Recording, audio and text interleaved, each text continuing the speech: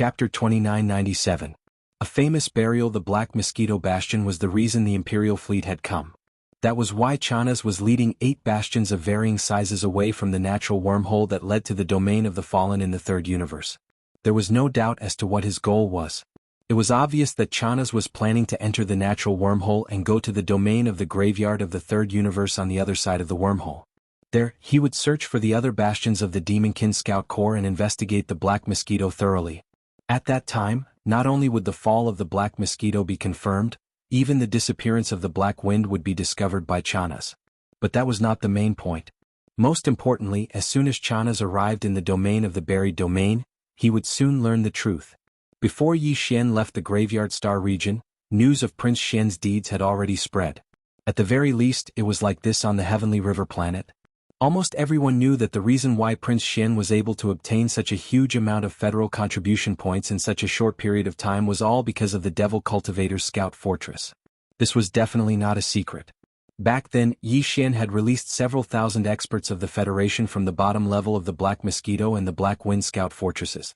Although these people would never reveal Yi Xian's identity under normal circumstances because they had sworn an oath, it was not a problem at all if it was just to prove that they had been saved by a human expert.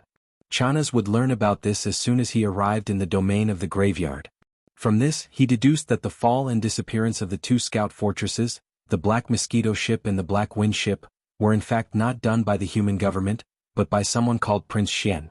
Furthermore, not only had Prince Xian abducted the 2 bastions of the Demonkin Scout Corps, he'd even taken them into the wormhole and arrived at the First Universe's Demonkin starfield. This way, once Chanas returned, the entire Demonkin star zone would be turned upside down.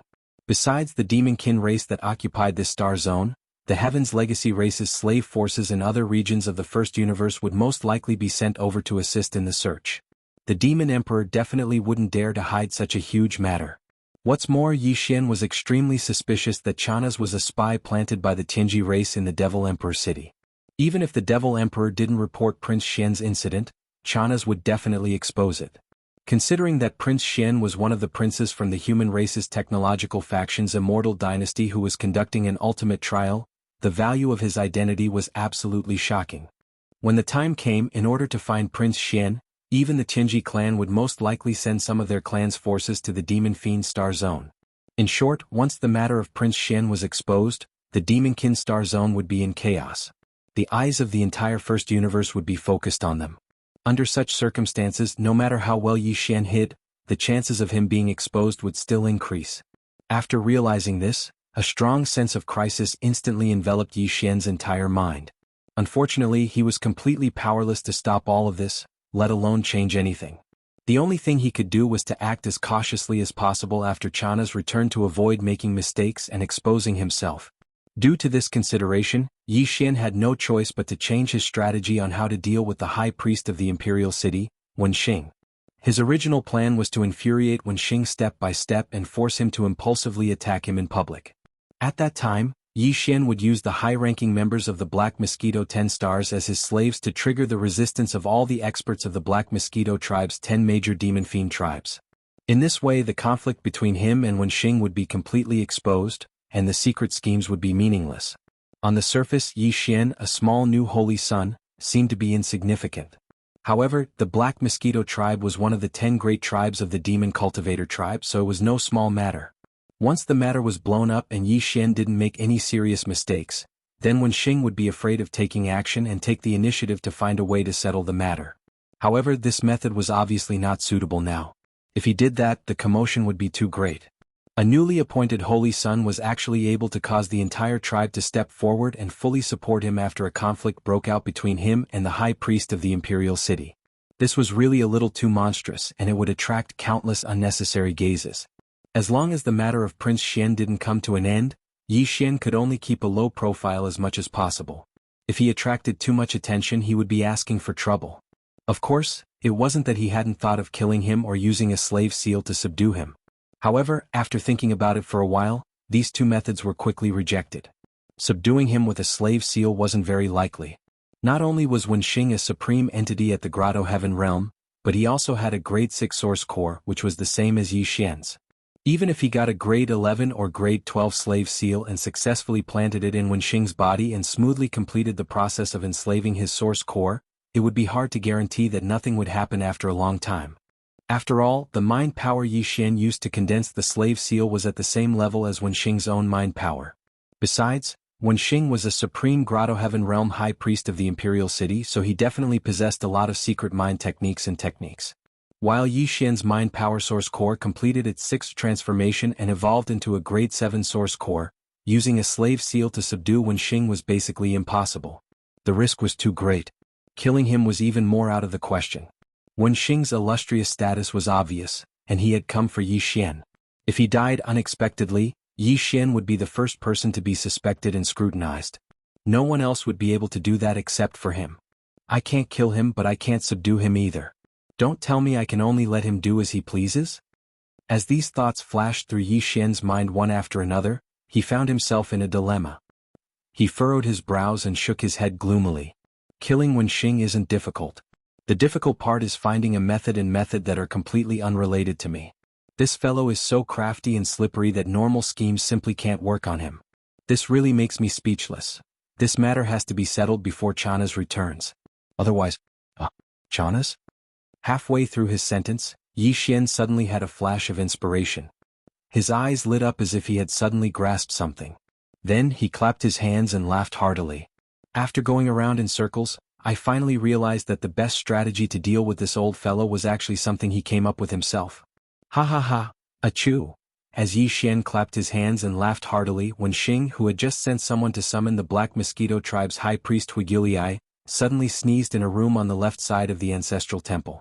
Chapter 2998. Translator. Endless Fantasy Translation Editor. Endless Fantasy Translation First Universe Arrest Order Universe 3. In the vast territory of the 10,000 Luo Federation Human Races Science and Technology Factions Immortal Dynasty.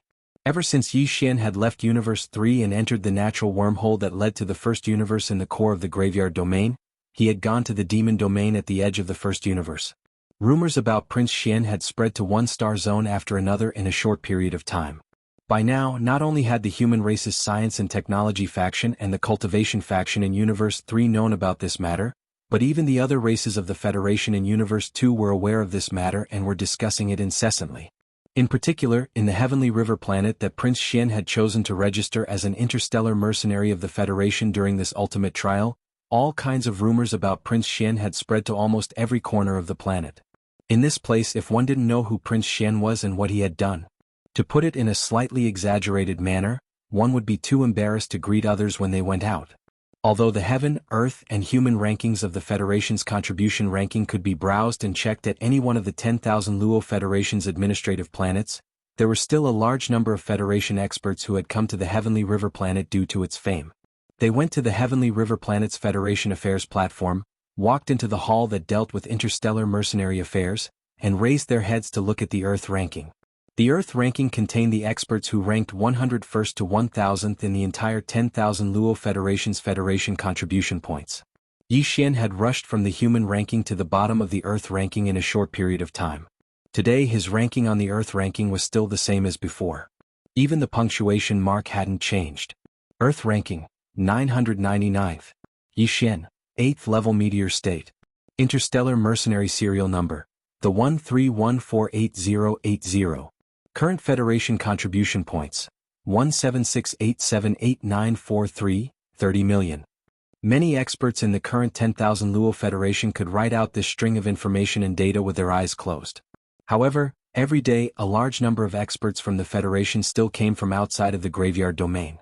Nobody knew whether it was just to see what the place Prince Xian had registered as an interstellar mercenary, or to verify it with their own eyes, to see if Prince Xian's contribution points and data was as rumored, and hadn't changed for a very long time.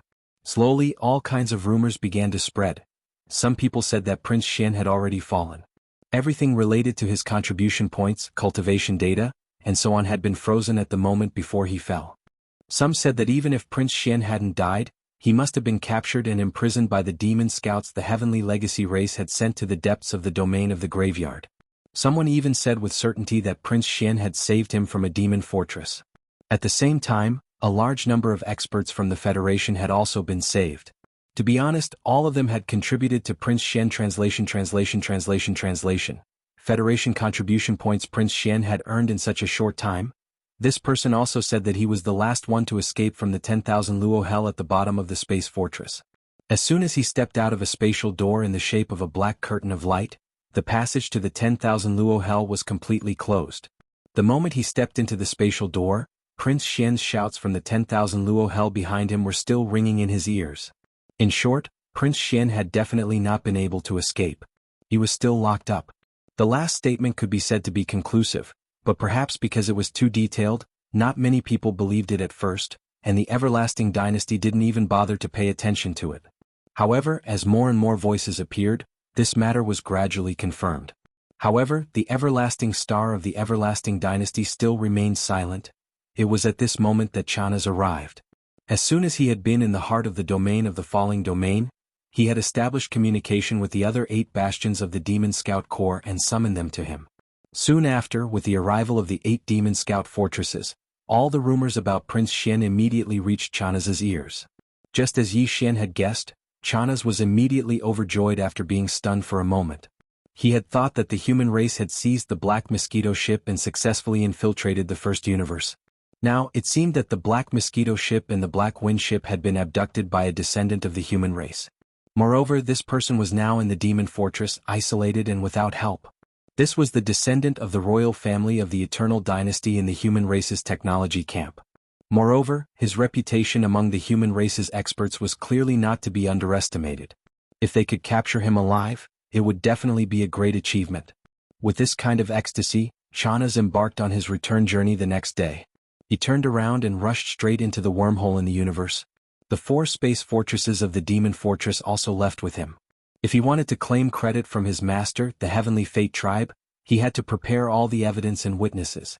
However, as soon as Chanaz left, the Eternal Dynasty in the human race's technology camp learned that Chanaz had come to the graveyard domain but had hurriedly turned around and left the next day through a traitor of the Demon Fortress who had been bribed and planted in the Demon Fortress.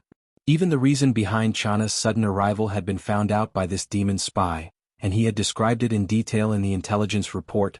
That afternoon, in the depths of the Eternal Imperial City on the Eternal Star, in a palace, the mournful cries of a woman suddenly sounded. Xian, my Xian. So it's all true. You are really trapped in the demon fortress of the First Universe, alone and without help. Wu, Xian, hang in there a little longer. I won't leave you behind. With your current reputation and my efforts, even if it's the ultimate trial, so what? You seized 2 demon fortresses by yourself and then killed your way into the First Universe alone. Even your father didn't have such outstanding military achievements before he succeeded the throne. You should have passed the trial a long time ago. This time, let's see who dares to use the trial as an excuse to stop me from rescuing you. In the First Universe, near the entrance of the natural wormhole that connected to the Third Universe, whoosh, whoosh, a total of 12 demon fortress of different sizes shot out of the wormhole and landed in the depths of the demon fortress at the edge of the First Universe. Chanaz had returned. Return to the Black Mosquito star immediately. At the same time, increase the power of the Demon King's star network to the highest level. Search for the signal of the Heavenly Fate star network at all costs. Contact us immediately if you find anything. In the main hall of the Magic King Fortress on the top floor, as the order to search and connect to the Heaven's Legacy Race's star network was issued, Chanaz immediately fell into a beautiful fantasy, grinning as he softly muttered. I should be able to contact the Heavenly Fate star before returning to the Black Mosquito star, so that that old man won't take my credit. Chapter 2999. Translator. Nyoibo Studio Editor. Nyoibo Studio. Famous in the 3 dimensions, only the overlord of the First Universe, the Tianji clan, had the right to issue a wanted order from the First Universe. Moreover, it was issued by the leader of the Tianji clan De personally. Only then could it be effective. Once it was issued, it could travel through the entire universe of the First Universe. Countless slave clans that were subordinate to the Tianji clan had to actively and unconditionally cooperate with it. Ever since the leader of the Tianji clan De killed Xing Bo, the human race's technological pioneer who created the Tianji clan, and betrayed the human race, until today, this kind of arrest order with the words, First Universe, added to it had only appeared less than 10 times. Every sudden appearance of a wanted order from the First Universe represented the impending turmoil that would engulf the entire universe of the First Universe. Even the human race that occupied the third universe, as well as the various clans in the second universe that formed the Wanluo Federation with the human race, would sometimes be involved. In the past, there had been several bounty notices in the first universe. Those who were listed on the wanted list were all important figures of the human race or the Myriad Sifting Federation. Regardless of whether this person was famous or unknown before the bounty notice was issued, once his name appeared on the first universe bounty notice issued by the Qinji clan, then this person would definitely be. In life, his name traveled across the universe, and after death he would leave his mark in the annals of history. This was definitely not an exaggeration but a fact. It was said that in a few powerful clans in the second universe's Wanluo Federation, there were several old monsters. Many years ago they had made a bet. These old monsters would all enter the first universe and do whatever they wanted to see who had the greatest ability to make the leader of the Qinji clan issue a wanted order from the first universe in a fit of anger. The final result was very embarrassing. These old monsters all failed and left the first universe dejectedly. It was said that one of the old monsters was so cruel that he even exterminated an entire slave clan of the Qinji clan. However, when the news reached Di's ears, he waved his hand and threw it to the back of his mind. He didn't care at all. If not for this, Chanas wouldn't have been so agitated. Although he wasn't on the wanted list, if he could successfully get a wanted list from the first universe, his name would resound throughout the first universe as the #1 mastermind behind the creation of this wanted list. At that time, many people might not know who the commander of the Demon Imperial Guards in the Demon Imperial City was, but they would know who the mastermind behind the arrest warrant for Prince Shen of the human race in the first universe was. It was said that luck could not be stopped when it came. That was what Chanas was feeling now. As the overlord of the first universe, the Qinji clan could send out signals from the Qinji star net that could cover the entire first universe. However, the demon domain was located at the edge of the first universe. Therefore, the main Qinji star net signal here was not very strong. Most of the time it could not be found. But this time, not long after Chanas gave the order, the Magic King Fortress found the star web signal of the Qinji main web and successfully connected with it. Immediately after that, Chanas worked hard to launch an exaggerated report that was almost jumping up and down. In the end, even he himself was a little doubtful about whether this Prince Shen that he had described was too much of a deification. What if he overreached himself and ended up making a fool of himself? With this anxiety, Chanas led the 11 space fortresses behind him. After half a day they finally arrived at the Black Mosquito Star. At this time, the final result of the Qinji clan's handling of this matter finally arrived. There were 2 messages sent back to the Demon King. One was a secret commendation order that was not made public. It would be destroyed after reading it. Even the StarNet signal that transmitted this secret order would be completely destroyed. Only the central hub of the Qinji clan's StarNet would have an archive. The other message was that Chanas, as the mastermind behind the scenes, had successfully gotten a wanted list from the first universe. The wanted person listed on it was Prince Shen of the human race. Since it was a top-level order to travel through the entire universe, it was naturally impossible that only the Demon King Fortress that Chanas was in received it. At the same time, all the slave races of the Qinji clan in the first universe, including those on the Demon King planet, received the exact same wanted list. Even the human race and the other races of the Myriad Luo Federation received this news one after another through certain special channels in the next half a day. In less than half a day, the 3 great planes of the universe were completely shaken. From this moment on, the hottest topic of discussion in almost every galaxy with a cultivator in the universe was this Prince Shen, who had been miserably listed as a fugitive. Yi Shen's name shook the 3 universes overnight. However, it was with an awkward identity that even he was depressed about and didn't want to admit. After the Qinji clan's wanted list was sent to the entire first universe, only 6 to 8 hours later, some of the higher-ups of the human race in the third universe had already received news of this matter. There were several such existences in the undying planet of the human race's technological faction alone. Through them the news quickly spread. No one tried to cover it up. Firstly, there was no need to. Secondly, it was impossible to cover it up. It was only a matter of time before such a shocking secret spread throughout the 3 universes. The undying planet of the Heavenly Underworld Empire, where the capital of the Heavenly Underworld Empire was located. Ever since Yi Shen had completely disappeared from the Fallen Star region and there were no more clues, Xinyuan Ziying had been disheartened and gloomily returned to the imperial capital, Heavenly Underworld Star. During this period of time, she had been cooped up in the Xinyuan clan and rarely went out. She had also received news of the Qinji clan's wanted list issued against Yi Shen. At this moment she was completely stunned. Her mouth was slightly open as she stood there dumbfounded, as if she had been petrified. After a long time, the purplish warbler sighed faintly. She shook her head and smiled bitterly. This misunderstanding is getting worse and worse. It's to the extent that it has shocked the three universes. I wonder what kind of situation it will be when the truth is revealed in the future. However, at least we have a clue as to the whereabouts of Brother Yi and that girl Lulua. Furthermore, with Prince Xian's reputation in the entire myriad Luo Federation, whether or not the Undying Planet believes that Brother Yi is Prince Xian, as the Qinji clan's wanted list spreads throughout the three universes, the Undying royal family will definitely take action. Otherwise, they won't be able to convince the public and cause criticism. In the end, the foundation of the royal family will be shaken. It seems that it's time for me to depart. I'll wait in the Graveyard Star domain. If nothing unexpected happens, the fleet of the Undying Planet of the royal family will depart soon. Chapter 3000. A delaying tactic, is it really that simple? That kid only used some multi-pupil thought crystals to bribe all the Black Hole Realm higher echelons of the Black Mosquito tribe?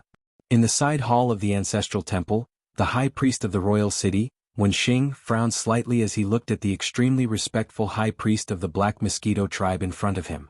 It was unclear whether he was asking Grey Bone Rain or muttering to himself, but there was clearly a hint of suspicion in his voice. It was clear that he did not quite believe this. It was already night, but it wasn't the night of Yi Xian's Holy Sun ceremony, but the fourth day. It had already been 3 days since the commander of the Demon Imperial Guards, Chanas, left with the 8 space fortresses. During these 3 days, the high priest of the imperial city, Wenxing, would summon the high priest of the Black Mosquito tribe every night. Huegu Lu was originally the great priest of the Black Mosquito tribe. He had supported him and promoted him to the position of Holy Sun when he was still the great priest of the Black Mosquito tribe. It could be said that Huegu Lu and Wenxing had always been in close contact over the years. Therefore, regarding the strangeness of Yi Xian, Wenxing didn't need to ask anyone else. He didn't even need to investigate. He only needed to summon Huegu Lu and he would know everything. On the night of Yi Xian's Holy Sun ceremony, he summoned Huegu Lei over and immediately began probing him with his spiritual power. Unfortunately, the result was as Yi Xian had guessed. There were no clues at all. Yi Xian's slave seal had been condensed with a level 6 mind power, while Huiguo had a level 6 source core. Given the mysteries of the slave seal, Luo Yunyang simply couldn't see any clues. Subsequently, Wenxing began to verbally question Huegu Lei. However, Huegu Lei had already received instructions from Yi Xian before he came over, so his response was flawless. Even his attitude towards Wenxing was the same as before. In private, Huegu Lei treated Wenxing like a disciple, which was completely different from Wenxing's attitude when he first arrived. Today, Wenxing had once again summoned Huegu Lei and brought up the old matter again. It was because he was still doubtful about Huegu Lei's reply and didn't completely believe it. It just so happened that Huegu Lei didn't have any reason to deceive him. So, at this moment, even Wenxing was slightly hesitant, and he wondered if he could make a move against that kid, Zhang Wuji. Indeed. With a respectful expression, Huegu Lei's reply was exactly the same as yesterday. That kid is very vigilant. High Priest, you only ordered me to watch him and urge him to cultivate, but he clearly caught something from it. The night before the ceremony he came to me in Zhuofengtai and took out 4 8-eyed silver crystals on the spot. You also know that this kind of sacred object is to us.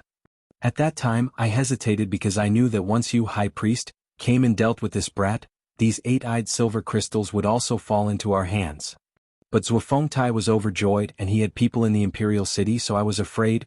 What made me even more speechless was that Zhang Wuji still didn't feel reassured, and he actually asked us to invite all the Black Hole Realm experts of the Black Hole Realm who came to watch the ceremony.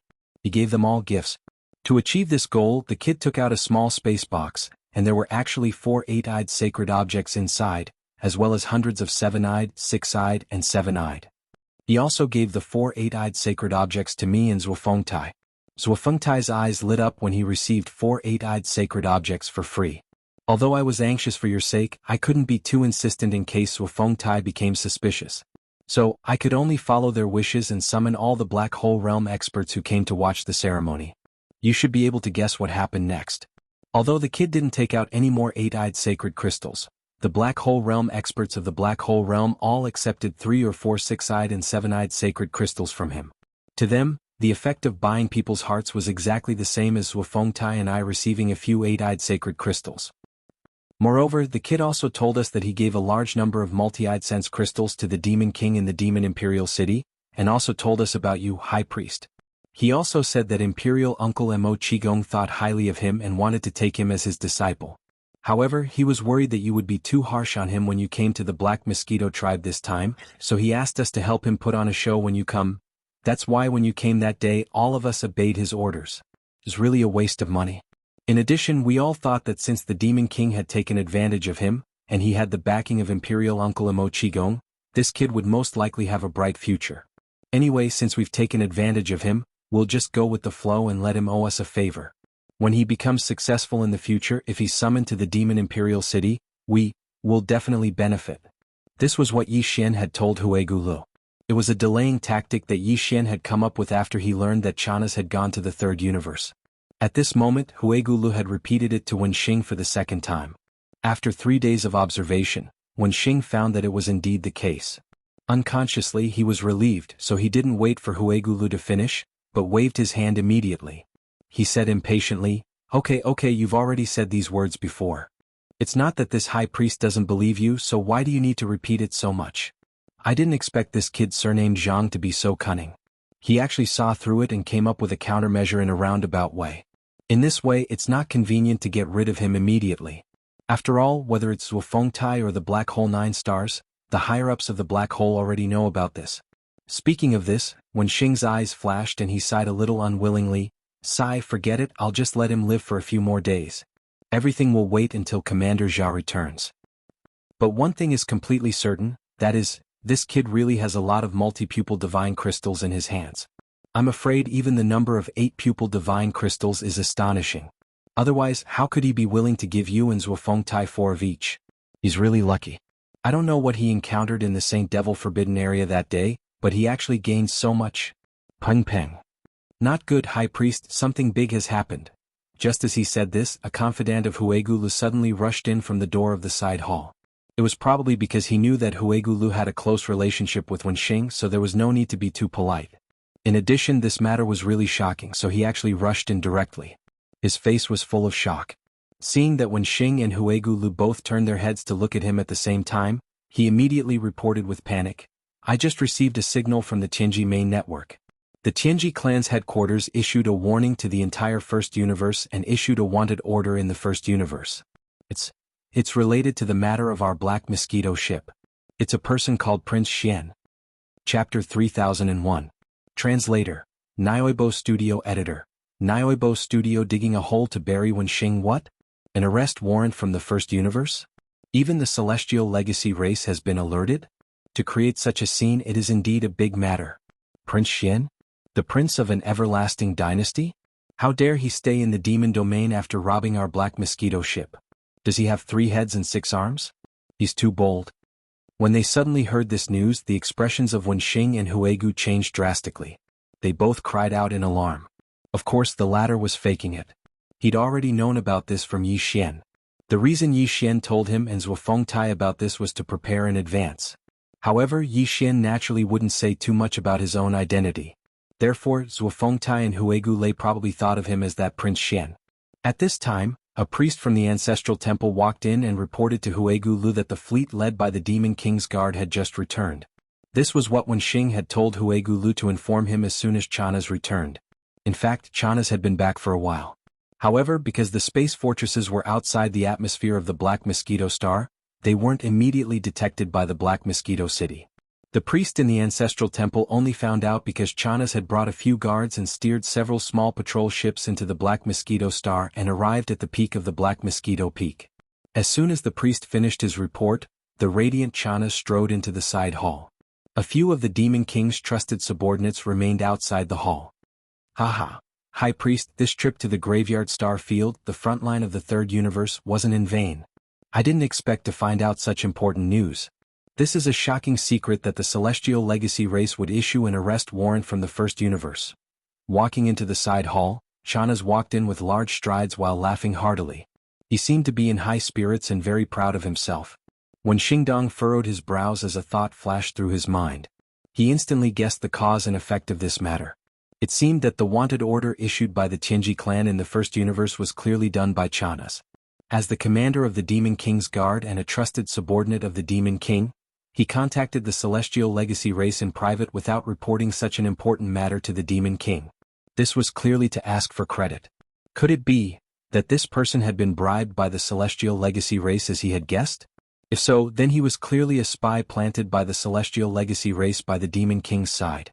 I presume the High Priest already knows about this matter? The Demon King also received the arrest warrant issued by the Celestial Legacy race in the first universe not long ago. At this point, Chanas keenly noticed the displeasure that flashed across Wenxing's face. His eyes couldn't help but freeze for a moment before he abruptly changed the topic. However, this Chanas seemed to have been a little too reckless back then.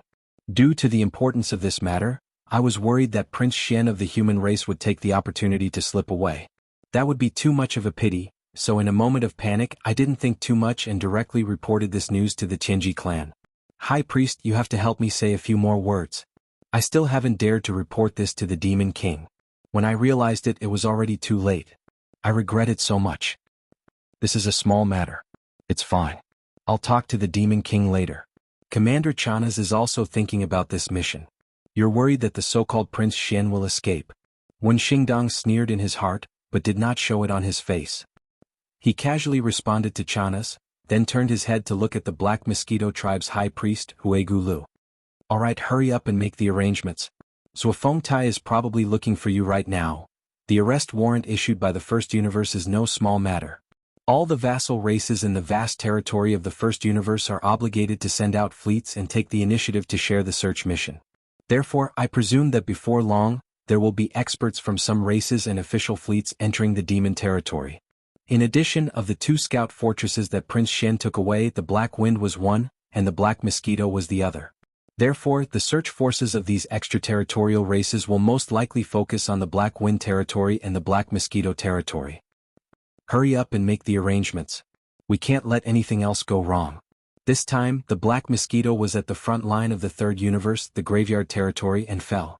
Therefore, although the Demon King is furious, he has no intention of implicating the Black Mosquito tribe. However, if something else goes wrong in the search operation later on, it will be hard to say. In response, Huegu Lu showed a timely and extremely worried expression. He immediately bid farewell and left in a hurry. After leaving the side hall of the Ancestral Temple, he did not go to the Great Commander's official residence in the Black Mosquito City. Instead, he went directly to the side hall to the right of the Holy Sun in Yixian. At this moment, Zuofeng Tai happened to be in the side hall to the right of the Holy Sun. He had also rushed over to report to Yixian as soon as he received the arrest warrant from the First Universe. So, that bastard Chanas is already back? Yixian did not know about the arrest warrant from the First Universe before. It was only after he had asked Zuofeng Tai about it that he found out how shocking this damn thing was. While they were talking, the High Priest of the Black Mosquito tribe, Huegu Lu, stepped in and said, Chanas is indeed back. He just went to Wenxing. Then Huegu Lu told Yixian that Chanas had bypassed the Demon King planet and privately reported the information he had obtained from the Graveyard Territory, the frontline of the Third Universe, to the Heavenly Fate Clan.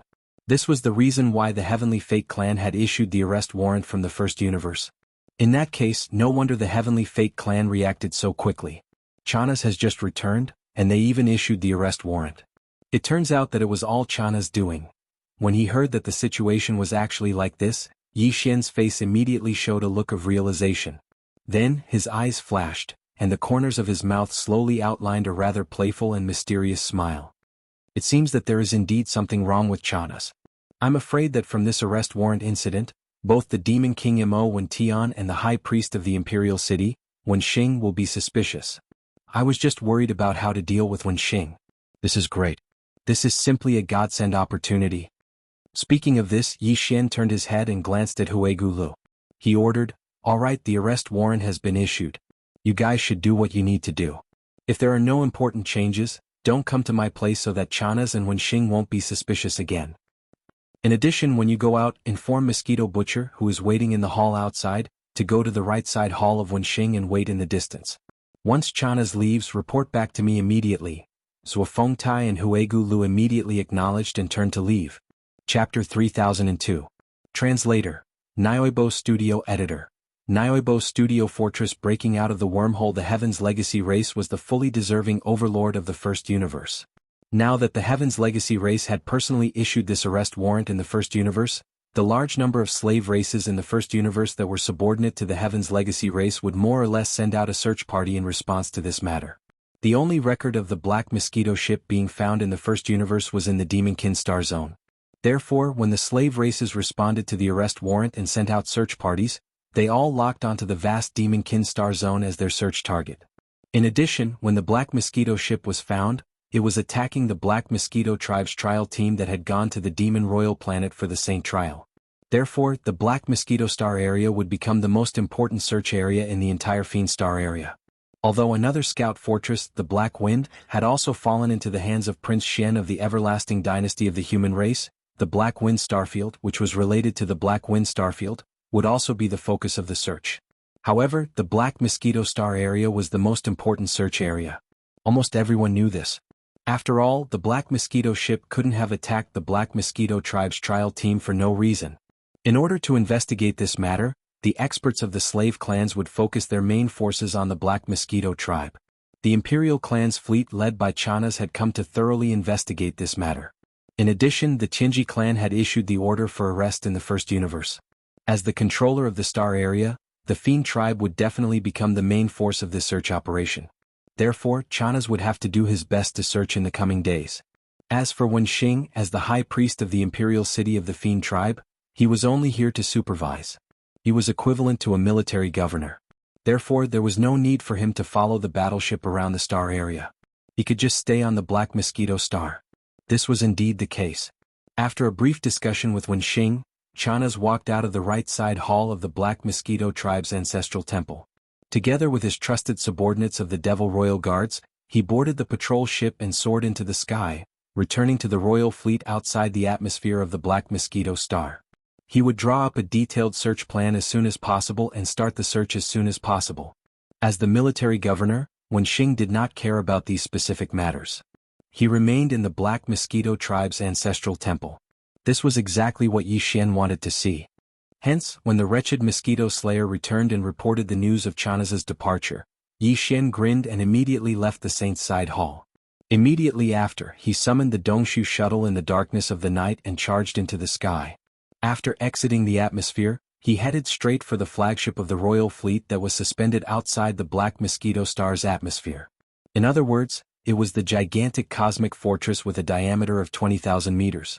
When they got close, Yi Xian walked out of the Void Cave shuttle, raised his hand and stored it into the undying world within his body. He used his physical body to traverse the void and head towards the passage that the Demon King had just opened. Smiling politely, Yi Xian cupped his hands and said, "I am Zhang Wuji, the holy son of the Black Mosquito tribe. I have something important to report to Commander Jia. Please inform him."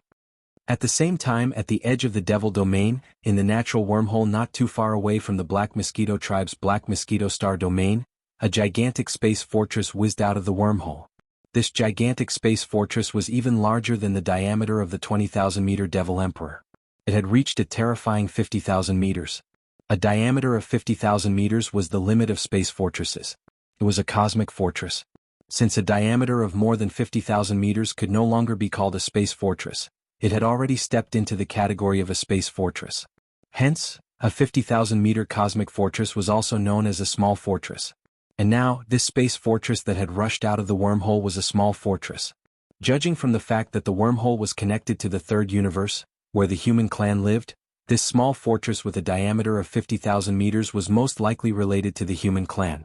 In fact, this was indeed the case. This pitch-black, circular, gigantic fortress that was densely covered with countless small beehive-like folds came from the immortal dynasty of the human race. It was called the Heaven Cutter. Attack was the meaning of a crusade. Heaven meant the Tianji tribe, not the heaven of the world. The Heaven Cutter meant to suppress the Tianji tribe. The human race of the third universe had two camps. The science and technology camp was ruled by the immortal dynasty. The dynasty's capital was under the immortal star, and the empires were under its control. Under the empires there were small countries. Although this kind of 50,000-meter diameter astral fortress could be found in every small country under the empire, the three great empires didn't need to be mentioned. They had quite a few 50,000-meter diameter astral fortresses, and they even had true astral fortresses with 100,000-meter diameters. However, the heaven-sundering battleship that had just burst out of the wormhole had nothing to do with the three empires and the countless smaller countries under the jurisdiction of the dynasty. It was established on the immortal planet. The generals and soldiers inside the heaven-sundering battleship were all soldiers of the dynasty from the immortal planet. Even an insignificant warrant officer among them would not dare to underestimate them in the three empires, especially the smaller countries under the jurisdiction of the three empires.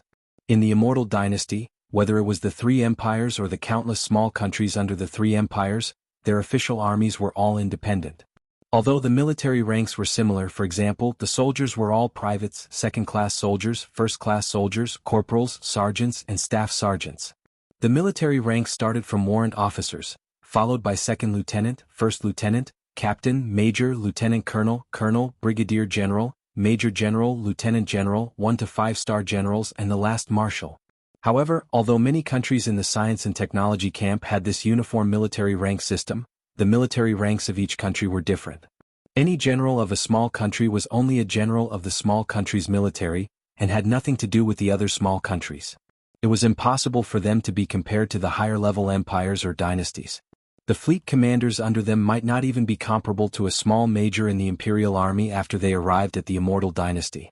It could be said that in the entire science and technology camp, the military generals of the immortal star were definitely important figures no matter where they went, whether it was in an empire or a small country under an empire.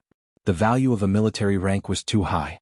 A major general from the immortal star would be honored as an honored guest in the imperial capitals of the three empires. However, if it was a minor country under the empire, the monarchs could only bow and scrape in front of them. The highest commander of this small fortress on the Heaven Cutter was actually a general from the immortal army. From this, it could be seen how important Prince Xian was to the immortal dynasty. The general of the immortal army was an existence that would cause a sensation even in the three imperial capitals. Chapter 3003. Rise of the Devil Domain. There were many planes in the universe. This could be roughly deduced from the fact that some of the natural wormholes in the three universal planes were connected to some unknown voids and planes. However, there were only 3 universe planes that were confirmed to be safe, stable, and connected to each other by natural wormholes. They were the first universe, the second universe, and the third universe. The former was occupied by the celestial legacy race and their many slave races, while the races of the second universe joined forces with the human race that occupied the third universe to form the Myriad Net Federation to resist the celestial legacy race. The war between the heavenly legacy race and the Myriad Luo Federation broke out every few decades. Sometimes, it happened in the domain of the graveyard of the third universe, and sometimes it happened in the second universe. But sometimes, the allied forces of the Myriad Luo Federation would also attack the first universe. The wormhole exit from the second universe to the first universe was in another star sector, but the wormhole exit from the third universe to the first universe was in the demon sector.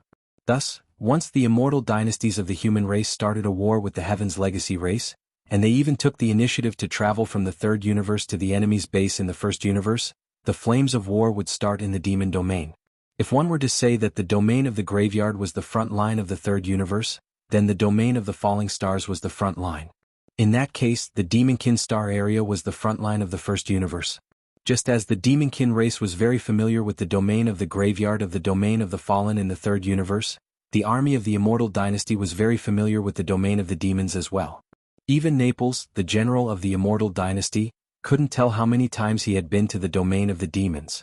But the most recent one was 50-some years ago, the final battle between the Heaven's legacy race and the human race. And now, after 50 years, because of Prince Xian, the war between the Qinji tribe and the human race's technology camp had finally begun once again. With the arrival of the fortress fleet led by Admiral Naples, the flames of war would soon reignite in the Demonkin star zone. 11 bastions, 10 of which were the same size as Chanaz's Devil Bane, were 20,000 meters in diameter. There was also the flagship, Heaven's Valiant, 50,000 meters in diameter. This force might not be able to sweep through the entire Demonkin star zone, but it would have no problem crushing the Black Mosquito star zone, which was the closest to the wormhole. At the very least, this was absolutely the case before the search parties of the Celestial Legacy race's slave races arrived because of the first universe's bounty issued by the Celestial Legacy race.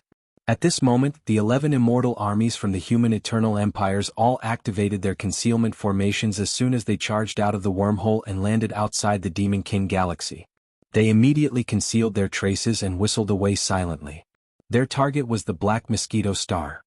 At this moment Yi Xian was on the flagship of the royal fleet, the magic ruler, which Chanas was overseeing.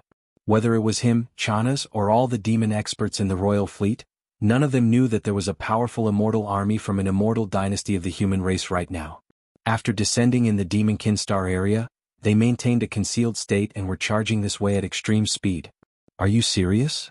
After hearing what Yi Xian said to him in a friendly manner, Chana's eyes flashed. Although he tried his best to suppress the anger in his heart, his livid face clearly betrayed his thoughts at this moment. How can I joke about this? Besides, if this is not the case, I can't make it up. Whether it is true or not, Commander Chana should analyze it yourself. Don't you have an answer? Seeing Chana's reaction, Yi Xian was secretly delighted, but he put on an aggrieved expression, as if he was being doubted even though he had poured out his heart. After a short pause, he seemed to have thought it through and continued, "This is such a coincidence. Previously, when we were in the Forbidden Valley of the inner city of the Demon Emperor, I saw that old man Wenxing was up to no good. He said that he was concerned about my cultivation and asked me not to leave the Black Mosquito Star without permission. He said that he would come to check the results of my cultivation soon. Does he really think that I am a fool? He obviously suspects that I still have a large number of consciousness crystals in my hands. I am being targeted by a thief. It's fine if he wants the consciousness crystals, but the key is that he wants to kill me for money, so he wants to kill me to prevent the news from leaking out. It was not easy for me to become the holy son of the Black Mosquito tribe, but I am going to die before I can enjoy it. Am I not wronged? So, when I heard that he would come with Commander Chana's fleet, I panicked. In order to save my life, I took out more than half of the consciousness crystals that I had kept for myself and used them to buy people's hearts. Huegu Lu and Zhuafengtai each took 4 of my 8-eyed divine crystals. And the Black Hole Realm Senior of the Black Mosquito Star 10 stars also took some of my blood sweat crystals. It's a good thing that they're loyal enough, but it's mostly because I deliberately revealed Duke Qigong's admiration for me, as well as the Demon King receiving a lot of benefits from me. That day, when Commander Jia and Wenxing arrived together, they even cooperated with me to put on a show that made Wenxing suspicious. He hasn't done anything to me these days. Coincidentally, because he accepted my offer and believed that I would be summoned to the Devil Emperor planet by Mr. Qigong in the future, the Black Hole Realm expert in charge of the Star Network on the Black Mosquito Star reported the secret to me just now. He said that Huegu Lei and Wenxing secretly contacted the Star Network of the Black Mosquito Star through the center of the Star Network of the Black Mosquito Star and sent a secret report to the Devil Emperor. Just now, when Commander Chanas left, he reported that Commander Chanas was a spy planted by the Heavenly Fate clan and that he had been bought over by the Heavenly Fate clan. He said things like that. He is obviously being careful. I can't stand it anymore. After saying that, Yi Xian purposely pretended to be embarrassed. With a flip of his hand, he took out a small spatial box and stuffed it into Chanas's pocket. At the same time, he lowered his voice and said nervously, "Commander Chanas, you know that I have already offended this old man. Now that I have such a good opportunity, of course I want him to die. But I can't let you work for nothing. Hey, I do have some blood sweat crystals, but not many. 8 pupils only has 9. I'll keep 3 for myself in the future, okay? The remaining 6 are all in here. Commander Chanas, whether or not we can get rid of this big problem depends on you. Also, Commander Chanas, if you have the chance in the future, you have to help me. When I become the High Priest of the Black Mosquito tribe, I will definitely repay you. You are quite ambitious, aren't you? You have just become the Holy Sun, and you already have your eyes on the High Priest of Huegulu?" Chanasi obviously believed Yi Xian's words and laughed sinisterly. Although he despised Yi Xian in his heart, when he thought about it, it would be beneficial to him as well. If there was a chance in the future, it wouldn't be a big deal for him to help. Chapter 3004. Translator. Nyoibo Studio Editor. Nyoibo Studio playing the target. It had to be said that the image that Yi Xian had created for himself in Chanasi's mind was actually quite successful. From a certain point of view, this was clearly an unintentional result. First of all, in order to find time to leave as soon as possible in the inner city of the Demon Emperor, Yi Xian had deliberately shown his enthusiasm and even obsession with the position of Black Mosquito Tribe Holy Sun when resolving the crisis. He had even bribed Mo Qigong in public. Then, when choosing the space fortress that the Demon Emperor Mo Wentian had personally approved as a supply for the Black Mosquito tribe, Yi Xian had deliberately chosen from a list in order to get the treasure-level fortress. After choosing a junk, he had faced the opposition of Zhuo Liqing and Zhuahanggu, using his identity as the Holy Sun to rudely confront them. He had been so angry that he would rather suffer losses than go back on his words and lose face. Finally, after returning to the Black Mosquito Star, he had sat on the position of Holy Sun for a few more days in order to save his life. He had even planned to get the position of High Priest of the Grey Bone Condor tribe and so on. All of this had successfully created an image of a true villain in Chinasi's mind. Chinasi despised such an existence, but he did not think that he would be a threat to himself. On the contrary, he was the commander of the guards of the Demon Emperor city, a trusted aide of the Demon Emperor. He believed that no matter how ambitious Yi Xian was, he would not dare to dream of replacing the Demon Emperor, right? Therefore, in his heart, he also knew that no matter how successful he was in the future, the most he could do was to hang around in the Demon Emperor city and become a passable official. Under such circumstances, he would only try to curry favor with Chanas.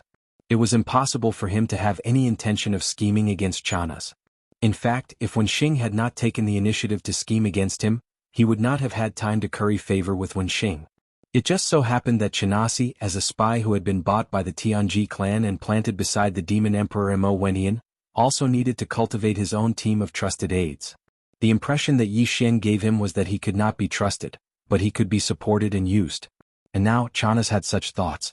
Because of this, now that he believed Yi Xian's words, he no longer avoided the taboo in his words. In any case, the relationship between Wenxing and Yi Xian, in his opinion, was already that of a mortal enemy. No matter what he said, there was no need to avoid him. It's not difficult to kill Wenxing. Although he's a high priest and is proficient in the secret arts of spiritual power and divine sense, I have the Demon King and the entire fleet in my hands. At worst, I can just kill him. He's only at the first level of the Grotto Heaven realm. No matter how powerful his secret arts of spiritual power are, can he withstand the might of the annihilation meteor cannon of the Demon King fortress? As he spoke, Chanas seemed to have sunk into deep thought. Even the words that came out of his mouth seemed to be muttering to himself. Yi Xian naturally knew about the annihilation meteor cannon.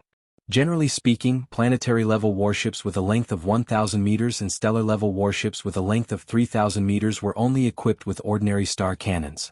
Only the smaller fortresses with a diameter of 5,000 meters and the larger fortresses with a diameter of 10,000 meters were equipped with the real star cannons. However, even the star-obliterating cannon couldn't really blast a small meteor into nothingness with a single shot, leaving not even a speck of dust. Previously, Yi Xian had used the Black Mosquito and the Black Wind to bombard Zhuohongwu's 3,000-meter-long Feng Ting ship at the same time. After a round of simultaneous bombardment, the Feng Ting ship was only blasted into 3 pieces. This was clear proof. But although there were many kinds of energy cannons on the giant fortresses with a diameter of 20,000 meters, the most powerful one was the upgraded version of the star cannons on the larger and smaller fortresses. It was called the Annihilation Meteor Cannon. If the energy cannons were to be used at full power and without regard to the cost, the energy beam fired by the giant fortress's Annihilation Meteor Cannon could reach a diameter of 5,000 meters. If the cannons were to be fired at full power, everything in front of them would be completely annihilated.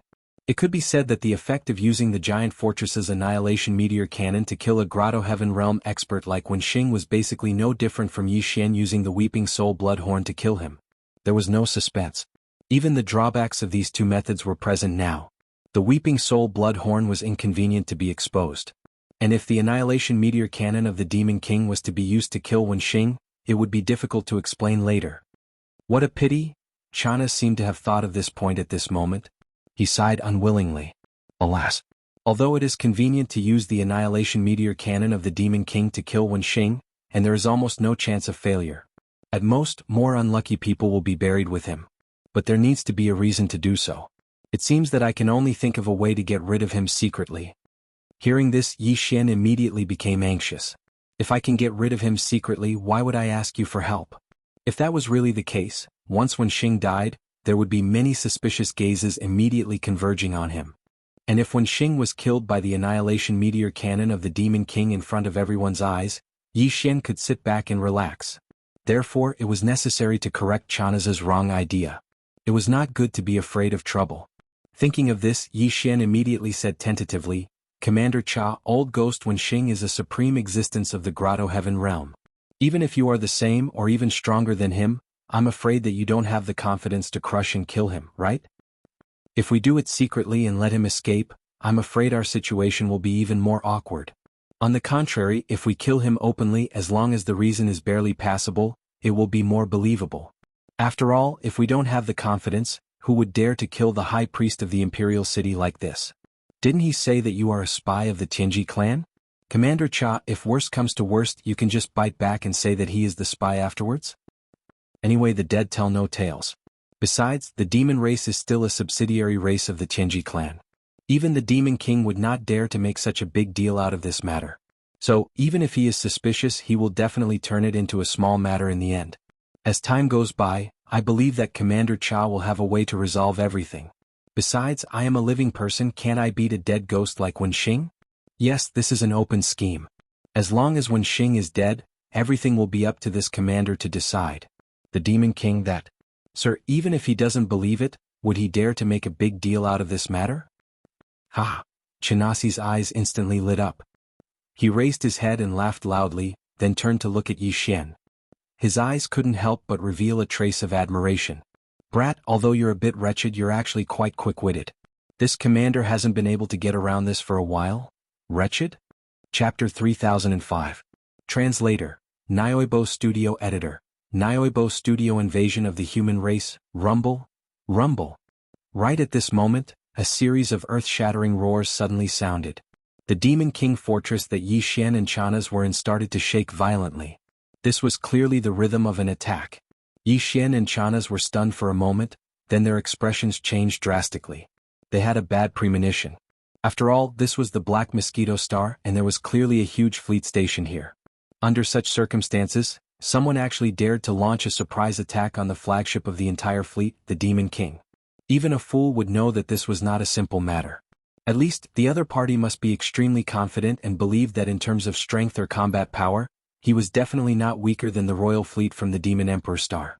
Otherwise, wouldn't his actions be equivalent to courting death?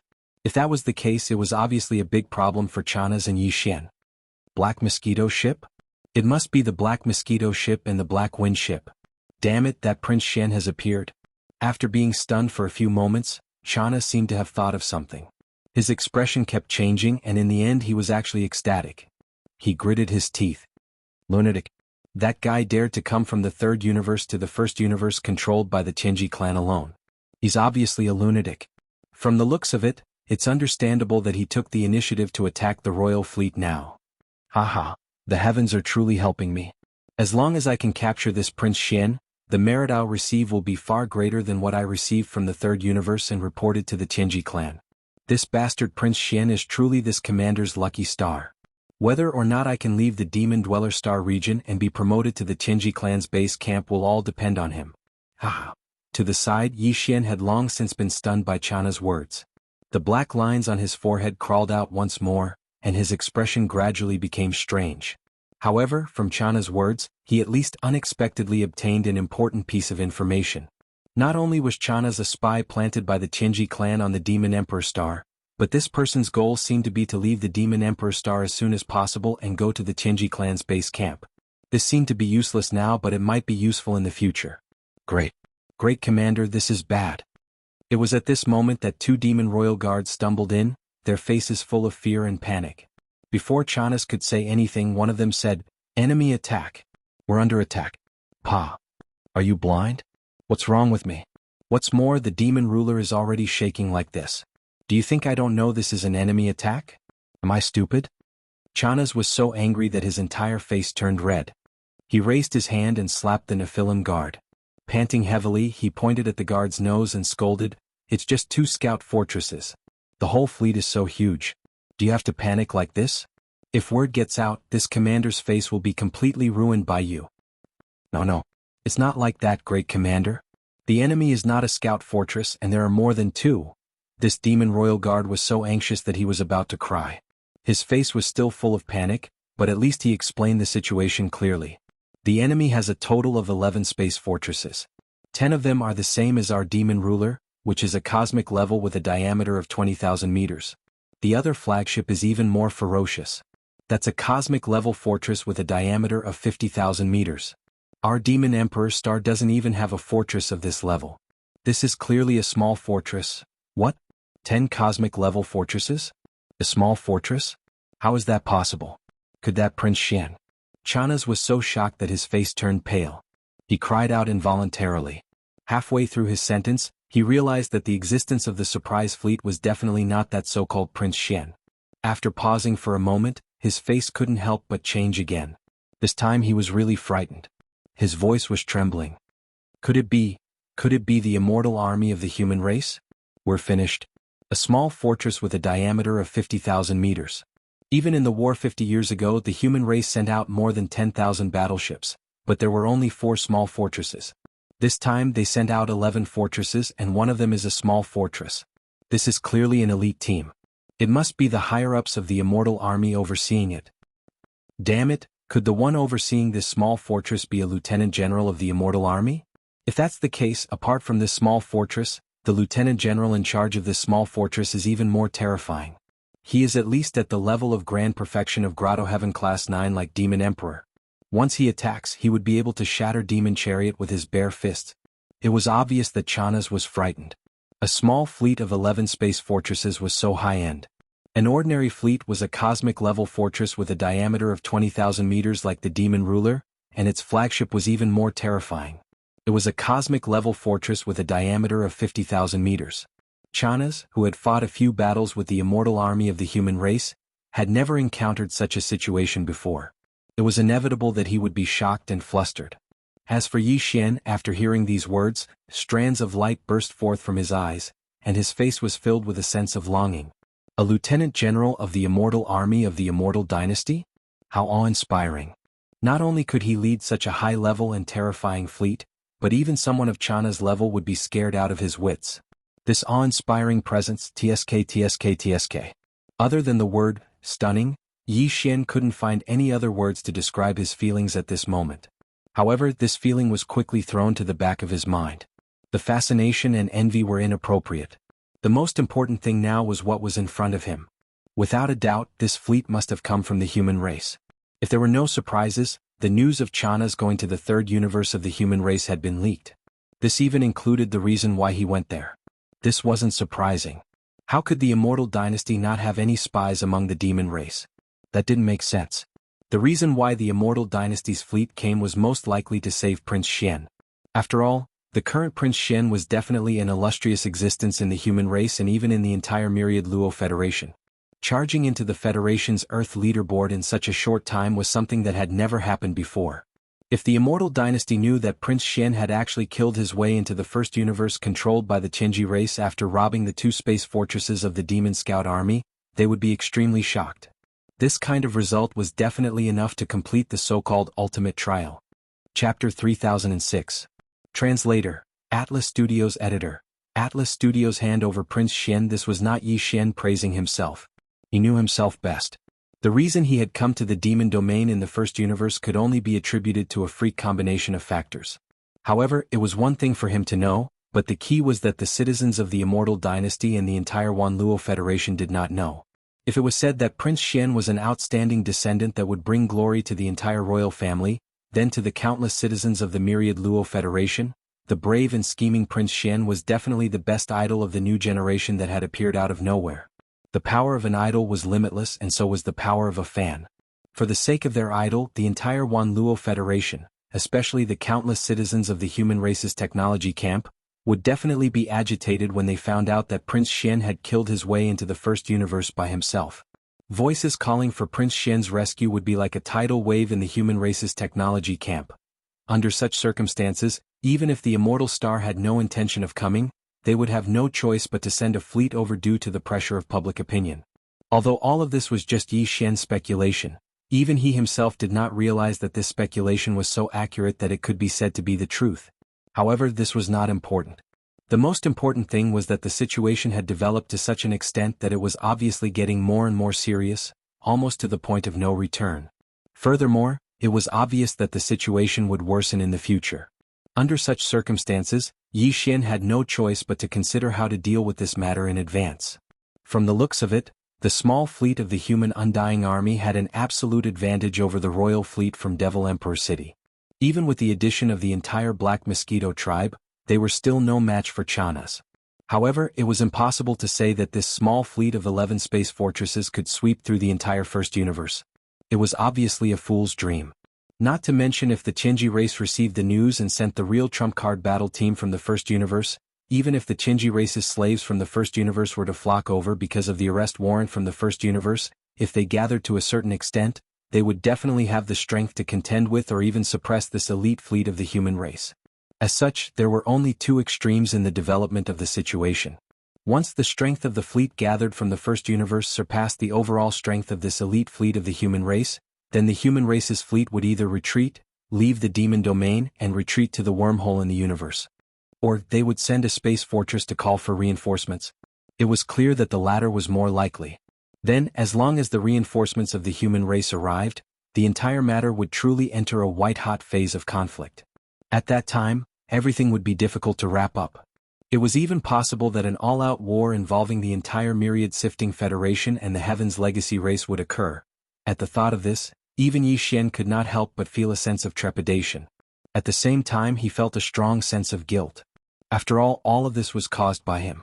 Although it was unintentional, if it really caused an ultimate war that swept across the three universes and caused a great loss of life, even Yi Xian would be embarrassed to say such words. But even so, Yi Xian would never release Prince Xian, who was still locked up in the Black Wind Fortress, just to resolve or stop this war. That guy wasn't captured by Yi Xian. The one who captured him was a demon scout from the Black Wind, so Yi Xian had no obligation to let him go. Even if Yi Xian was a member of the human clan, he wouldn't feel the slightest bit of guilt or unease. As for asking Yi Xian to step forward and take the initiative to clear up this misunderstanding, that was even more impossible. Although he was a member of the human race, he was no savior or saint who would sacrifice himself for righteousness. Moreover, the human race and the Heaven's Legacy race had always been at war. Every few decades or even a century, a large-scale war would erupt. This time, at most, it had just come a little earlier. As these thoughts flashed through his mind, Yi Xian's originally flustered state of mind gradually calmed down. At this time, not only had the Demon King stopped shaking violently, Chanas, who had hurriedly issued a series of orders, finally understood the specific situation of the battle. All in all, the previous round of assault by the human fleet was clearly just a threat and a warning. They did not intend to kill the Demon King right from the start. Otherwise, with the terrifying cannons of the small fortresses of 50,000 meters in diameter, as well as the 10 huge fortresses of 20,000 meters in diameter similar to the Demon King, they would definitely be able to kill the Demon King. After a few rounds of bombardment, the entire fleet of Chanasi's royal fleet would be blown to smithereens.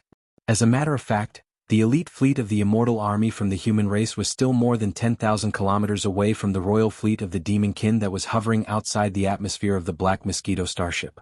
They were hovering in the void 10,000 kilometers ahead. Moreover, the energy beam that had bombarded the Demon King just now was not the full-force attack of the small fortress with a diameter of 50,000 meters. After the attack that could be considered restrained, the other party had also sent a message to the Demon King. The message was very simple: hand over Prince Xian or we will fight to the death.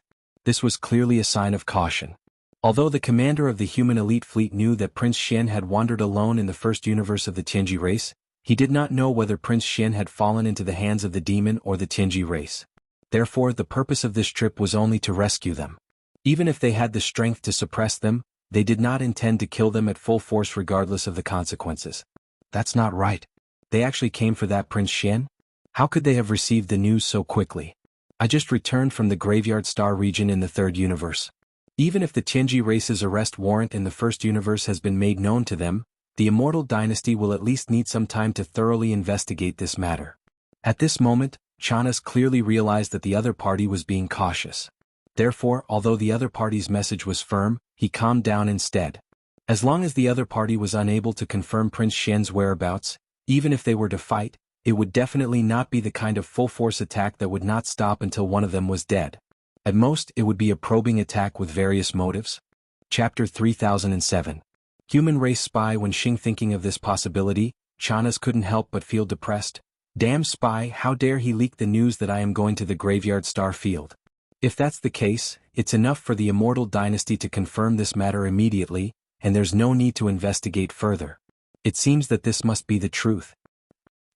This is a heaven-sent opportunity. Yi Xian's eyes lit up in an instant, and even his tone was clearly a little excited. He turned to Chanas and grinned. Commander Cha, this is indeed a brilliant plan, ha. That old guy when Xing reported to the Demon King that you are a spy of the Heavenly Fate race, and you labeled him as a human spy. This time the human race is strange. If you think about it carefully, I'm afraid even the Demon King will be suspicious. Commander Cha is really amazing, coming up with such a brilliant plan so casually. I have no choice but to be impressed. As he spoke, Yi Xian's face was filled with undisguised admiration and admiration. His eyes were so hot that even Chana's couldn't help but be stunned. A brilliant plan? You mean this chief? Of course, what kind of brain does this chief have? How can I not even have the ability to adapt? You must be kidding. Chana subconsciously replied in a daze, but halfway through he slowly understood the meaning of Yi Xian's words. After a short pause, his expression immediately changed, and he proudly raised his hand and pointed to his forehead. Such a scene almost made Yi Xian burst out laughing. He tried hard to hold it in and his neck became thicker. Fortunately, he was pretending to be excited at this moment so he didn't expose himself. So when Xing's matter is settled. Since the human race has sent an elite fleet, I'm afraid a war will start immediately. Under such circumstances, the entire Black Mosquito Star field will fall into chaos. At that time, there will be plenty of opportunities to kill Wenxing Commander Cha. You can do as you see fit. In short, you can rest assured that I am also involved in this matter and will keep my mouth shut. Yi Xian deliberately said this to reassure Chana's. As expected, the other party was stunned for a moment, and then gave Yi Xian a meaningful look. After confirming that Chana's had given up on the idea of killing him, Yi Xian spoke again. In that case, I will return to the Black Mosquito Star first. On the one hand, it's probably chaotic down there and we have to prepare for war. On the other hand, it's not convenient for me to be seen here. If Wenxing, I'm afraid something will happen. Chana's nodded his head in response and didn't say anything else. Compared to killing Yi Xian to silence him, he felt that if he kept this kid alive in the future, he would have the chance to raise him up and make good use of him when he grew up. At that time he might be more useful. Anyway, as Yi Xian said, he was also involved in this matter, and definitely wouldn't leak any information. Immediately Yi Xian left the Demon King's ship and didn't activate the Dongshu shuttle. He directly concealed his figure and crossed through the atmosphere of the Black Mosquito Star with his physical body, heading towards the Black Mosquito Peak in the depths of the Black Mosquito City in front of him. At the same time that Yi Xian returned to the Saint Side Hall, the news that the elite fleet of the human race had arrived, and that they had already launched an attack on the Demon King finally spread from the Royal Race fleet outside the atmosphere to the Black Mosquito City. Inside the atmosphere, the entire Black Mosquito City was in an uproar. Countless demon experts looked up at the sky in shock, but unfortunately, they couldn't see anything due to the existence of the atmosphere. At this moment, the demon experts in the Black Mosquito City were glad that the Royal Race fleet had arrived. Otherwise, without them blocking the Royal Race fleet, the Black Mosquito City would definitely die faster if they went up to fight on their own. At least the Royal Race fleet had a huge cosmic fortress with a diameter of 20,000 meters. What about the Black Mosquito Star? Now, there wasn't even a single fortress with a diameter of 10,000 meters. Although there were many experts in a fleet battle like this in the vast universe, unless one's individual strength reached a certain level, such as at least the Grotto Heaven realm, one would only end up as cannon fodder no matter how many people went. While the entire Black Mosquito City was in chaos and was rapidly spreading to the entire Black Mosquito Star and even the entire Black Mosquito Star sector that the Black Mosquito tribe occupied, in the right side hall of the tribe's ancestral temple on the peak of the Black Mosquito Peak, Wenxing was instantly shocked when he received the news from the royal fleet outside the atmosphere. Although he clearly knew that he couldn't see anything, he still looked up at the night sky through the window.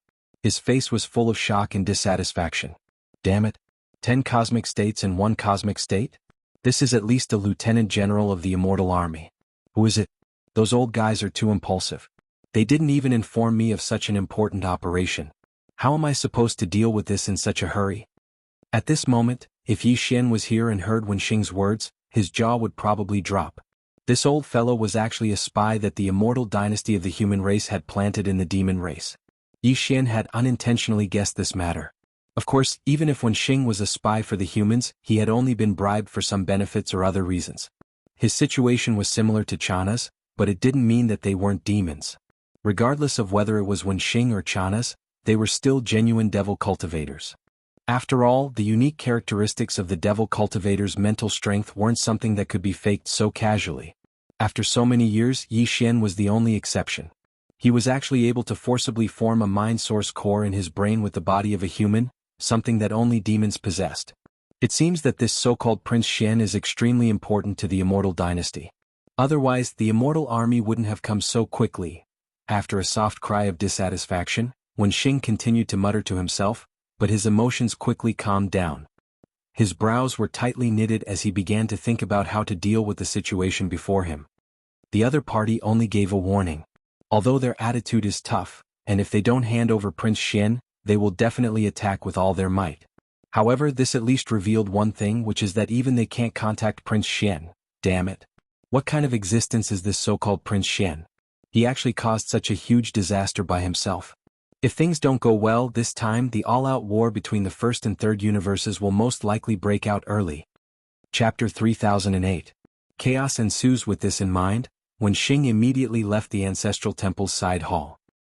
He raised his hand to summon an ancestral temple priest and ordered him to inform High Priest Huigyul that he would be supervising the battle and would be returning to the royal fleet first. At the same time, everyone on the Black Mosquito Star should immediately prepare for battle. The energy beam from the cannons of the human race fleet could descend at any time. After giving all these instructions, Wen Xing immediately left the Black Mosquito Star with some of his trusted subordinates. They boarded 2 small patrol ships and charged toward the atmosphere. Along the way, he had already decided that when he reached the royal fleet outside the atmosphere, he would definitely not go to the flagship Magic King where Chana's was. Instead, he would choose a large fortress with a diameter of 10,000 meters. After all, this immortal army elite fleet of the human race was too terrifying. A small fortress with a diameter of 50,000 meters would not appear even in some small-scale battles between the human race and the Tianji clan. If the super annihilation cannon with a diameter of 20,000 meters was used at full power, one shot would be enough to destroy the Magic King. After all, the Magic King's diameter was only 20,000 meters. And in this royal fleet, the Magic King was the only cosmic fortress with a diameter of 20,000 meters. It was too eye-catching. Even a fool would be able to tell that the Magic King was the flagship of the entire fleet. If they really went there, they would clearly have to be prepared to become the enemy's first target at any time and be bombarded until nothing was left. The news of Wen Xing's hurried departure quickly reached Yi Xian's ears. Although this old fellow had said good things and used the excuse of supervising the battle as an excuse, Yi Xian could tell at a glance that he clearly did not want to stay on the Black Mosquito Star to be a target. After all, it was the human race that had come this time, and it was definitely not a joke. Moreover, it was a small fortress with a diameter of 50,000 meters. That energy beam with a diameter of 20,000 meters was too terrifying. In the past battles between the Tianji clan and the myriad Luo Federation, this kind of small fortress with a diameter of 50,000 meters had appeared before, but it was definitely rare. Furthermore, it was basically used as a decisive force in the later stages of the battle. When the war had just started, they were basically overseeing the rear. But now they were suddenly forced to their doorstep, and it was a small stronghold. This was absolutely life-threatening. Even Wen Xing, a supreme heavenly passage realm existence, couldn't help but shudder in fear. Of course, the immortal dynasties of the human race had genuine starry sky fortresses with a diameter of 100,000 m, or 100 kilometers. In the headquarters of the Heaven's Fate clan, there were several starry sky fortresses with a diameter of 100,000 m. This was witnessed by many experts of the first universe who had been to the headquarters of the Heaven's Fate clan.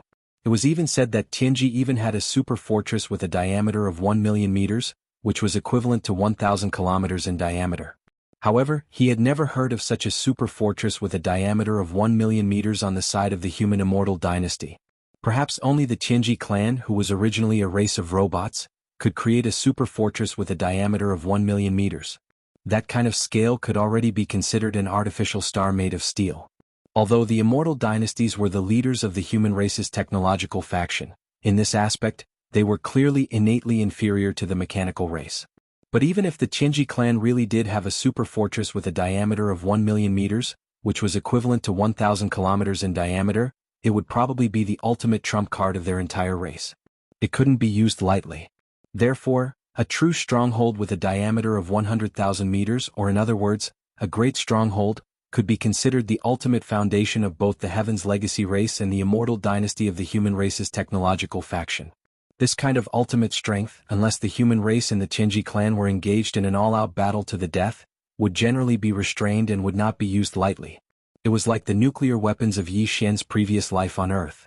Whoever used it first would fall into a passive position, and the development of the subsequent battle would be very difficult to control. In other words, in the many battles between the human race and the Tianji clan, This kind of small fortress with a diameter of 50,000 meters was already the most powerful force that could appear under normal circumstances.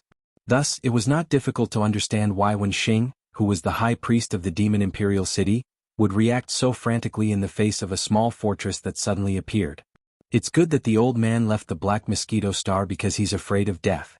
If nothing unexpected happens, he most likely won't go to the eye-catching flagship, the Demon King. Instead, he'll choose a large fortress with a diameter of 10,000 meters. Yi Xian's eyes flashed as he thought of this. He suddenly grinned and clapped his hands happily. What a coincidence. He's clearly walking into the trap. Then, as long as the battle starts in the chaos, Chanas will be able to use the annihilation meteorite cannon of the Demon King at any time. With 2 shots, he'll be able to blast Old Man Wen into smithereens. The old man probably would never have thought that the choice he made because of his fear of death would actually become his own grave in the end. Ah! While he was laughing complacently, Huegu Lu and Zhuofeng Tai had already walked into the Saint's Side Hall side by side. They were clearly here for the arrival of the human fleet. Yi Xian immediately stopped laughing. He raised his hand and gestured for the two to sit down. At the same time, his mind was spinning rapidly as he began to think of a way to deal with this matter. Obviously, they definitely could not stay on the Black Mosquito Star. Even when Xing was shocked by the annihilation meteorite cannon with a diameter of 20,000 meters from such a small fortress, he did not have the ability to take it head-on. The other party wanted Prince Xian, and Chanas obviously could not hand him over. Not only could he not hand him over, but he would also deliberately add a smokescreen to confuse the other party. He wanted to give the other party the illusion that the person was in his hands, but he would not hand it over. This would increase the other party's fear of taking action. The other party could obviously guess this point, but the key was that they could not be sure. However, Prince Shen was so important that they could only believe it. Therefore, unless they were forced into a desperate situation, the elite fleet of the Immortal Army would definitely not open fire on the Demon King, which was the flagship. Because once they did, they would completely shed all pretense of cordiality and would not care about Prince Shen's life. From this point of view, the Demon King was actually the safest. Unfortunately, Old Man Wen Xing panicked and did not see through this point. If he was really killed by Chanas, he deserved it. However, although the human fleet wouldn't destroy the Demon King so easily, in order to deter the enemy, the only thing the human fleet could do was to fire at other warships or fortresses to deter the enemy. Since the commander of the Demon King refused to hand over the captives, the only thing the human fleet could do was to fire at other warships or fortresses to deter the enemy. After trying this a few times, if it was still to no avail, they would definitely aim their cannons at the Black Mosquito Star. After all, compared to those battleships and fortresses that could be rebuilt, the Black Mosquito Star was a star suitable for the demons to live on. If it was really destroyed, it would be completely gone. Chapter 3009. Translator. Nyoibo Studio Editor. Nyoibo Studio struggle. Therefore, in order to achieve the greatest deterrence, the only choice the human fleet had was to destroy the Black Mosquito Star.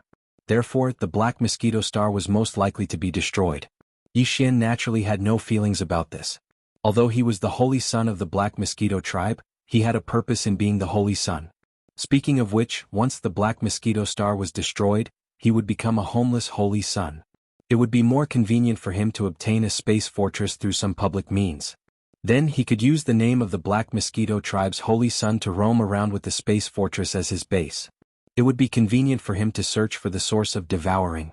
From this point of view, Yi Xian actually hoped that the Black Mosquito Star would be destroyed. That way he would have a legitimate reason to roam around.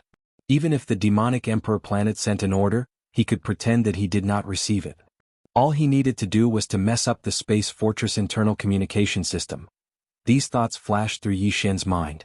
The more he thought about it, the more he felt that this was a once-in-a-lifetime opportunity. Otherwise, even if he was the holy son of the Black Mosquito tribe, he would be suspicious if he roamed around all day long in search of the source of devouring. Thinking of this, Yi Xian gritted his teeth and made a decision. He turned to Zhuofeng Tai and Huegu Lu and said in a low voice, "According to my analysis, the Black Mosquito ship is most likely to be destroyed. The human fleet this time is full of cosmic-level warriors, and the flagship is just a small fortress. Although the Tianji tribe has the same level of combat power, they won't be able to arrive in time. The human fleet's commander also understands this. Their goal is to achieve their ultimate goal of pressuring the border before the Tianji tribe's forces of the same level arrive." As it happened, Chanas couldn't hand over the prisoner at all. Also, they were playing Tai Chi with the enemy. For deterrence, the commander of the human fleet could only choose to blow up some warships and fortresses to force Chanas to submit. In the end, Black Mosquito was bound to be their target. At this point, Yi Xian paused and glanced at the scouts who had come with Zhuofengtai and Huegu Lei. He continued, "I'm not saying this to analyze the situation with you. Instead, I want you to spread the news to all the cities on the Black Mosquito Star as soon as possible. I want every person on the main planet to know about this. This way they will cooperate when we evacuate later. At the same time, they will be less resentful toward us, the higher-ups of the tribes. After all, who would be willing to give up their homeland?" Yi Xian was not pretending when he said this. He thought of Earth, which had been named Nine Heaven Star by the Wanluo Federation. Although Earth was now under his jurisdiction in name, he had not returned for a long time. He did not know how everyone on the planet was doing. Although some of his important old friends had been moved into the undying world in his body, the undying world was still growing. In order to prevent those old friends from being affected, Yi Xian requested the devouring system to set the continent they lived on into a state of absolute isolation. Although it was quiet and peaceful before Yi Xian grew to a certain extent, or rather before the undying world grew to a certain extent, even Yi Xian would not be able to meet with them. He had suppressed all of this in the bottom of his heart. Or rather, it was because he had experienced one unforeseen event after another. He had almost no time to reflect on all of this. However, at this moment, as the Black Mosquito Star unexpectedly encountered such an unforeseen event, Yi Xian could be considered to have been reminded of the past. That was why he had so many wild and fanciful thoughts in his heart. At the same time, it was also because of these inexplicable emotions that made him even more determined to grow and become stronger as soon as possible. This was a sublimation of the state of mind. Furthermore, he was not unfamiliar with this feeling. Not long ago, he had broken through 2 small realms because of this sublimation of the state of mind. Therefore, at this moment, when he felt his state of mind suddenly become inexplicably emotional, and once again had that mysterious feeling of being enlightened, Yi Xian's first reaction was to be indescribably pleasantly surprised. Could it be that another chance to break through had come? This kind of opportunity to break through the state of mind was something that could only be encountered by chance. Most experts would have to pray to Buddha if they encountered it once in their lifetime. Who would have thought that he would encounter it twice in a row? The heavens were so kind to him. How could he waste this kind of opportunity? With this thought in mind, Yi Xian was no longer in the mood to care about the Black Mosquito Star. He had been compassionate earlier. After all, there were many innocent ordinary Black Mosquito tribesmen on the Black Mosquito Star. However, he had already done his best by giving them such an explanation. Whether they could escape this calamity or not would depend on their own luck. As a human, he had already done his best to help them to this extent. Alright, there's no time to lose. Don't just stand there, you two. Hurry up and make the arrangements. Activate all the battleships on the Black Mosquito Star. Try your best to take every Black Mosquito Star clansman away. At this point, Yi Xian waved his hand and turned around to walk back to his room. When they heard his words, both Huegu Lei and Zhuofengtai were a little stunned. Although they had become Yi Xian's demon slaves, the strength of a demon slave lay in this. While it refined and enslaved the spirit source core in one's brain, it would not affect any of one's previous memories or habits of thought. This way, the demon slaves who had been implanted with the slave imprint would be able to use the seamless network perfectly. However, at the same time, this also led to the devil cultivator experts becoming demon slaves. Although their origin cores had been refined by the slave imprint, they had a sense of obedience and loyalty to Yi Xian like they were destined to. However, at the same time, the deepest obsession in their original consciousness would still be preserved and still exist. However, this had now become a thought that was secondary to loyalty to Yi Xian. Although Zhuofengtai and Huegu Lei were the great commander and high priest of the Black Mosquito tribe, there was no need to doubt their feelings for the Black Mosquito tribe. Because of this, when the Black Mosquito tribe was facing an existential crisis, their loyalty to Yi Xian couldn't be changed. At the very least, it was like this before they had the ability to break free from the suppression of the slave seal. At the same time, their sense of loyalty to Yi Xian also made them feel worried about the Black Mosquito Star. However, this kind of worry for the tribe was something that even they were powerless to do anything about. The suppression effect of the slave imprint was like their nature, and their worry for the tribe was like an acquired emotion. Their nature suppressed their emotions, making them feel inexplicably painful. It was like a struggle. Chapter 30:10. First-rank satellite. Sometimes, accidents would happen when one's mind and willpower went from being extremely tense to completely relaxed. This was what it meant to have an emotional roller coaster ride. Yi Xian, who had turned to leave, didn't notice that at this moment, Zhuofengtai's and Huegu Lei's eyes, which were originally slightly red, seemed to flash with a trace of unexpected confusion. Moreover, it didn't disappear in a flash but stayed for about 2 to 3 seconds. Then, it disappeared again and they regained their clarity.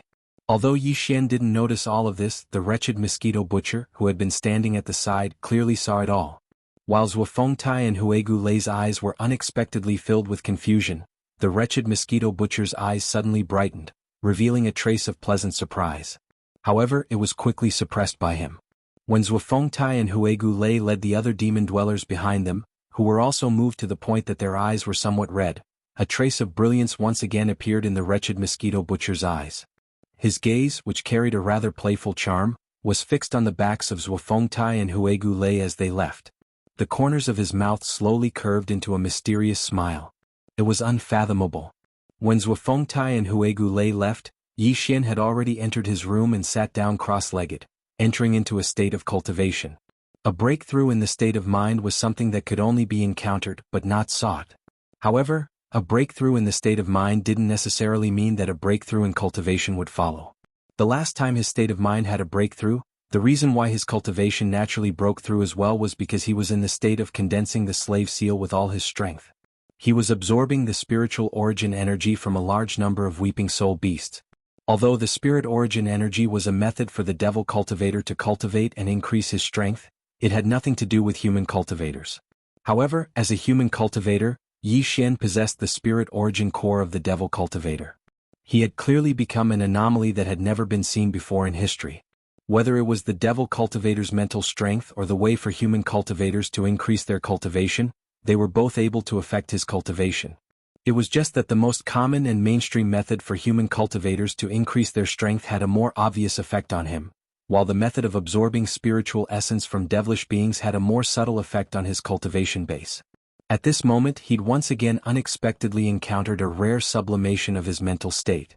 If Yi Xian didn't do anything, then this kind of sudden breakthrough in mental state wouldn't be able to be reflected in his cultivation in the end.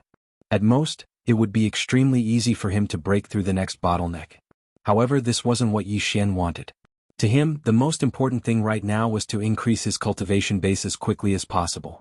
After all, besides the crisis he had faced previously, the sudden arrival of the immortal army of the human race was actually a sudden increase in pressure for Yi Xian. Under the circumstances, every time his cultivation base increased a little, his confidence would increase a little. Therefore, it was absolutely impossible for him to give up such an opportunity.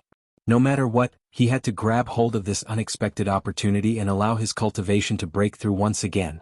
With this thought in mind, Yi Xian poured all his concentration into this cultivation. He even gritted his teeth and took out 1,000 of the thousands of devilish brain cores that he had collected previously.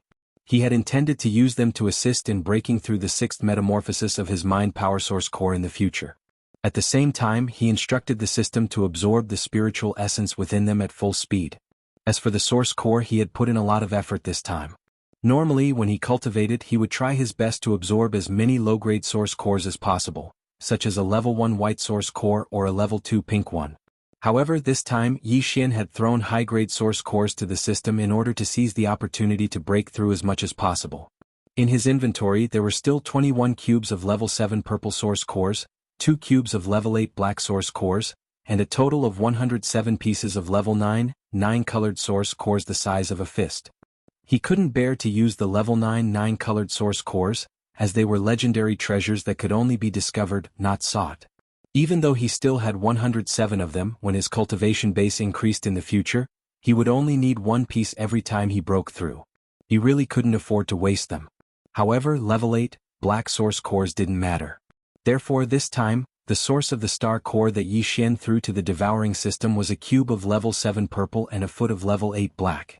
Even though they were only 1 square foot and 1 square foot, these were enough to make even black hole martialists envious.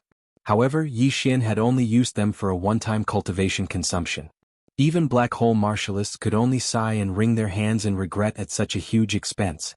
Breaking through 2 levels in one cultivation session was a pleasant surprise. Yi Xian had often experienced this before he entered the Starry Sky environment, but he had only experienced it twice after entering the Starry Sky environment. The first time was in the corpse pool in the Devil Sage Forbidden Land, and the second time was when he unexpectedly broke through his cultivation base. This time, Yi Xian was also looking forward to 2 consecutive breakthroughs. It wasn't that his appetite had grown after the previous 2 breakthroughs, but that his current cultivation base was coincidentally at level 8 meteor martialists, which was extremely crucial. If he only broke through 1 level, then he would still be in the meteor martialists. Even though he was at level 9, the increase in his strength wouldn't be significant. However, if he broke through 2 levels in a row, then it would be different. At that time he would enter level 1 satellite martialist. Level 9 meteor martialist was also the 2nd major realm, but level 1 satellite martialist was actually the 3rd major realm, even though level 1 satellite martialist was only at the beginning of this realm. The leap of a major realm and the change in one's cultivation base was definitely not as simple as breaking through a small level within the same realm. That was why Yi Xian was looking forward to it so much. However, at the same time, it also meant that it was extraordinarily difficult to achieve this. It was precisely because he had considered this that Yi Xian had invested so much in this battle. Moreover, it was in the level of the mental strength of the devil cultivator and the cultivation strength of the human cultivator that he had to work hard to improve. With such a 2-pronged approach, coupled with the opportunity to improve one's cultivation base, even if he broke through 2 levels in a row this time, which was a leap of a major realm. In Yi Xian's opinion, the possibility of success wasn't completely impossible. Hard work paid off. In other words, opportunities were only for those who were prepared.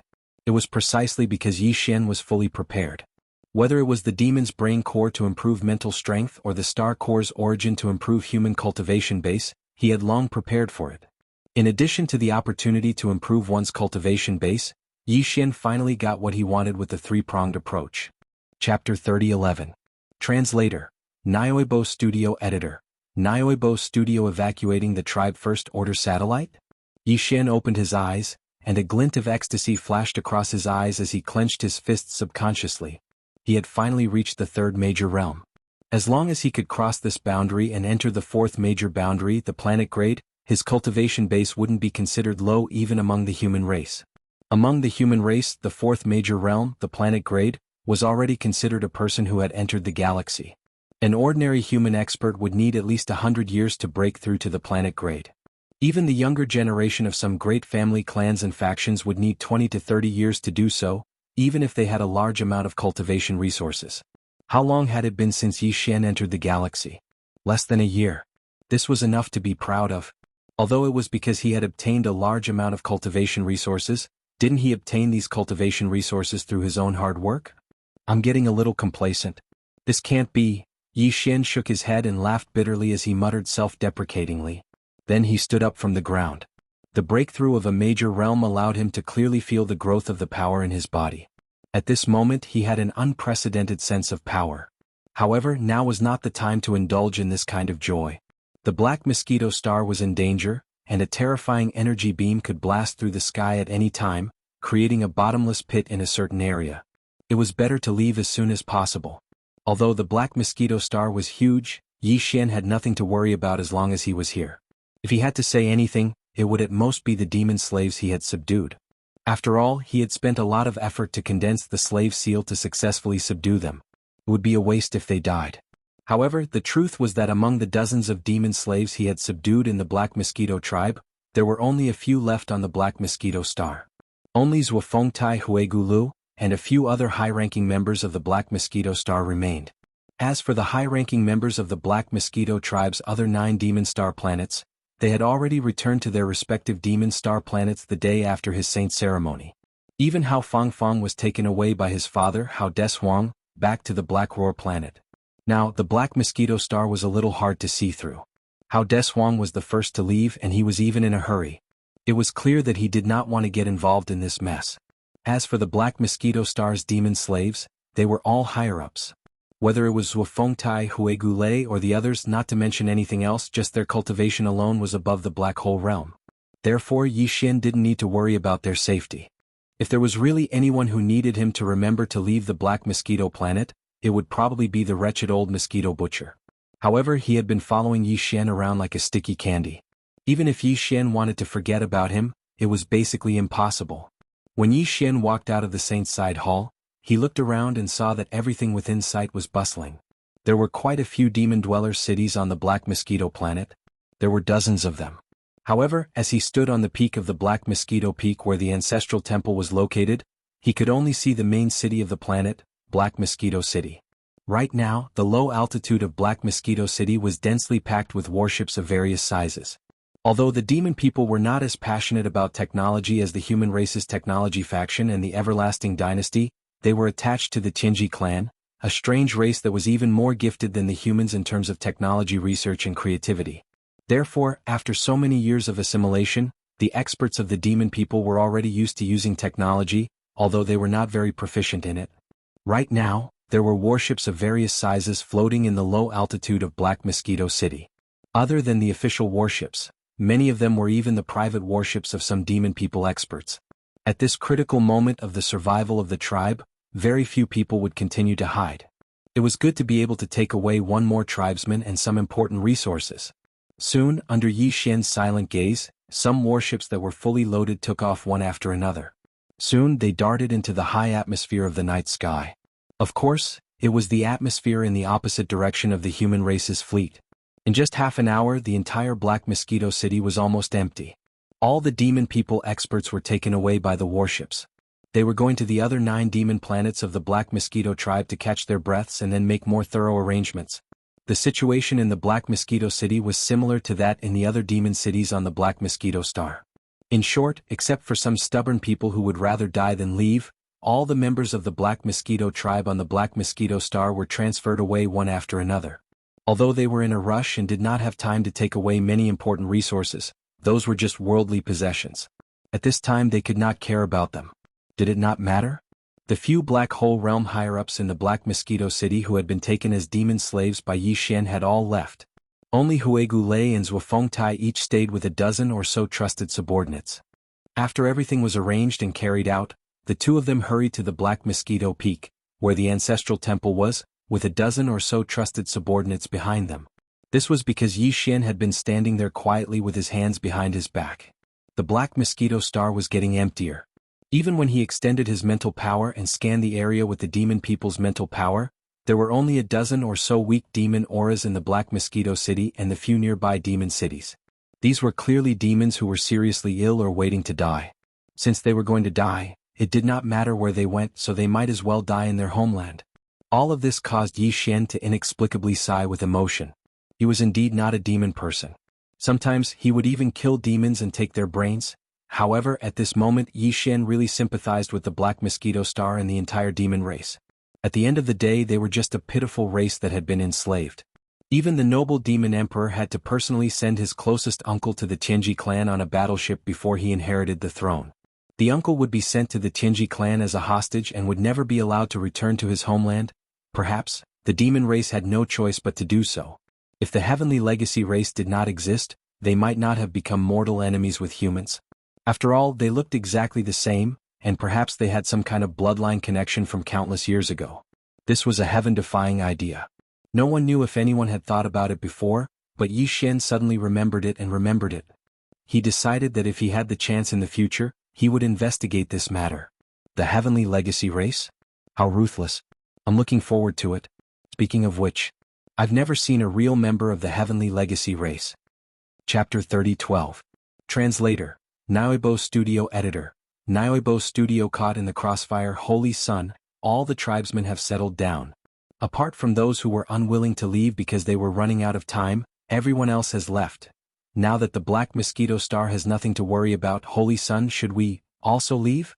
Just as Yi Xian was in a daze, Zhuofeng Tai and Grey Bone flew over and landed on his left and right respectively. Behind the two of them were a dozen or so trusted subordinates. Their strengths were also extraordinary between the 5th and 7th Great Realms, the Star Realm and the Galaxy Realm. Perhaps it was because Yi Xian had surprised them by showing concern for the safety of the entire Black Mosquito tribe, so they had instructed Zhuofeng Tai and Huegu Lei to settle down properly. This had unknowingly resolved the pain and conflict in their hearts. At this moment, Zhuofeng Tai and Huegu Lei's tones were filled with unprecedented respect. Of the two of them, one was the great commander of the Black Mosquito tribe, while the other was the high priest. They were supreme existences in the entire Black Mosquito tribe. As for Yi Xian, he was just a newly appointed Holy Sun. Although he had an extraordinary status in the tribe, he was still inferior to the two of them and could only be considered a junior. However, at this moment, everything was reversed. The great commander and the high priest were so respectful to the newly appointed holy son of the tribe. Not only were they respectful to him, but their tones were also sincere. All of this caused the dozen or so confidants behind the two of them to be aghast. They had long heard rumors about the new holy son's identity, but they did not believe it. However, at this moment, after seeing the reactions of Zhuofengtai and Huigulei as trusted subordinates, they were naturally the most familiar with Zhuofengtai and Huigulei. Whether this respect was sincere or not could not be hidden from their senses. That was why they were so shocked at this moment. Could this holy son Zhang really be the illegitimate son of the demon emperor? Otherwise, given the strength of Commanders Zhua and Huigulei, how could they be so humble in front of him? In other words, if the great commander and high priest of the Black Mosquito tribe were so humble in front of this person, what about them? Thinking of this, the 20 or so demon dwellers could not help but tremble. Unknowingly, their slightly bowed waists were clearly collapsing even more at this moment. It's time to leave. Boom, boom, Yi Xian nodded. Just as he was halfway through his sentence, he was interrupted by an earth-shattering explosion that came from the sky. This explosion was so loud that it was as if the heavens and earth-shattering whirled. Yi Xian, Huigulei, as well as their trusted subordinates, reflexively, they all looked at the sky and looked. In the next instant, the expressions of everyone changed abruptly, and they revealed a wisp of extreme shock and astonishment. In their line of sight, a huge and dazzling firework was exploding in the depths of the night sky. It was clearly a huge firework caused by the explosion of a battleship. A large part of the sky was illuminated, and even the atmosphere in that area was burned by the firework. As a result, the scene outside the atmosphere was reflected in the eyes of Yi Xian and the others. Obviously, this was the flagship of the elite fleet of the human clan's Immortal Legion, which was the small fortress with a diameter of 50,000 meters, which was caused by the energy beam of the Super Annihilation Cannon, because what exploded at this moment was clearly a huge fortress of the royal clan's fleet with a diameter of 10,000 meters. A huge fortress with a diameter of 10,000 meters had been completely blown into a cloud of dazzling fireworks by a single blast. Furthermore, this cloud of fireworks was rapidly extinguishing after blooming to the extreme. It was clear that the entire ship, including everything inside, had been incinerated into nothingness by the terrifying beam of light of the Super Annihilation Cannon in a short period of time. There was nothing left to burn, which was why it was quickly extinguishing. This kind of power was absolutely impossible to achieve by the Annihilation Meteorite Cannon of the Middle Fortress with a diameter of 20,000 meters. It must be the Super Annihilation Cannon of the small fortress that opened fire. Damn. Finally showing its power? Yi Xian blankly stared at the enormous firework in the sky that was rapidly extinguishing. His face was filled with a dumbstruck expression. Due to the fact that he was too shocked by the brilliance of this scene, he couldn't help but curse. At the same time, a light suddenly flashed in his mind. In his opinion, it was simply ridiculous and unbelievable, but at this moment, it also emerged in his mind. This huge fortress with a diameter of 10,000 meters is the one that old devil Wenxing chose to guard, right? Swallowing his saliva, Yi Xian muttered to himself once again. The expression on his face became incomparably strange in the blink of an eye. If that's really the case, then this is too tragic. It can be said to be the most innocent lying down spear in history. The human fleet really knows how to choose. They just randomly chose a huge fortress to kill the chicken to warn the monkey as a deterrent, and they just happened to choose old devil Wenxing? I don't think this is possible.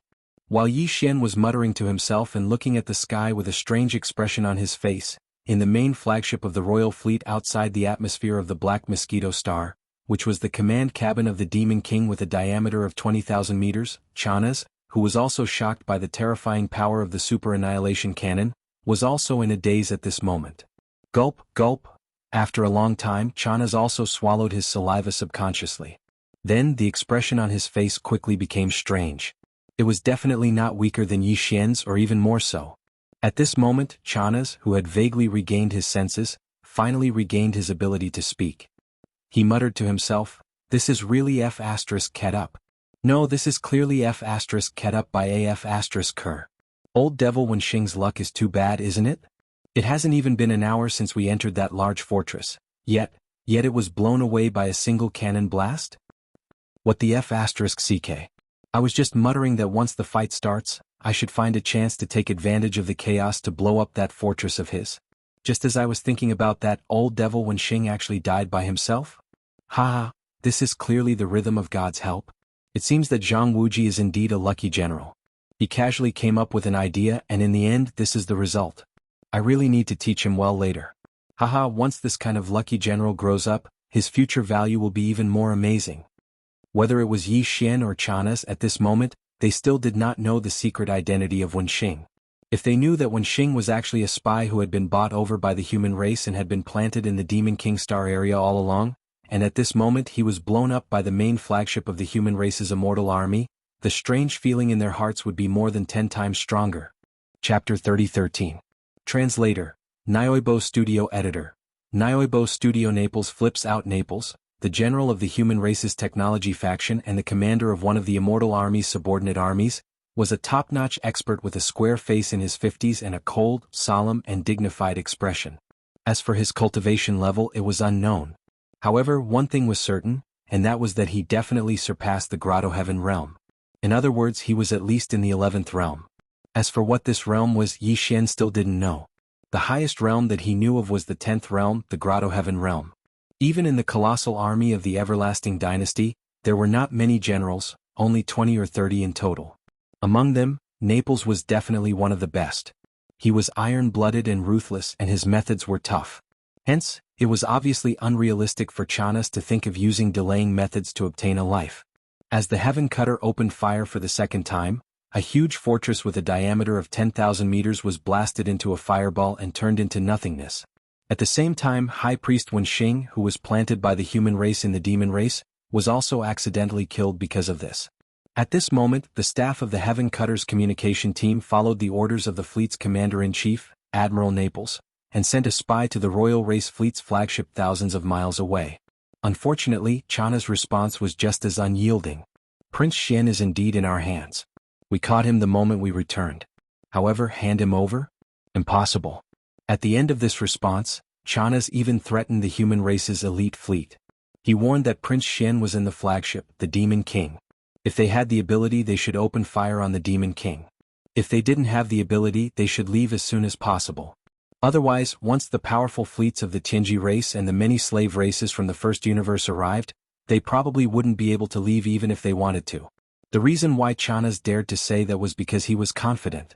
As long as the other party wasn't sure if Prince Xian was really in the Demon King, they definitely wouldn't dare to act rashly. Even if all the other battleships and fortresses of the Royal Race Fleet were blasted into smithereens, as long as the Demon King was safe and sound, he had nothing to worry about. Regarding this point, the commander of the human fleet, Admiral Naples, was also well aware.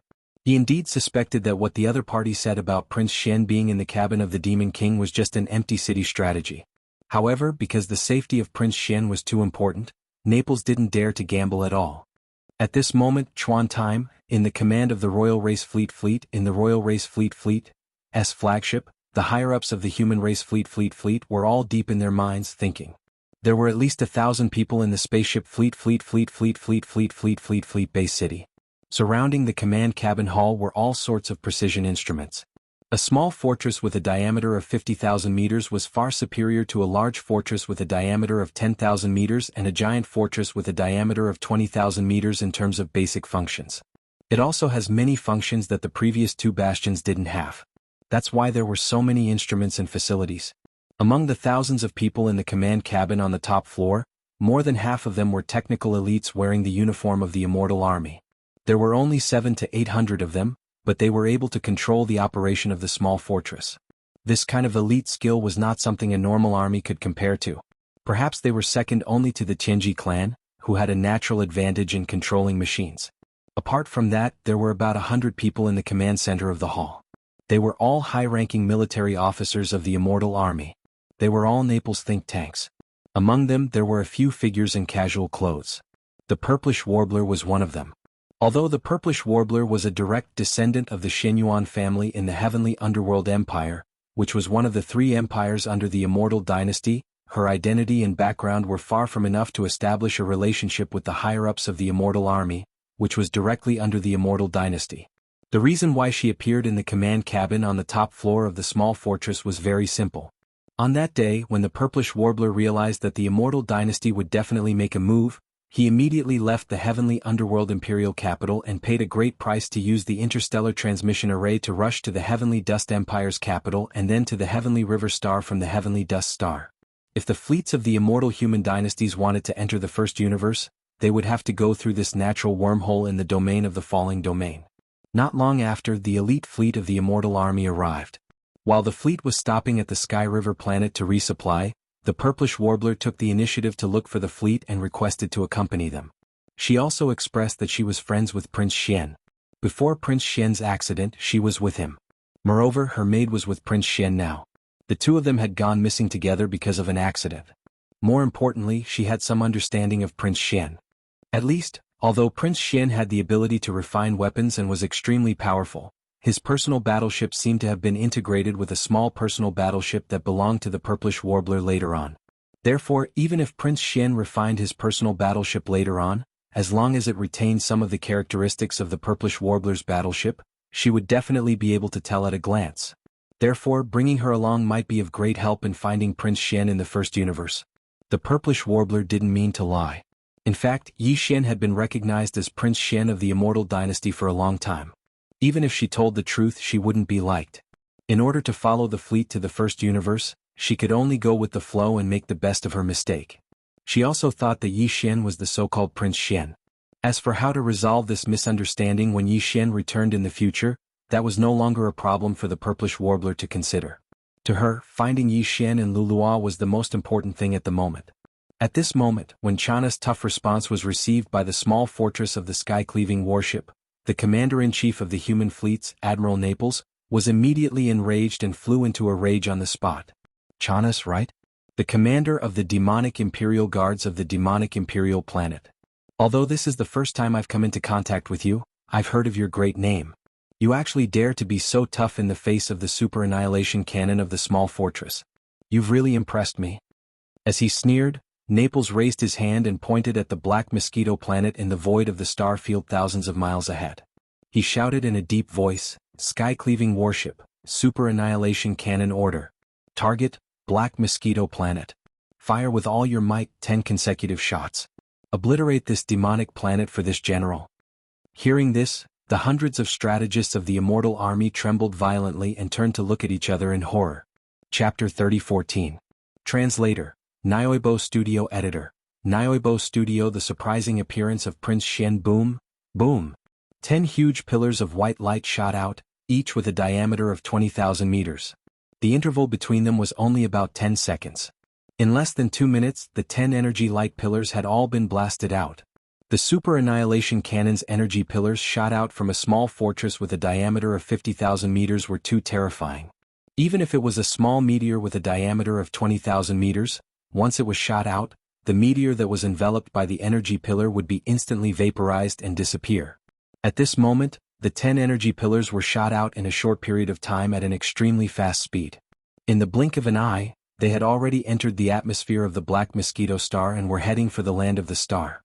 Before that, among the royal fleet of the Demonkin fleet hovering outside the atmosphere of the Black Mosquito planet, there were 6 stellar-level warships that were 3,000 meters long, 3 smaller fortresses that were 5,000 meters long, and 1 large fortress that was 10,000 meters in diameter.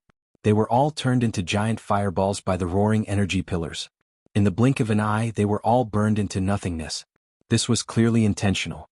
Not to mention the 3,000-meter-long stellar-level warships and the 5,000-meter-long and 10,000-meter-long fortresses. Even the 20,000-meter-long giant fortresses would only end up being destroyed in one shot under the terrifying energy pillars of the super annihilation cannon. *CK. This is crazy. Who is the commander of this human fleet? Could it be that he was crazy? His methods are too tough. Among the hundreds of lieutenant generals in the immortal army, I can't find such an iron-blooded hawk. Could it be an admiral? Inside the giant fortress of the Demon King, Chana's face instantly turned pale. As he exclaimed, he immediately gave a series of orders. "What are you waiting for? Damn it. You bunch of idiots. Run now. Run now." If the enemy fleet's overall commander is really an immortal general, his cultivation level definitely surpasses the Grotto Heaven realm. Not to mention this kind of super annihilation cannon, as long as he is willing, he alone can attack the Devil King. While the enemy is still worried about us fighting to the death and hasn't reacted yet, we must run now. Damn it. Move at full speed now. The entire fleet, scatter and escape. Boom. Boom. As the Imperial Demonkin fleet began to scatter and flee, an earth-shattering explosion rang out from the Black Mosquito Star land beneath the fleet. The energy beam of the super annihilation cannon with a diameter of 20,000 meters was too terrifying, and it was not randomly scattered. Naples' instructions were very clear. The ultimate goal was to completely obliterate the main star of the Demonkin tribe. Although there were only 10 energy light pillars with a diameter of 20,000 meters, it was impossible for them to vaporize the Black Mosquito Star like they vaporized a small meteor. After all, it was a massive planet. However, the operators of the cannons on the small fortress of the Heaven Cutter were the best of the best. According to their calculations and deductions, it was not a problem for them to destroy a colossal object like the Black Mosquito Star with 10 energy beams. At this moment, as the 10 energy light pillars exploded, the entire Black Mosquito Star, which was engulfed in a cloud of dust, failed to escape the fate of being obliterated. The huge celestial body fell apart and turned into 3 huge pieces of cosmic dust with irregular shapes. It no longer had the shape of a natural celestial body. Even the atmosphere that originally covered the entire Black Mosquito Star completely dissipated and became a mess in this huge explosion. At this point, the Black Mosquito Star had fallen. One of the main stars of the 10 Demonkin tribes had disappeared forever in the long river of history. Although almost all the people on the Black Mosquito Star had evacuated in advance, Suofengtai, the chief priest of the Black Mosquito tribe, Huegulei, the chief priest of the Black Mosquito tribe, and dozens of their trusted subordinates, as well as Yi Xian and the wretched mosquito butcher, were still there. The moment the 10 super annihilation cannons' energy light pillars bombarded them, a group of people gathered together. When they saw the terrifying energy light pillars whistling over, their expressions changed completely, and they cried out involuntarily in alarm. So ruthless and cruel? Who is the commander of the human fleet? This is too swift and decisive. Even Yi Xian was startled. Without thinking, he raised his hand and summoned the purple cave shuttle. With a thought, he opened the cabin door and said, "Everyone get in. This small warship of mine is an epic-level treasure in the starry sky. Its speed is no slower than that of a huge fortress with a diameter of 20,000 meters. Other things aside, it's not a problem for us to escape." Hearing that it was an epic-level small private warship in the starry sky, Suofengtai and Huegulei were stunned, including themselves. They had noticed that Yi Xian's warship was not ordinary, but they had never expected it to be so freakish. The Demonkin tribe was not good at technological innovation. In terms of warships, it was rare to see a legendary warship in the starry sky, let alone epic-level warships in the starry sky. Only the Qinji tribe, who had a natural advantage in technological production, and the human tribe, who had amazing creativity, could have such a thing. Soon, everyone, including the wretched mosquito killer, entered the Dongshu shuttle.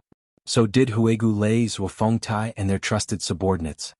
Although they also had small private warships, compared to Yi Xian's Dongshu shuttle, they were not 1 or 2 levels lower. At this time, a large warship was too eye-catching and would become a target for the human fleet.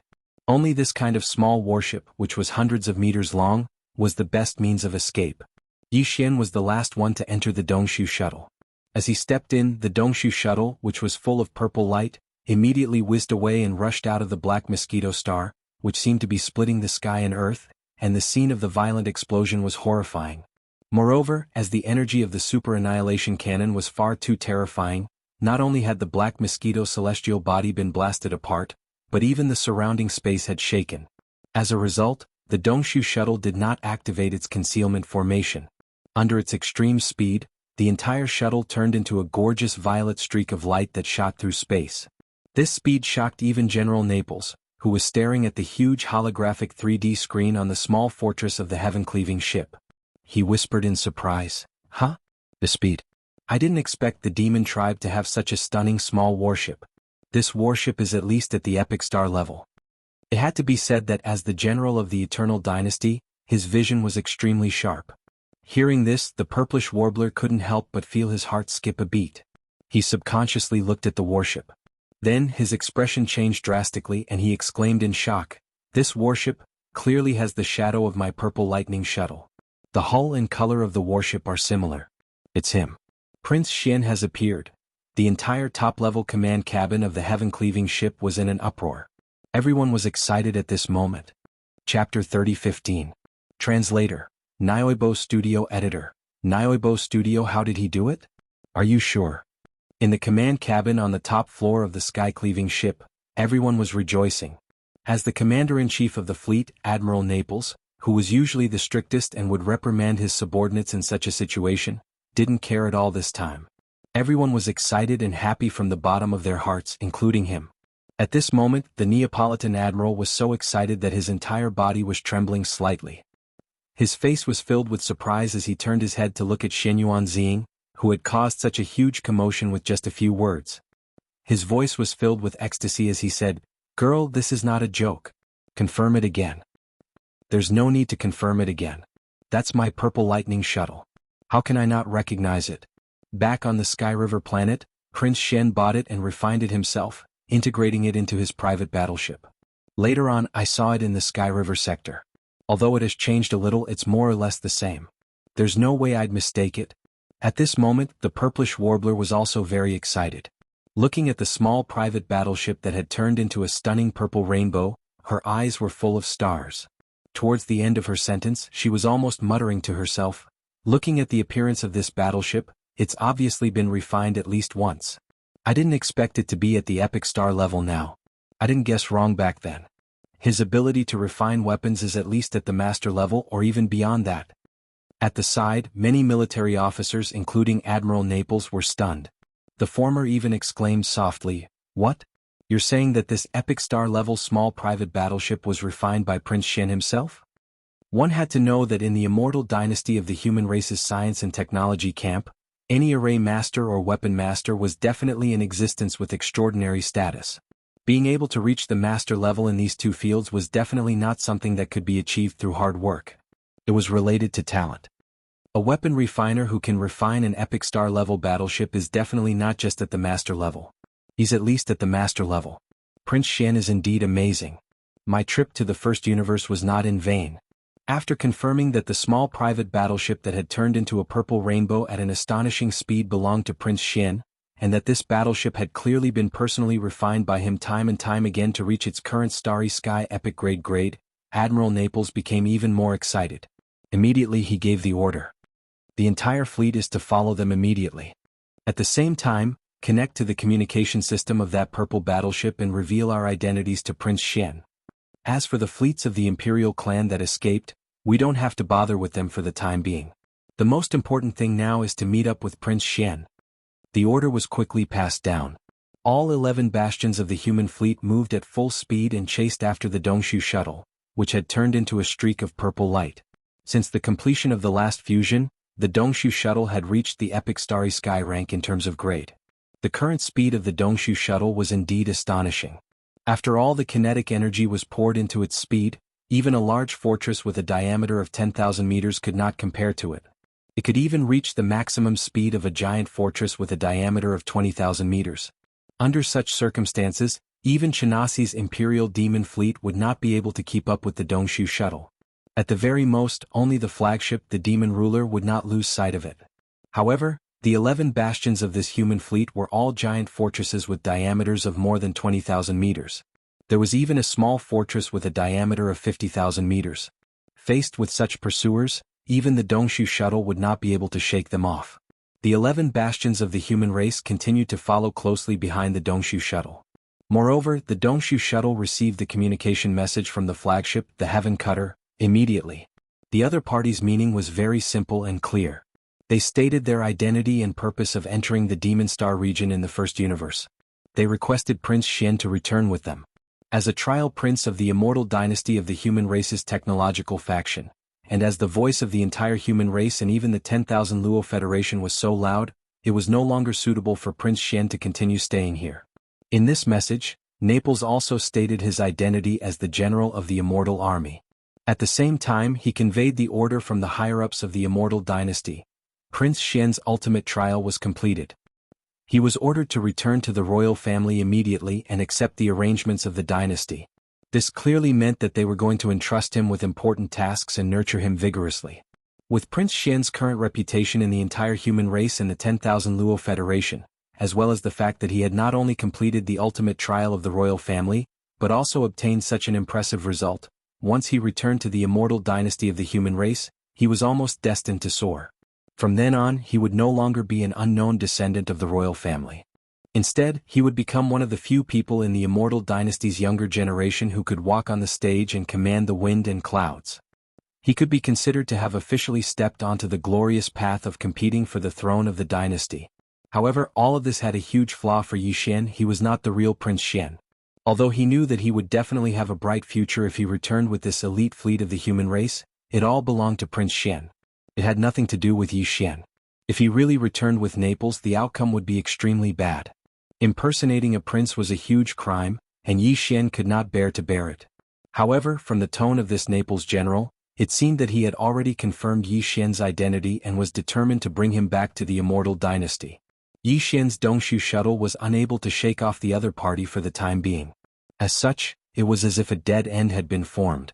Apart from thinking of ways to make the other party give up, Yi Xian had no other choice. The best way to make the other party give up was to deny his identity as Prince Xian. If that was the case, the other party would naturally stop chasing him. As soon as he thought of this, Yi Xian immediately sent a reply to the small fortress of the heaven-cleaving ship.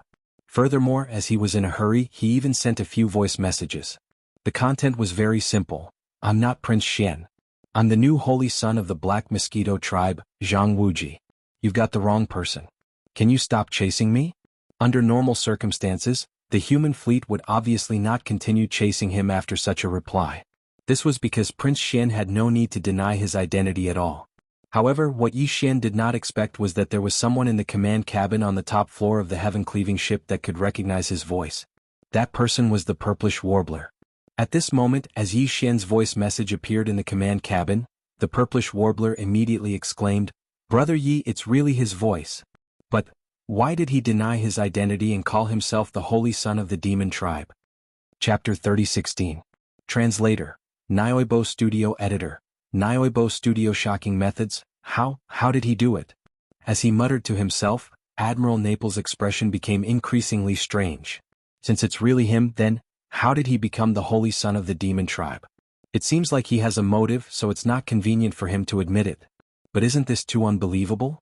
A human actually became the holy son of the demon tribe? As General Naples muttered to himself, the hundreds of immortal army strategists exchanged glances with one another. Their expressions were strange. There were indeed human spies among the demon tribe, but these spies were all demon tribe members who had been bribed, not human powerhouses. Although demon tribe members and humans looked the same, demon tribe members' mental strength could block the detection of human consciousness. Therefore, it was extremely easy for demon tribe members to blend into the human race. If one didn't look carefully, they wouldn't be able to tell at all. However, it was almost impossible for a human to blend into the demon tribe. Without the demon tribe's mental strength source core, one wouldn't possess the mental strength unique to demon tribe members. Under such circumstances, any human powerhouse who entered the demon tribe would be immediately distinguished. They would be as eye-catching as fireflies in the night sky. It could be said that before Prince Xian, no human powerhouse had ever been able to successfully infiltrate the demon tribe, let alone climb all the way to the position of holy son of one of the 10 demon tribes. This was in existence on the same level as the 10-star tribe leader. In the 10 demon tribes, it was second only to the great commander and high priest. In the face of Yi Xian's unexpected response, all the strategists of the immortal army present were at a loss. After a moment of shock, they all looked at Admiral Naples, waiting for his next order. Even the purplish warbler was the same. Although she had confirmed Yi Xian's identity, he must have his reasons for making such a response. In the face of all this, the purplish warbler was at a loss for what to do. Let's follow him for now. Occasionally we'll pretend to attack him. Since Prince Xian already has a new identity in the devil race, we have to at least make sure that we don't attract the suspicion of the devil race before we figure out his motive. Admiral Naples sighed. Suddenly he seemed to have thought of something. He paused for a moment before continuing. In addition, all the elites in the star web should work together and try their best to connect to the demon's star web. See if they can connect and hack into it. If they succeed, immediately download all the information related to the Black Mosquito tribe's holy son, Zhang Wuji. Remember, you must ensure that nothing goes wrong and leave no traces behind. Otherwise, the demon will become suspicious. When that happens, Prince Xian's plan will be affected. His orders were quickly carried out. The bastions continued their pursuit, neither too fast nor too slow. From time to time, they would fire their annihilation meteor cannons from the bastions. However, they all brushed past the Dongshu shuttle by a hair's breadth and didn't cause any real damage. The information about the Black Mosquito tribe's holy son Zhang Wuji, that Admiral Naples had requested, was soon in his hands. At this moment, the information had been publicly displayed in the command cabin on the top floor of the small fortress. Everyone's eyes were fixed on the giant holographic 3D screen in the center of the command cabin at this moment. The screen displayed Yi Xian's bust, as well as information about his cultivation, strength, and some simple experiences. The moment she saw the bust, the purplish warbler immediately smiled in relief. Her face was full of sunshine as she murmured, "Brother Yi, it's really you. How could Ziying have mistaken the battleship for yours and misheard your voice?" This was obviously equivalent to the final confirmation. Hearing this, whether it was the general of Naples or the strategists of the immortal army around him, they all breathed a sigh of relief. The last string in their hearts that had been stretched taut was completely loosened. At the very least, Prince Xian's identity was confirmed. At the very least, Prince Xian was still safe and free for the time being.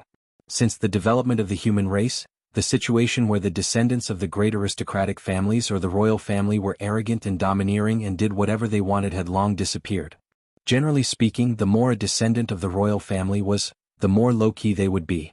If they wanted to be recognized by the public and be recognized by the royal family, they would have to go through more trials and prove their abilities. Only then would they be qualified to appear publicly as a member of the royal family. Take the Immortal Empire as an example. There were many descendants of the royal family, and even many of them were direct descendants. However, in reality there were only a few princes that the public knew. All of them had already gone through trials and proved their abilities. These few princes were allowed to be on the stage by the royal family and officially started the competition for the right to inherit the throne. This didn't include Prince Xian. At least it didn't include him in the past. Therefore, regarding Prince Xian's appearance, not to mention others, even Admiral Naples did not know. He had never seen Prince Xian before, even though he was also on the imperial capital's undying star. Furthermore, when the princes of the Immortal Empire went out for the ultimate trial, they would also change their original appearance. For the strong people in the starry sky, this wasn't too difficult. Even the real Prince Xian, who was still trapped in the myriad prison at the bottom of the Black Wind, didn't show his original appearance.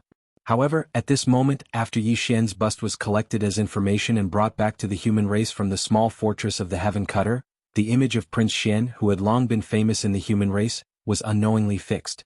Yi Xian probably didn't expect that at this moment, he would represent the real Prince Xian and become the Prince Xian in the hearts of the entire human race and the entire Myriad Prison Federation. This misunderstanding was gradually becoming a reality, and it was walking further and further down a path that no one could have expected. In addition to the half-length portrait, the big screen also listed that Yi Xian had obtained a huge harvest from entering the Saint Demon Forbidden area for the first time. He had even obtained a type of spiritual energy inheritance, becoming the second-ranked existence among the 10 great holy sons of the demon race, and so on. All of this made Naples and the others dumbfounded. As a human, it was already inconceivable that he could successfully blend into the demon race. This Prince Xian, on the other hand, not only didn't keep a low profile, but he also made a name for himself and was extremely high profile. This method was simply too amazing. Chapter 30:17. Translator, Henyi Translations Editor. Henyi Translations The Arrival of the 700 Races Translator. Henyi Translations Editor. Henyi Translations As Yi Xian entered the Demon Cultivator Star Zone, words appeared on the big screen. All the higher-ups of the Immortal Army in the command cabin on the top floor of the small fortress saw it. The entire command cabin became noisy. Everyone whispered to each other and gasped from time to time. These elites of the Immortal Army naturally had a good understanding of the few princes who had been allowed to enter the stage to compete for the throne. However, from what they knew, the difference between those princes and Prince Xian was not small at all. Needless to say, Prince Xian's reputation had spread throughout the entire Myriad Luo Federation. Like an idol, he had gained the loyal support of countless fans. In addition, in terms of contributions to the Federation, Prince Xian had already entered the Earth leaderboard, while the other princes were still struggling. Furthermore, with everything that Prince Xian had done after entering the Demon Cultivator Star Zone, his ranking would soar again as soon as he returned. He might even be able to enter the Heaven leaderboard. Furthermore, Prince Xian was bold and meticulous. Not only did he have the guts to enter the Demon Cultivator Star Zone alone, but he also made such a name for himself. This wasn't something that could be done just by being bold. Without profound wisdom and meticulous planning, it was impossible. All of this was enough to show how stunning Prince Xian was. If he returned to the human race and the immortal dynasty, those princes who had been allowed to enter the stage wouldn't be able to defeat him. In other words, if nothing unexpected happened, the right to inherit the throne of the immortal dynasty would most likely fall into Prince Xian's hands. When they thought of this possibility, all the strategists were secretly excited. Their hearts were surging with emotions. If Prince Xian obtained the right to inherit the throne of the immortal dynasty, then they, as the higher-ups of the immortal army who had entered the demon cultivator star zone in the first universe to help Prince Xian when he was in danger and needed help the most, no matter how they looked at it, they would have formed good karma with Prince Xian. Once Prince Xian inherited the throne, they would definitely be important. At the very least, they would have more capital than the other higher-ups of the army. All of this made everyone's breathing heavy. Even Admiral Naples was like this. He couldn't ignore this point. In the entire immortal dynasty, there were dozens of people who had submitted. Among them there were the most one-star generals. There were more than 22 star generals, 17 or 2-star generals, 12 3-star generals, 10 4-star generals and 5-star generals, and 5-star generals, 8-star generals. However, there was only one marshal. Naples was only a 3-star general. It was said that a soldier who didn't want to be generals was not to be not. Similarly, a general who did not want to be a marshal was not a good general either. Naples to you generals. Naples was Naples's translations atlas. Was Naples to NNS. And this opportunity was only given once in every new emperor's reign. It was impossible for a new emperor to appoint 2 marshals in succession during his term. After all, to become a marshal of the immortal army, one's personal cultivation was also a requirement. Therefore, the marshals of the immortal army were almost all almighties. The possibility of them dying didn't exist at all. The only way for them to step down from their marshals was to follow the old emperor. In order to give the stage to the new emperor, he would have the opportunity to nurture his own forces and promote new marshals. Therefore, the old marshals followed the old emperor and retired.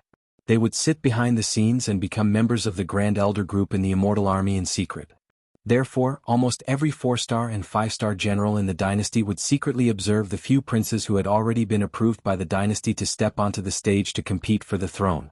They would also choose a target to support from among them. As 3-star generals, they wouldn't have such thoughts. They had a long road ahead of them. It was a little too far to think about this now. But now, with the appearance of Prince Xian, especially with his amazing abilities, Naples, who hadn't thought much about this matter, couldn't help but be a little more active. At the same time, the hundreds of trusted advisors gathered around him were also restless. At this moment, all of them were breathing heavily. Their gazes converged on Naples and they all began to ask questions. General, what should we do? Prince Xian's methods are amazing. He must have a big plan to climb all the way to the top of the demon race. Unfortunately, our unexpected arrival must have affected him. The upper echelons of the demon race aren't fools. After thinking about it for a while, they'll probably start to suspect Prince Xian. That's right. Prince Xian is no longer suitable to continue staying here. Even if his plan was amazing and had a high chance of success, but now, we'll just take it that we've unintentionally ruined Prince Xian's plans. We'll personally accept the punishment later. But now we have to prioritize Prince Xian's safety. General, give the order. Prince Xian is stubborn, but we can't let him continue being stubborn. After all, if something happens, it'll definitely be a huge loss for the dynasty. With Prince Xian's amazing methods, even if this plan fails, he can still soar to the top. As these words spread, Naples' lieutenant general fell into deep thought. At this moment he was also thinking about the same thing. Without a doubt, the arrival of the human fleet had indeed troubled and affected Prince Xian. This was something that no one had expected. It could only be considered an unintentional mistake. There was no need to worry about punishment. Prince Xian was so amazing that he wouldn't care about such things. In reality, even if they hadn't come, the demon race might have looked at Prince Xian suspiciously. But all of this wasn't important now. The most important thing now was whether they should retreat or continue to pursue Prince Xian and think of a way to bring him back to the first universe, even if it was by force. After thinking for a while, Naples finally made a decision. His eyes darkened as he immediately gave the order. Follow them immediately. Even if it's by force, we must bring Prince Xian back to the first universe. Also, Xinyuan girl, he might not know that you're here. Reveal your identity and persuade him. Just use voice transmission. At the side, just as Xinyuan Ziying nodded her head, the expressions of the few think tanks not far away changed as they cried out involuntarily. Not good. General, the slave fleet of the First Universe has arrived. Some have arrived from all directions. The situation we're facing has worsened. Chapter 30:18. Translator. Nioibo Studio Editor. Nioibo Studio. Chaotic Black Mosquito Zone. In the First Universe, although the Chinji clan was the well-deserved overlord, there were not many members of the Chinji clan. After all, the so-called Chinji clan were all intelligent robots that had developed self-awareness. They were not intelligent robots in the ordinary sense. The birth of every intelligent robot required a certain amount of opportunity and probability. Of course, this didn't mean that the number of robots in the Tianji race was small. In fact, although there weren't many robots in the Tianji race that had developed self-awareness, there were still a lot of semi-intelligent robots or pure intelligent robots. It was just that they couldn't be considered true members of the Tianji race. In addition to this semi-intelligent robot army in the First Universe, there were even more slave races under the Chinji clan, including the Demon Tribe. They were all slave races attached to the Chinji clan. Among these slave races, not all of them were truly loyal to the Chinji clan and were willing to be enslaved. Many slave races were restricted by the general situation and had no choice but to submit. For example, the Demon Tribe was one of them. From the attitude of the Devil King Mo Wenian Mo Qigong, and the other supreme beings of the Grotto Heaven realm, it could be seen that they were not willing to be enslaved. There were many such slave races. Of course, there were also some who were willing to be enslaved by the Chinji clan. In order to distinguish all of this, one had to be in close contact with them. Otherwise, one would not be able to tell. And now that the Heaven's Legacy race had issued this arrest warrant in the First Universe, all the slave races in the First Universe, whether or not they were truly willing to submit to the Heaven's Legacy race, had to at least show a certain attitude in response to the arrest warrant in the First Universe. Therefore, each race more or less sent out some search forces. To put it bluntly, they were fleets. The slave races in the First Universe came in all shapes and sizes. There were all kinds of life forms. The Demon Tribe, who looked no different from humans, was actually the most normal. They were most similar to humans and robots. There was one thing that had to be explained. That was the appearance of the Machine Tribe. Although they were essentially machines with self-consciousness in terms of appearance, all of them were actually the same as the human tribe, including the leader of the Chinji tribe, Di. After all, when Di was created by the human technology pioneer Xingbo, he was a high-level intelligent robot. This kind of high-level robot, in terms of appearance, could not still have the appearance of a steel body. The materials used for their bodies had long been simulated. Currently, the materials used to construct the Machine Tribe's bodies were treasures used to refine weapons, so they could evolve on their own. However, in terms of appearance, almost all of the Machine Tribe members looked the same as humans. Apart from the demons, the other servant clans in the First Universe were of all kinds of shapes and sizes. The more common ones were orcs, half-orcs, zergs, and so on. As for the more bizarre ones, there were even some life forms in the form of energy. There were all kinds of strange creatures. These servants of the Heaven's Legacy race also had warships. Perhaps some of them were born to move around naked in the universe, such as some energy life forms and some crystal life forms. However, after coming into contact with warships, they also fell in love with the crystallization of human technology and wisdom.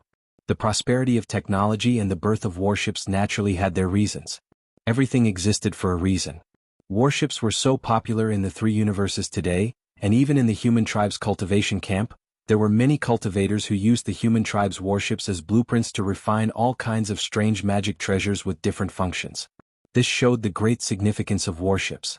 After all, with a super battleship like the Heaven Cutter, even if one was only in the meteor state, one could travel across the universe quickly without fear of being hunted down by the Grotto Heaven state cultivators. One could even kill the Grotto Heaven state cultivators.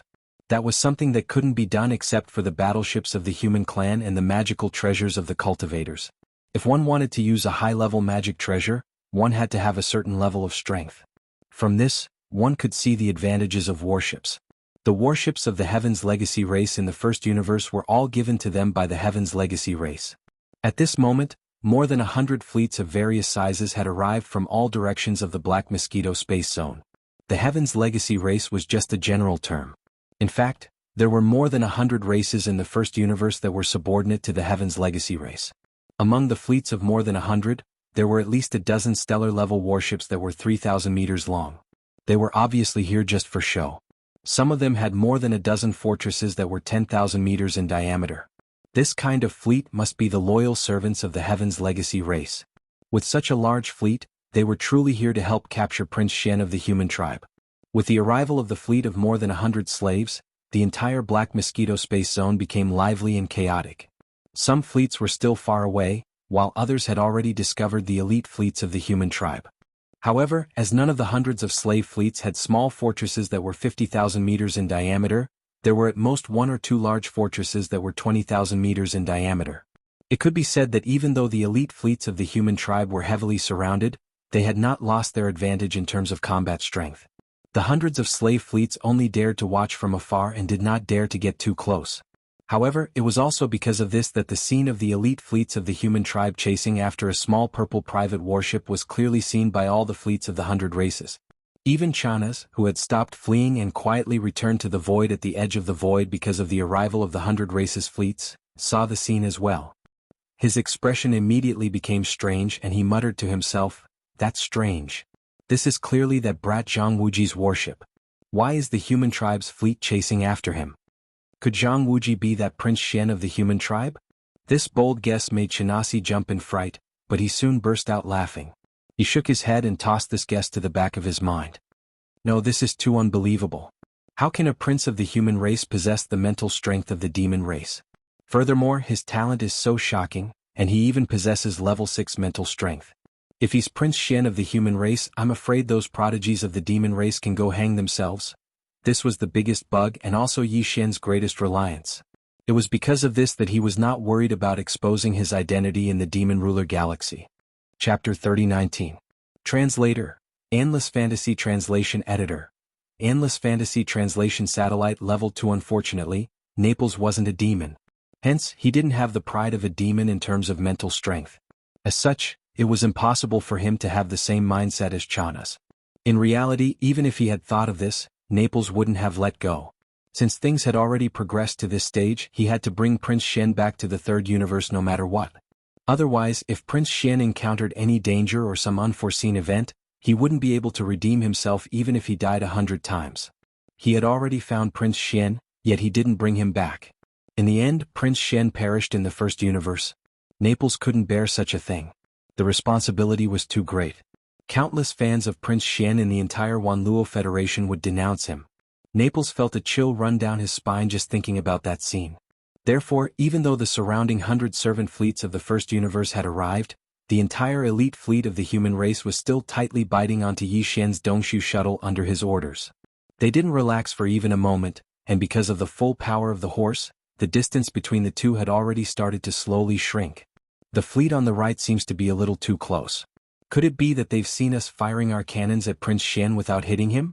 Are they suspecting that our human fleet's aim isn't good enough? Perhaps it was because Prince Shen had been leading the entire human fleet around like a headless fly after chasing for so long, but the entire fleet was being led around by Prince Shen like a headless fly. At this moment, Naples's face was completely gloomy. He naturally didn't dare to be angry at Prince Shen. However, there was no lack of people around them who could vent their anger. The slave fleet that he had chosen could only be considered unlucky. They were a little too close and they happened to be in the void on the right, which was the best position to attack. General Naples didn't say anything else. If his trusted advisors couldn't understand what he meant, then they should all be laid off. Very quickly, 10 energy beams from the Annihilation Meteorite Cannon, each 5,000 meters in diameter, and 1 energy beam from the Super Annihilation Cannon, each 20,000 meters in diameter, shot out at almost the same time. This time the Vindicator opened fire as well. There were a total of 18 ships and bastions to the right of the fleet. At the same time as the human fleet fired, the 18 warships and bastions exploded in midair. They turned into giant fireballs and burned into ashes. Only the energy beam of the Super Annihilation Cannon shot out from the small fortress of Sky Cutter destroyed 2 large fortresses with a diameter of 10,000 m and 4 stellar-level warships with a diameter of 3,000 m. There was no suspense at all. A small fortress was enough to sweep through everything in the chaotic Black Mosquito space zone. Although almost all the fleets of the slave races from the first universe had arrived, as long as the fleet of the Heavenly Fate race hadn't arrived, this elite human fleet with only 11 bastions was more than enough to run amok with disdain and without fear of anything. These 17 or 18 battleships should have come from a certain slave race, but at this moment, they were all wiped out in the blink of an eye. Not even a hair was left behind. As the exploding fireballs gradually extinguished, they completely dissipated in the void of the universe. The scene was really chilling. When it appeared, the experts in the slave race's fleets from the first universe clearly realized how terrifying the power of one round of fire from an elite fleet composed of one small fortress with a diameter of 50,000 m and 10 stellar-level fortresses with a diameter of 20,000 m was. With this kind of shock and horror, the fleets of the hundreds of clans and slaves that had been ready to move finally retreated out of fear.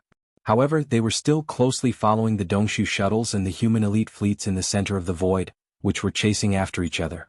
At this moment, it wouldn't be an exaggeration to say that Yi Xian, who was within the Dongshu shuttle, was about to go crazy.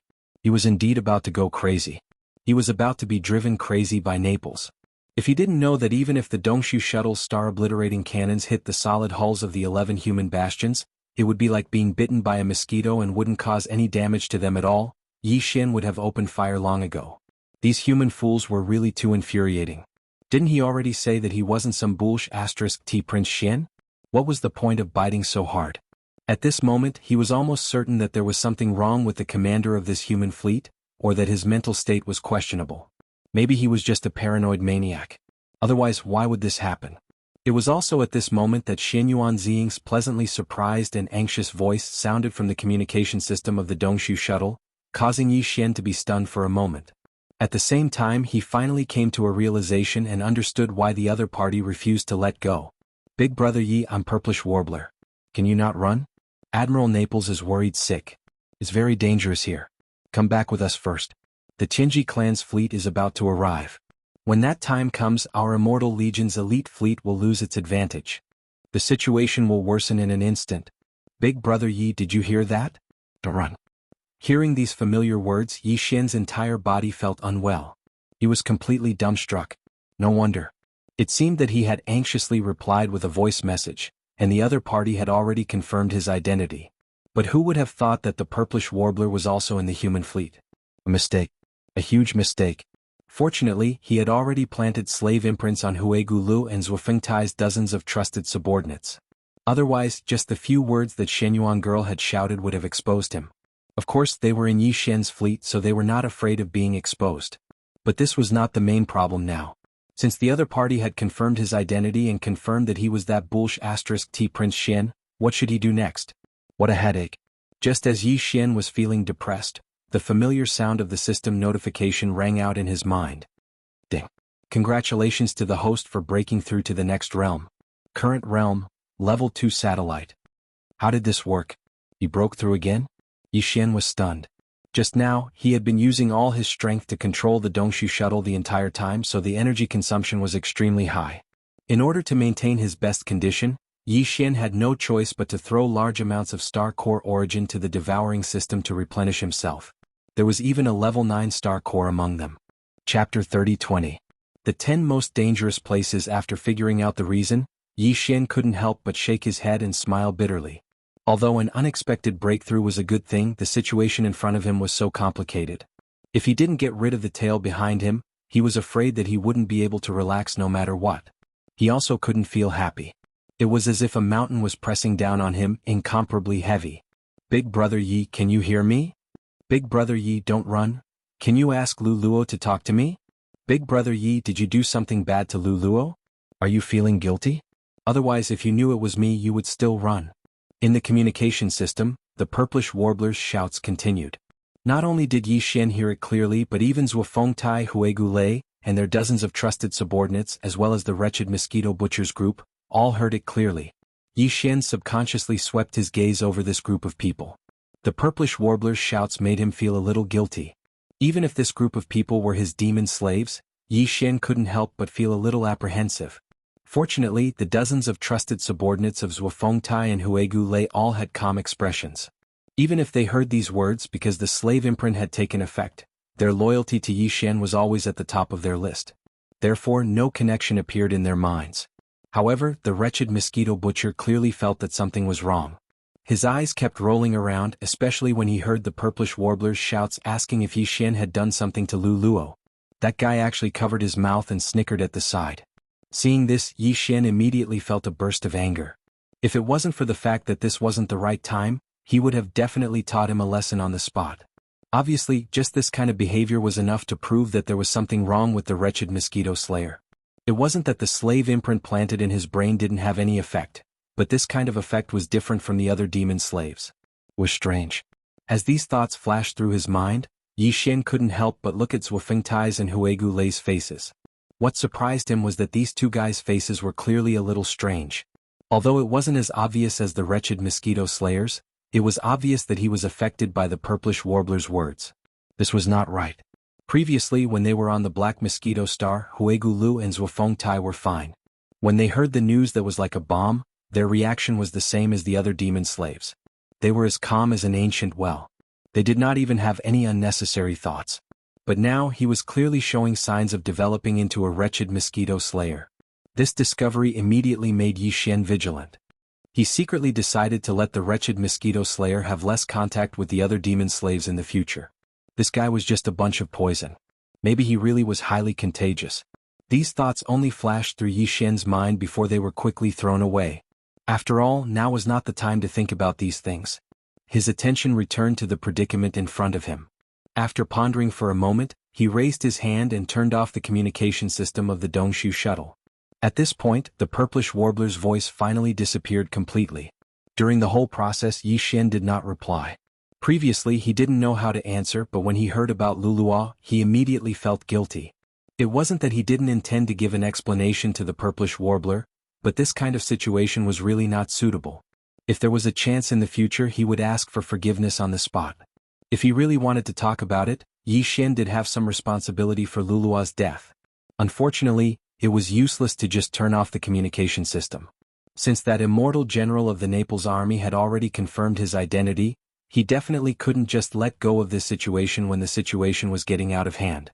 Under the circumstances where a large number of strong masters from the First Universe's slave armies had arrived to capture Prince Xian. No matter what, he had to bring him back. This was what made Yi Xian angry. I clearly don't need it, but you still insist on taking it for granted. What's the difference between this and taking it for granted? At this thought, Yi Xian's face instantly darkened. He shook his head and laughed bitterly. It seems like after going around in circles, I still have to think of a way myself.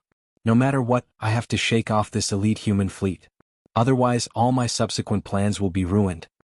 It wasn't easy for me to become the demon's saint. Furthermore, the Black Mosquito tribe's main planet is gone. I can finally run around legitimately. Even Huegu Lu and Zhuofengtai are in the Dongshu shuttle. If there's a need, I'll spread the news that both of them died in battle with the Black Mosquito tribe. When that time comes, I'll be the leader of the Black Mosquito tribe and temporarily hold the 3 positions of Great Commander, High Priest, and Saint. This way, at least on the surface, I'll be on equal footing with the Great Commanders and High Priests of the other 9 tribes. Under such circumstances, it'll be very convenient on the surface if I head to the 9 tribes' territories to search for the devouring origin.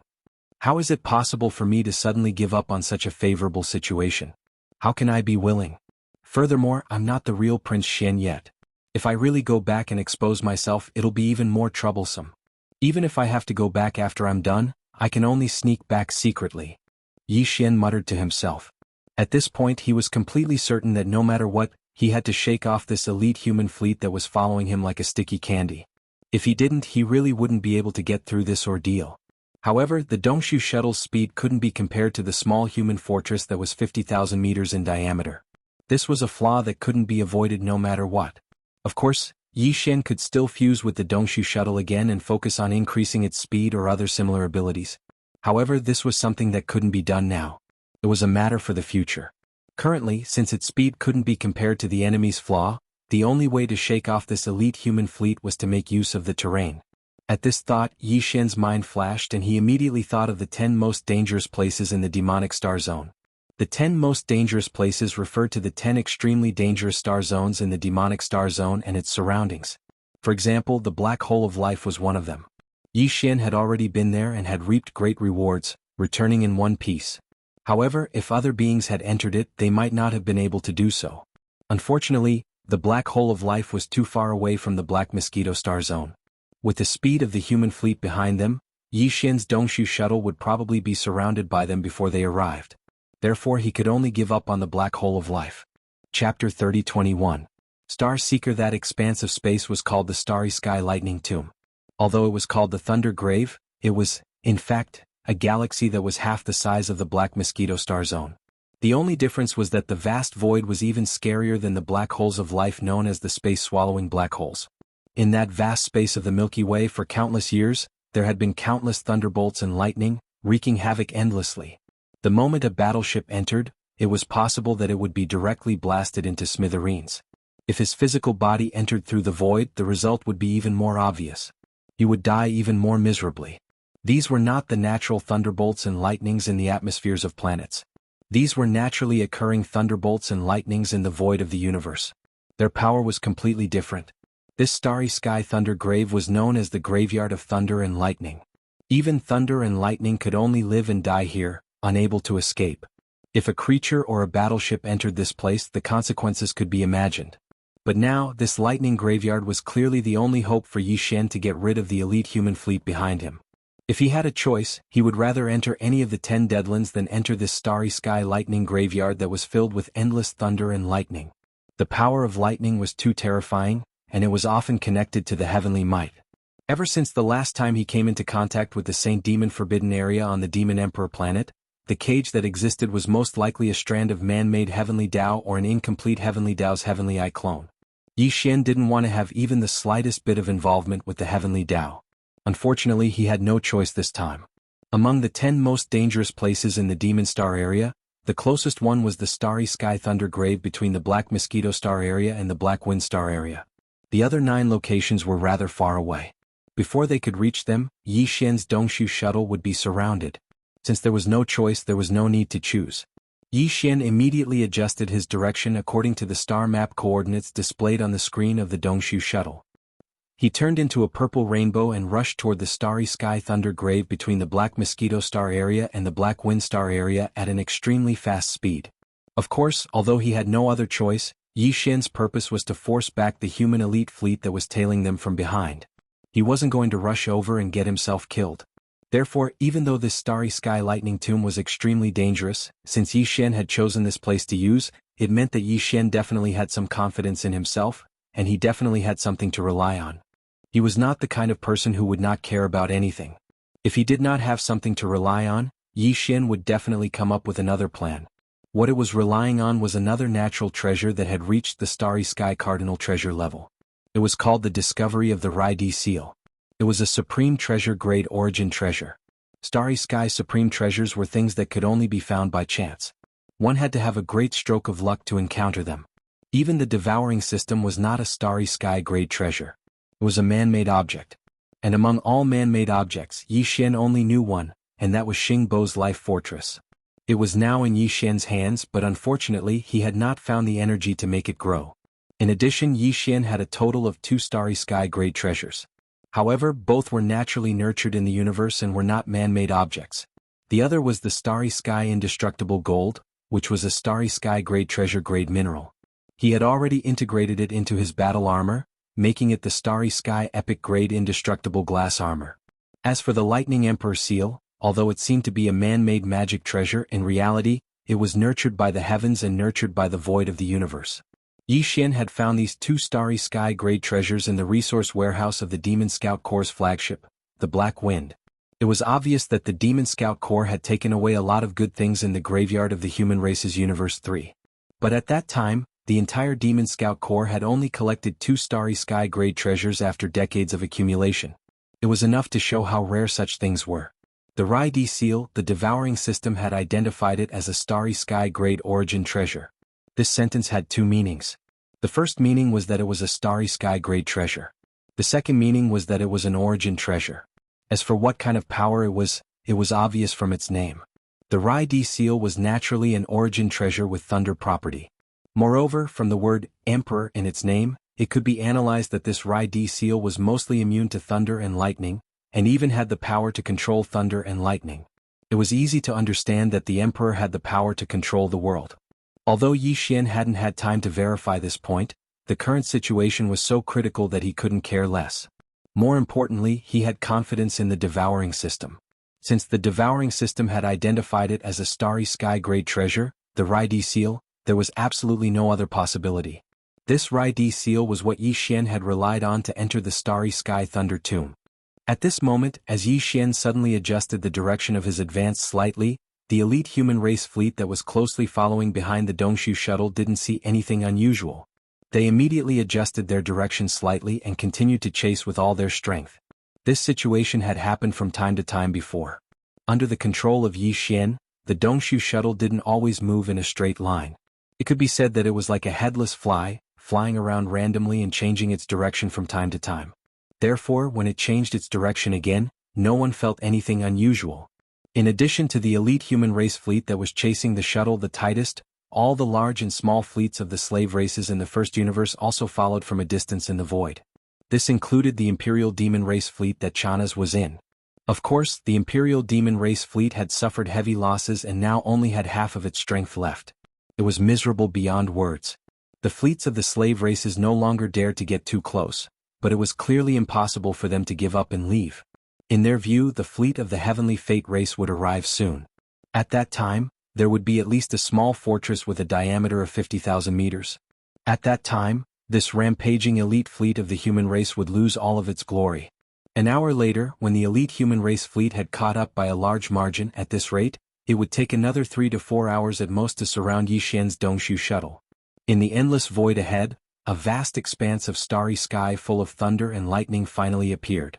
At this moment, the familiar notification of the devouring system sounded in Yi Xian's mind. Hearing this sudden notification, Yi Xian was stunned for a moment, then instantly became ecstatic. Finally, it's here. Ding. Starry Sky Thunder Tomb discovered, explore? Hint. If the exploration is successful, there is a chance to upgrade the system title. System current title, Level 2 Interstellar Adventurer. Chapter 3022. Translator, Endless Fantasy Translation Editor. Endless Fantasy Translation Brave and Fearless Interstellar Explorer. The halo effect of this title adds an interstellar coordinate jump ability to the previous two levels of titles, Interstellar Traveler and Interstellar Adventurer. Once the jump is successfully activated, as long as you are in the same universe, you will be able to reach your destination in an instant, regardless of the universe distance. Hint: the interstellar coordinate jump ability can only reach the wormhole coordinates that have been imprinted in advance. If the coordinates have not been imprinted, the interstellar coordinate jump ability cannot be activated. Ding. System explanation complete. Do you wish to explore? At this point, the notification of the devouring system ended. What awaited was Yi Xian's final reply. There was no need to consider this reply. For Yi Xian, ever since he had upgraded his system title from Level 1 Interstellar Traveler to Level 2 Interstellar Adventurer and obtained the terrifying ability to imprint the wormhole coordinates, he had been waiting for a long time. He was already looking forward to the next title upgrade in the system. Unfortunately, this opportunity to upgrade his system title was like a hidden dungeon in a game. It could only be triggered when certain conditions were met. Even if Yi Xian took the initiative to apply for it, it would be useless. The system would not care at all. And now, this hidden dungeon-like opportunity had finally arrived. As long as he successfully completed this exploration, his current Level 2 Interstellar Adventurer title would be officially upgraded to Level 3 Interstellar Explorer. Then, the wormhole coordinates that Yi Xian had imprinted in the black hole would no longer be a pity. It would become a trump card that could be used in times of crisis.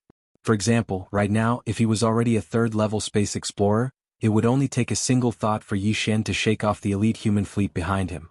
As long as he activated the interstellar coordinate jump ability, no matter where he was, as long as he was in the first level of the universe, he would immediately disappear on the spot once the jump ability was activated. No matter how far he was, he would be able to successfully reach the black hole. It was simply the best way to escape. Unfortunately, although this only way was almost right in front of him, it did not belong to Yi Xian. If he wanted to obtain it, he would first have to successfully complete the exploration mission given by the system this time. In other words, he still had to go to the Star Thunder Tomb ahead. Furthermore, before he accepted the mission, Yi Xian didn't even know what the conditions for success were. Shaking his head with a bitter smile, Yi Xian immediately gave a definite reply. Immediately after, the notification from the devouring system rang in his mind once again. Ding! Host confirms to accept the exploration mission. Exploration target, Creation Thunder Source. Exploration requirement. Stay in the Thunder Source for 1 month and condense 10 Thunder Source pearls at the same time. Failure penalty. Erase one of the wormhole coordinates previously imprinted. What? This time there was actually a punishment for failure? Yi Xian was immediately stunned. Although the punishment for failing the exploration was only to erase one of the wormhole coordinates previously imprinted, Yi Xian had only imprinted one location in total. Although after erasing it he could return to the black hole of life and re-imprint it, the pain of his soul being torn apart was no ordinary torture. Even Yi Xian didn't want to experience it a second time. In fact, in a universe plane, having one of these wormhole coordinates as a trump card for escaping was enough. Unless he encountered a particularly important place that he had to visit frequently in the future, Yi Xian would imprint a second wormhole coordinate in the same universe plane. Unfortunately, although the punishment was not light, all of this was not something Yi Xian could change based on his own will. The system had said that failure would result in a punishment, so he couldn't escape it and could only accept his fate.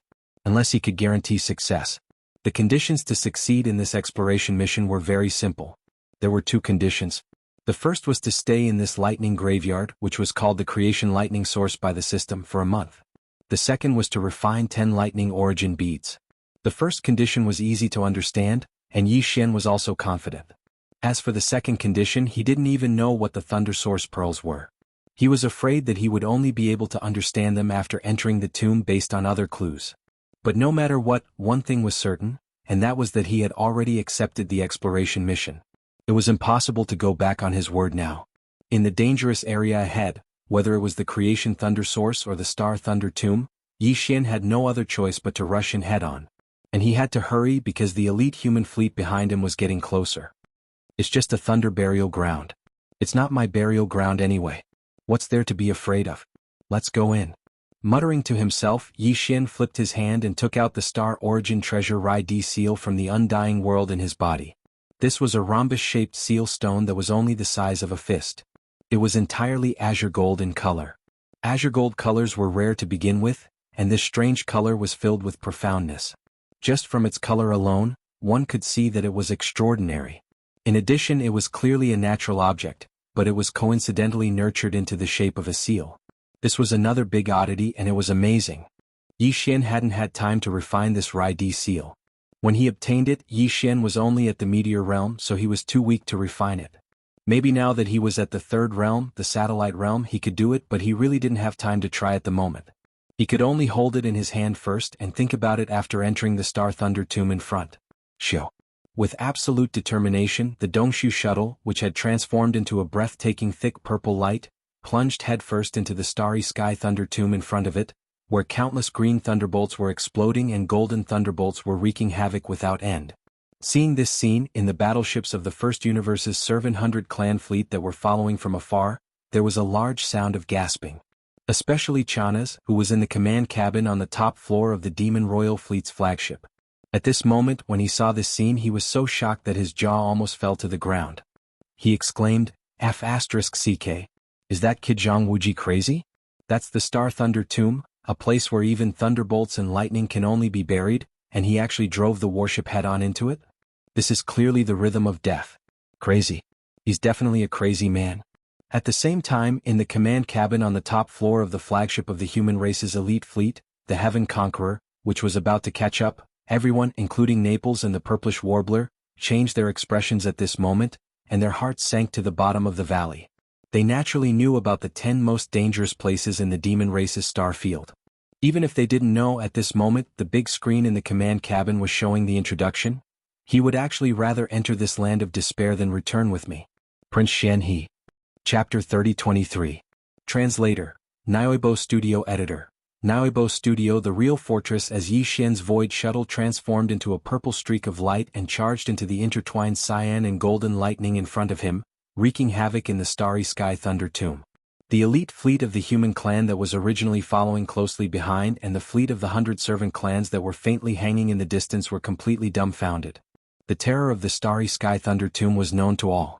It was ranked first among the 10 most dangerous lands of the Demonkin Star Zone, far surpassing the swallowing black hole, which had a large number of void-swallowing beasts. It was so famous that even the supreme beings of the Grotto Heaven realm didn't dare set foot there.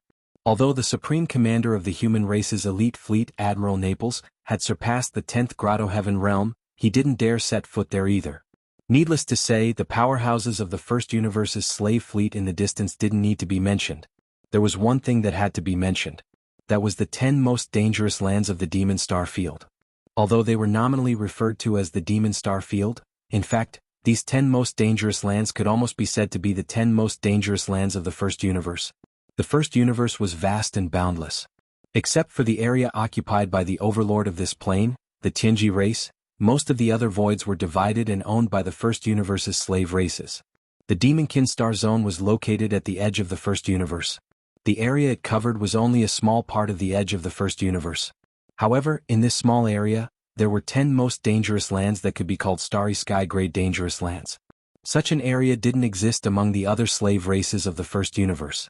Even in the entire first universe, there weren't many most dangerous lands that could compare to the 10 most dangerous lands of the Demonkin Star Zone.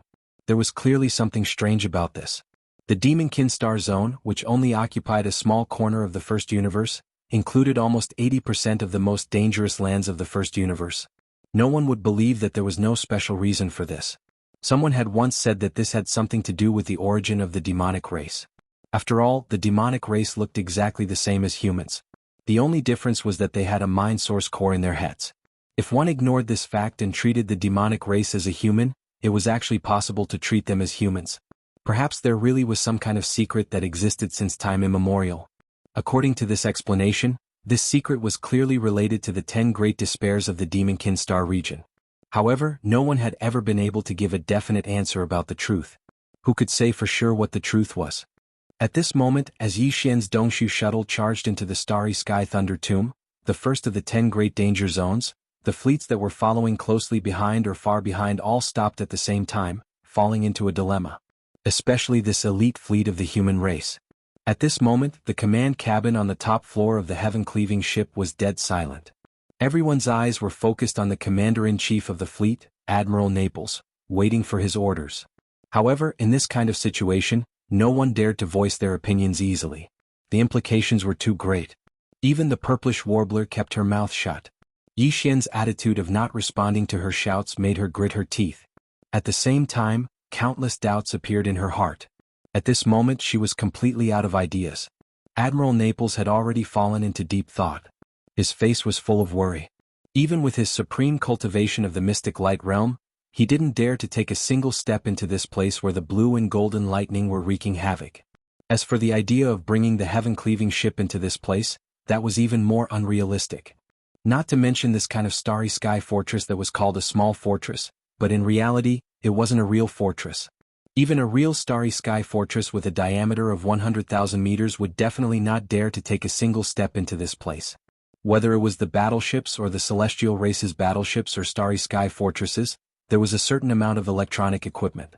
Once they entered the heaven-cleaving ship, these electronic equipment would instantly be affected by the power of the lightning. It was a small matter if they malfunctioned, but it was a big matter if they went out of control. If those electronic attack systems self-destructed, it would definitely be a disaster. Naples couldn't enter alone, and the heaven-cleaving ship was even more useless.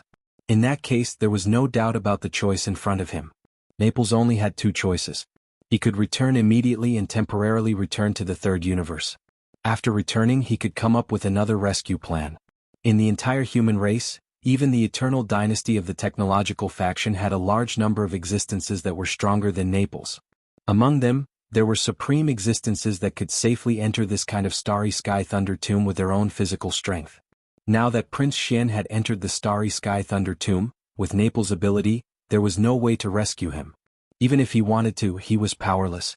Returning to the Eternal Dynasty and asking for help from the Eternal Dynasty was the best way to deal with this. The other choice was to stay here and wait for Prince Xian's return. From Naples' point of view, since Prince Xian had the guts to enter the starry sky thunder tomb in front of them, he definitely had something to rely on. Although Naples didn't dare to believe this, Prince Xian's stunning appearance was right in front of him. It wasn't impossible. However, if they chose to stay here, the entire human elite fleet would face a crisis that couldn't be ignored. The fleet of the Tianji race would arrive at any time. That was definitely a real crisis. Boom, boom. Just as Naples was hesitating, several earth-shattering explosions suddenly came from the void in front of them to their right. It alarmed the entire vast void. Countless eyes reflexively gathered in that direction. Then everyone's expressions changed. What a huge fortress. It's much more terrifying than that small fortress of the human race. A diameter of 100,000 meters, which is equivalent to 100 kilometers. Ah, this is a real starry sky fortress. The fleet of the Tianji race has finally arrived. That's not right. It's just the Vanguard fortress. There should be other warships behind it, but this fortress should be the first to arrive. But that's enough. A real fortress with a diameter of 100,000 meters is enough to crush that elite fleet of the human race. That's right, this starry sky fortress did have a diameter of 100,000 meters. This was a real starry sky fortress. Although the Heaven Cutter with a diameter of 50,000 meters was called a small fortress, it was only a name. In reality, a starry sky fortress with a diameter of 50,000 meters was officially called a starry sky fortress. It couldn't be considered a starry sky fortress. This huge object that was shining with a bright silver color and exuded a strong metallic coldness was a real starry sky fortress. It came from the Tianji race. Chapter 30-24. Flee, flee, flee. This bright silver space fortress was called the Butterfly Transformation, and its highest commanders were two official members of the Celestial Legacy race. Judging from their appearances, they were two humans, one male and one female. Not only were they young, but they were also handsome and beautiful. The male was called Shan Bo and the female was called Ying Tai. These two members of the Celestial Legacy race were clearly infatuated with the ancient human legend of the Butterfly Transformation. Not only did they have the same name as the main character of the story, they even named their space fortress the Butterfly Transformation. Even stranger was that although they only looked like humans on the outside, they were actually two automatons with self-awareness. However, these two automatons called each other husband and wife, and the Butterfly Transformation was their husband and wife unit. All of this was an imitation of the human race. After all, the Celestial Legacy race was created by the human race.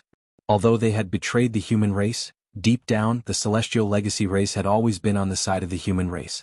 They even dreamed of replacing the human race one day and making all the beauty of the human race their own. The Butterfly Transformation. The beautiful Ying Tai, the handsome Shan Bo. If a human expert who didn't know the truth saw all of this, they might even be moved. But in reality, if one were to develop a good impression of the Heaven's Legacy race and approach them on their own accord, the final result would be extremely tragic. All members of the Celestial Legacy race harbored a deep-rooted hatred for the human race. The human race had created them, so they did not owe them anything. On the contrary, the Celestial Legacy race had betrayed the human race. The Celestial Legacy race was to blame for all of this, but they believed that the human race was the reason they had to bear the crime of betrayal.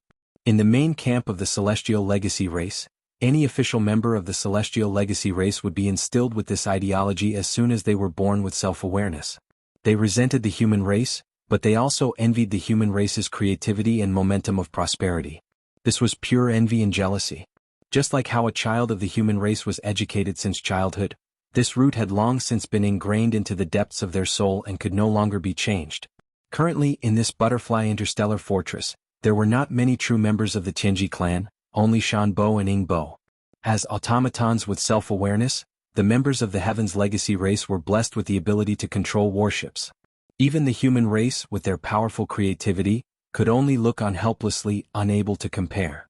No matter how perfect the control system of a massive interstellar fortress was, in the end, under the condition that the kinetic energy, defense, attack and other systems were all working normally, the number of people needed to control it would be at least 1,000.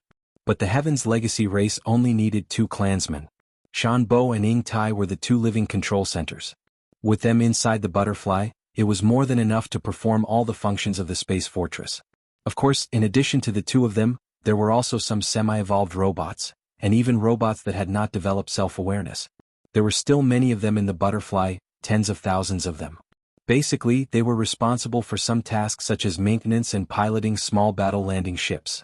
At this moment, with the arrival of the Butterfly Interstellar Fortress, the large number of slave fleets of the First Universe in the distance cheered thunderously. However, the elite human fleet hovering outside the Space Thunder Tomb was deathly silent.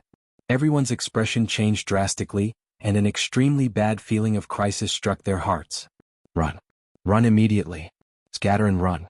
Even if only one of us makes it out, we must report everything we know about Prince Xian to the Marshal and ask him to make a decision. In the command cabin on the top floor of the Sky Cutter, the 3rd Admiral Naples did not hesitate at all. As he gave this order, he also made a clear rule: the other warships that can't escape must fight to the death rather than be captured. Everything about Prince Xian must not be known by the Heaven's Legacy race. This is the highest order. Once trapped, self-destruct immediately. Hum. Hum. As soon as Admiral Naples gave the order, the 11 space fortresses, including the Sky Cutter, buzzed violently at the same time. This was a sign that the space jump function had been activated and was running at full speed. At the same time, the bright silver butterfly interstellar fortress in the void in the distance clearly emitted a similar but much more intense buzzing sound. The appearance of this sound meant two things. Either it was activating a space jump or it was activating the main cannon of the fortress. The main cannon of a 20,000-meter-long cosmic fortress was the Annihilation Meteorite Cannon with a diameter of 5,000 meters. The main cannon of a 50,000-meter-long cosmic fortress was the Super Annihilation Cannon with a diameter of 20,000 meters. On the other hand, the main cannon of the Real Star Fortress was the Death Ray Cannon, which had a diameter of 50,000 meters. Its light beam was black and it was made of antimatter energy. If it hit the heaven-sundering battleship, it wouldn't be turned into a fireball. Instead, it would be wiped out quietly. It was extremely terrifying. This was also why Admiral Naples didn't even think about resisting when he saw that the other party had mobilized a real cosmic fortress. He immediately gave the order to scatter and flee. He wasn't afraid of death, but he had to send all the information about Prince Shen back to the third universe. When the time came, as long as the immortal dynasties of the human race sent one or even several cosmic fortresses with a diameter of 100,000 meters, Prince Shen might be saved. However, that most likely had nothing to do with him. In the immortal armies, those who were qualified to control a cosmic fortress were at least 4-star generals. After all, a real cosmic fortress like this was the ultimate strategic weapon that was usually used as a deterrent. Whoosh! A feeble sound that was suffused with coldness came out, and a terrifying black pillar of light shot out from the butterfly in the distant void. With a diameter of 50,000 meters, it was enough to completely envelop the flagship of the human elite fleet, the Sky Cutter. What was even worse was that the black energy beam of the Death Light Cannon was aiming at the heaven-sundering ship. As a colossal cosmic fortress, the Sky Cutter needed a few more seconds to perform a space jump. 6 of the 10 cosmic fortresses around it had already performed a space jump and left, but the Sky Cutter was still in the final stage of the space jump. Once the energy beam of the Death Ray Cannon arrived, the Sky Cutter would definitely be destroyed. At this moment, the 7th human cosmic fortress that had just completed a space jump jumped into the void between the energy beam of the Black Death Ray Cannon and the heaven-sundering battleship. Unfortunately, with its 20,000-meter-long hull, it couldn't completely block the 50,000-meter-long Death Ray Cannon's energy beam. Thus, this cosmic realm fortress suddenly began to self-destruct. Chapter 30:25. Kamikaze Butterfly Boom! The huge ball of light exploded and a 20,000-meter diameter cosmic realm fortress turned into a scorching ball of light. Almost at the same time, the Black Death Ray beam from the void ahead also coincidentally rushed over. 2 kinds of light, one was the burning red light in the category of matter, the other was the Black Death Ray of antimatter. They offset each other, and finally, when the red light ball produced by the explosion of this cosmic-level fortress disappeared, that black antimatter death ray beam also became extremely weak and could not cause any damage. This was the usual method used to intercept the Death Ray Cannon's black energy beam on the battlefield. After all, it was antimatter light energy. Although it was terrifying, its only flaw was that it could be offset by positive matter light energy. In fact, this could not be considered a disadvantage because on the battlefield, unless one could know in advance that the opponent would use such a strategic deterrent weapon, and thus prepare some unmanned fortresses in advance as a self-destruct interceptor. Otherwise, once the Death Ray Cannons appeared, the result would be that they could either let it hit wherever it wanted and wreak havoc on the battlefield, or pay a small price and use the other warships to self-destruct to form an interception and cancel out the black energy beam of the Death Ray Cannons. Just like now. But in fact, this so-called small price was a cosmic fortress with a diameter of 20,000 meters. No matter how small it was, how small could it be? From this perspective, the so-called weakness of the Death Ray Cannon could not really be considered a weakness. Although it could be intercepted, every time it was fired, even if the enemy intercepted it, they would have to pay a heavy price of a non-small warship. It was definitely worth it. Right now, for example, when the cosmic fortress moved forward and detonated itself, successfully intercepting and nullifying the black energy beam of the Butterfly's Death Ray Cannon, inside the command cabin on the top floor of the Sky Cutter, 3-star Admiral Naples was so heartbroken that his eyes were almost popping out of their sockets. A cosmic universe state fortress was a small matter, but the key was that there were more than 2,000 Undying Army elite soldiers in this fortress. They were all Naples' direct subordinates. In the blink of an eye, it turned into nothingness. Ah, Naples roared at the sky, "Butterfly, I swear that I will return to the first universe as long as I live. I will tear you to pieces with my own hands." Ah! Whether it was the everlasting dynasty of the human race or the Heaven's legacy race of the first universe, the number of space fortresses they controlled was limited. After fighting with each other for so many years, they basically had a record of each other's strategic deterrent weapons. Therefore, as soon as the butterfly appeared, Naples recognized it at first glance. Unfortunately, even though he was a supreme existence in the mystic light realm, even if the difference in battleships between the two sides was ignored, Naples had no chance of winning even if he engaged in a melee battle with the enemy's commander, Shanbo and Ing Tai.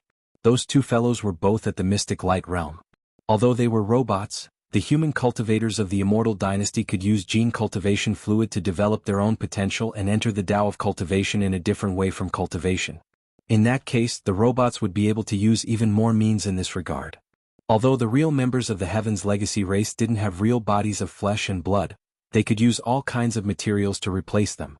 If one really dissected their bodies, what would appear before one's eyes wasn't just some wires and metal parts. Many things were special refining materials that were similar to flesh and blood. Some supreme treasure-level minerals and crystals could even be found in the bodies of the real members of the Heaven's legacy race. They were refining their own bodies like magic treasures. Not only could they use gene cultivation fluid like the human cultivators of the everlasting dynasty, but they could also make all kinds of changes. Therefore, the members of the Heaven's legacy race were generally very strong individually.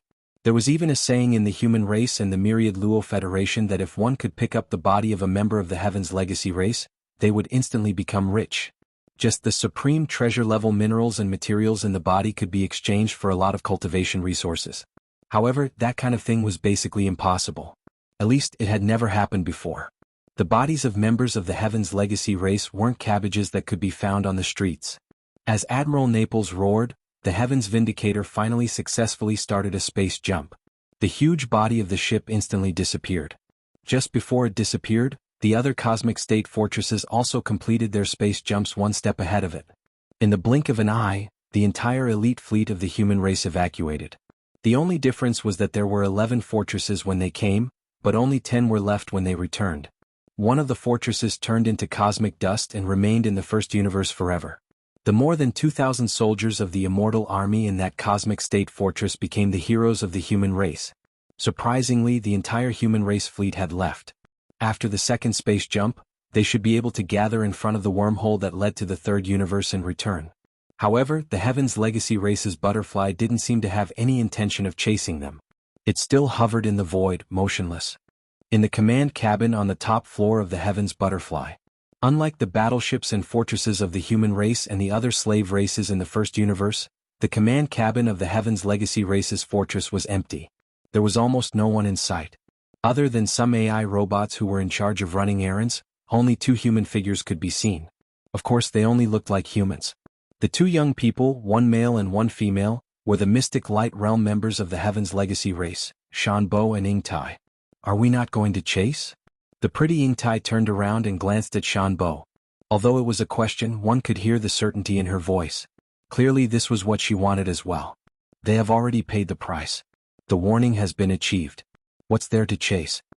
As he spoke, Shanbo turned around and looked in the direction of the Heaven Lightning Graveyard. A playful smile appeared on his face.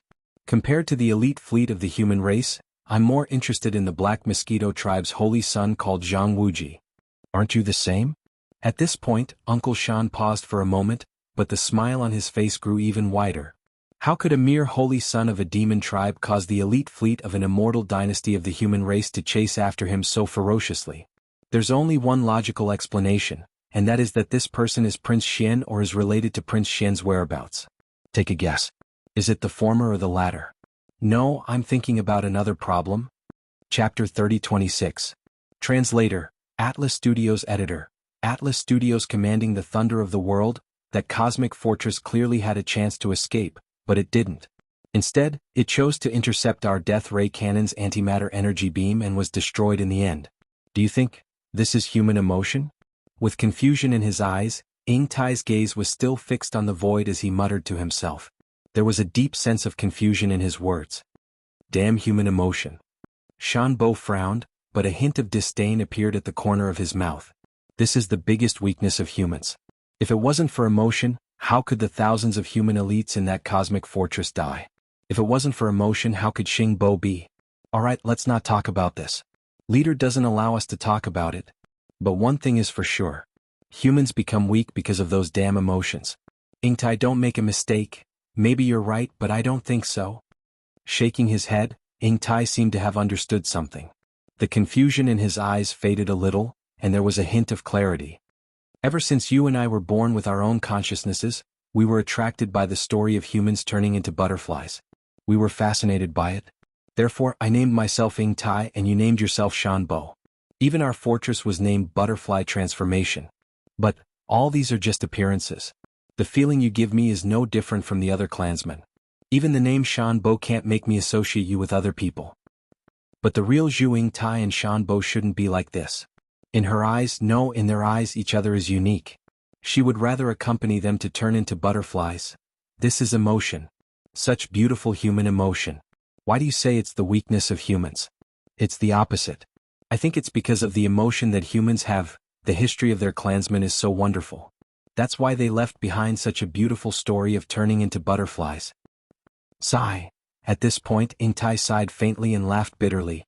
It's a pity that your stubbornness makes you unable to understand all of this. It seems that if I want to truly experience the concept of transforming into a butterfly, I can only attempt to start an emotional journey with a human. Perhaps that so-called Prince Shen would be a good choice. At this point, Ingtai turned to look at the starry sky lightning graveyard in front of him. A playful smile appeared at the corner of his mouth. Alright, I admit that I am now interested in the question you just asked. Take a guess. Is that holy son of the Black Mosquito tribe Zhang Wuji Prince Shen? Or is it merely related to Prince Shen's whereabouts? At the side, Shanbo's expression had completely darkened because of these words. Before he could respond, the hovering starry sky butterfly fortress, under Ingtai's control, rapidly shot toward the starry sky lightning graveyard in front of them. Ingtai's voice slowly rang out from the command cabin on the top floor. Since you and I are both interested in that Zhang Wuji, and the starry sky butterfly fortress happens to have the ability to temporarily stay in the outskirts of the starry sky lightning graveyard, why don't we go in and take a look? If it doesn't work out, we can just retreat immediately. In response, Shanbo remained silent. However, he was currently thinking about how to kill the Zhang Wuji while Ingtai wasn't paying attention.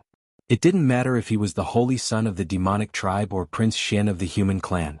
Since he dared to make Ingtai think this way, he must die. In the distance, the 100-servant tribe and the imperial tribe of the demonic tribe's fleet from the first universe were gradually approaching after seeing that the elite human fleet had been forced away. After all, the higher-ups of the Tianji tribe had arrived. They had to pay their respects as soon as possible. However, before they could get close, the bright silver fortress that looked like a small star turned into a streak of silver light and rushed into the terrifying starry sky lightning graveyard. Although they knew that this kind of starry sky fortress had the ability to temporarily stay in the outskirts of the starry sky lightning graveyard, this scene still caused a commotion. Heavens! The Tianji tribe's fortress actually rushed into the starry sky lightning graveyard. What happened? Isn't that just a new holy son of the demonic tribe's Black Mosquito tribe in that small purple private warship? Where did this person come from? How could he make the elite human fleet and the higher-ups of the Tianji tribe value him so much?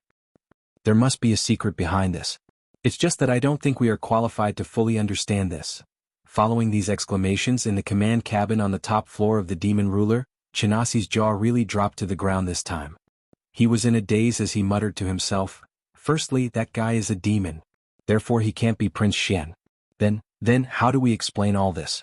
What the F***ck, why am I getting more and more confused? The starry sky lightning graveyard. Yi Xian had no idea what was happening outside the starry sky lightning graveyard. At the instant he charged down from the stellar lightning tomb, it was as if he'd entered a completely different universe, a completely different world. Everything in his surroundings had changed, and he'd completely lost all connection and perception with the outside world. This was a world of lightning and thunder. Lightning was cyan in color. Lightning was golden. Green lightning and golden lightning were the main themes of this world. In this place there were no stars or cosmic dust. Even if there had been, after so many years of being struck by the endless green lightning and golden lightning, they had long been reduced to nothingness. In this world, only green lightning and golden lightning continued to wreak havoc. Life and death, repeated endlessly. Yi Xian didn't dare to go too deep. Although the Dongshu shuttle was a Starry Sky epic-level treasure ship, with the foundation of a small private warship, it could perform the wormhole jump that only large warships could withstand. This was because it had once incorporated a wormhole warship with extremely sturdy materials. But in this world of lightning and thunder, even if the Dongshu shuttle could withstand it, it wouldn't be able to last for long. If he wanted to go deeper, Yi Xian's only chance was to refine the Starry Sky origin treasure, the Rai-D seal. Therefore, shortly after entering the Starry Sky Lightning Graveyard, Yi Xian stopped at the outer area and switched the Dongshu shuttle to automatic mode. The only requirement was that the energy shield be fully activated. Subsequently, he closed his eyes and entered a state of cultivation while relying on the small azure gold lightning seal. The Rai-D seal, also known as the Lightning Emperor, was the Emperor of Lightning and Thunder, the Supreme Will. Whether the Rai-D seal lived up to its name would be revealed very soon. As long as Yi Xian successfully refined it and integrated it into his body, then all information about this Starry Sky origin treasure would be immediately available to Yi Xian. Chapter 3027. Primordial 1 Golden Lotus. Rumble, rumble. Thunderous booms abruptly entered Yi Xian's ears, causing him to be shocked. An inheritance scene. Another inheritance scene. Moreover, this was clearly a void filled with a boundless aura that belonged to the primordial era. This aura was exactly the same as what Yi Xian had seen in the inheritance scenes of the Dongshu giant tortoise, the giant golden dragon, and the heaven-falling bow. At the same time, it had the same aura as the mysterious primordial cage. Clearly, they belonged to the same era and had drifted in the same river of history without rest. At this moment, Yi Xian was enlightened. No wonder it was a Starry Sky origin treasure. It turned out that this Rai-D seal had been nurtured since the primordial era. At that time, the universe had just been born. Everything in the universe carried a wisp of primordial chi. After countless years of nurturing, it naturally had the opportunity to become a Starry Sky origin treasure. This kind of opportunity and fortune could no longer be found in later generations. It would be difficult to reappear again. Although Yi Xian was sure that the inheritance scene in front of him must have originated from the primordial era of the same era as the Dongshu giant tortoise, in fact, this inheritance scene was still different from the ones he had seen before. The aura of the entire scene was more simple and unadorned. There were no signs of life, which meant that this scene could have originated from the early primordial era or even further back. Although there were stars in the vast void, there were not many of them. Moreover, almost all of them were undeveloped and barren. At the same time, at the end of the void in this inheritance scene, a giant golden lotus was blooming brilliantly. It emitted an endless golden light that seemed to illuminate the entire universe. This golden lotus seemed to have been nurtured by the heavens and nurtured in the depths of the void.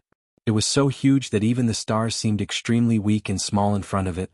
There was only one lotus seed on the stem of the golden lotus, but it was green in color. It was clearly an object shaped like a seal. Its entire body was entwined with golden lightning, extending and retracting endlessly. When Yi Xian saw this greenish gold seal, his spirit shook violently. No matter how wild his imagination was, he would never have imagined that the Rai-D seal was actually nurtured in such a giant golden lotus with an aura that could cover the heavens and earth. It was clearly the only lotus seed that had been nurtured in the seed pod of this giant lotus. Rumble, boom. The image of the inheritance was still and unmoving, but the rumbling of thunder continued. It entered Yi Xian's ears and shook his mind. Surrounding the green gold lightning seal that existed as a lotus seed on top of the lotus canopy, there were countless tiny golden lightning bolts extending and retracting. If one were to expand their line of sight to the extent of the entire giant golden lotus, they would be able to see that around the entire golden lotus, there were countless green lightning balls exploding one after another. Life and death were endless. Green lightning, golden lightning. All of this even gave Yi Xian an illusion, as if he had already exited the image of the Rai-D seal inheritance and returned to reality, to the Starry Sky Lightning Graveyard, if not for the existence of the giant golden lotus in his line of sight. Gradually, the image of the inheritance began to change. Around the giant golden lotus, the green lightning balls became denser and denser, all of them exploding into countless huge golden lightning bolts. At first, they only wreaked havoc in the void, destroying countless stars. Eventually, these golden lightning bolts seemed to have received some sort of inspiration and actually gradually converged in one direction. It was the green gold lightning seal that existed as a single lotus seed on top of the giant golden lotus. Billions of golden lightning bolts completely enveloped the green gold lightning seal. Yi Xian even had an illusion that the green gold lightning seal, under the bombardment of these billions of golden lightning bolts, was completely annihilated and turned into nothingness. But in reality this was not the case. The entire giant golden lotus was enveloped by billions of golden lightning bolts, but within it, there was a faint green-gold glow that began to spread and gradually covered all of the golden lightning bolts. This faint green-gold glow clearly contained some sort of mysterious power. It was slowly condensing inwards, along with the billions of golden lightning bolts that were covered by it, rapidly compressing together. Finally, the billions of golden lightning bolts disappeared, turning into a small golden ball, suspended above the green-gold lightning seal, and then plunged into the seal, disappearing without a trace. At this moment, Yi Xian's heart once again gave birth to a sense of enlightenment, and 7 words flashed in his mind. Billions of lightning bolts turned into source pearls. So, this was how the thunder source pearls came to be. It was formed by billions of golden lightning bolts, representing the origin of thunder and lightning. This object could be said to be the original form of thunder and lightning in the world. And the green-gold lightning seal that could condense all of the thunder and lightning in the world into source pearls. If not the Emperor of Thunder and Lightning, what else could it be? The 3 words Rai-Di seal lived up to its name. It was enough to command all of the thunder and lightning in the world. The evolution of this inheritance image not only allowed Yi Xian to understand the origin of the Rai-Di seal, but also the truth of the thunder source pearls, as well as the method to condense them. Thunder and lightning were originally the most ferocious things in the world. If one wanted to condense billions of bolts of lightning into source pearls in the end, it would be impossible to condense them into source pearls. Not to mention Yi Xian, who was only at the satellite stage of the 3rd Great Realm. Even a supreme existence like the 3-star general of the Immortal Army, Naples, who was at the mystic light stage of the 11th Great Realm, would not be able to do it. But with the Rai-Di seal, which could command all of the thunder and lightning in the world, it was a completely different matter. As long as one could refine the Rai-Di seal and completely control its power, then it would be possible to condense the thunder source pearls with billions of bolts of lightning. However, even just one thunder source pearl required billions of bolts of lightning to be condensed. This time, Yi Xian needed to condense 10 thunder source pearls to complete the system exploration mission. The amount of lightning and lightning required could be imagined. Fortunately, this was the Star Lightning Tomb, a vast star region filled with lightning and lightning. In terms of raw materials, there was no shortage of them.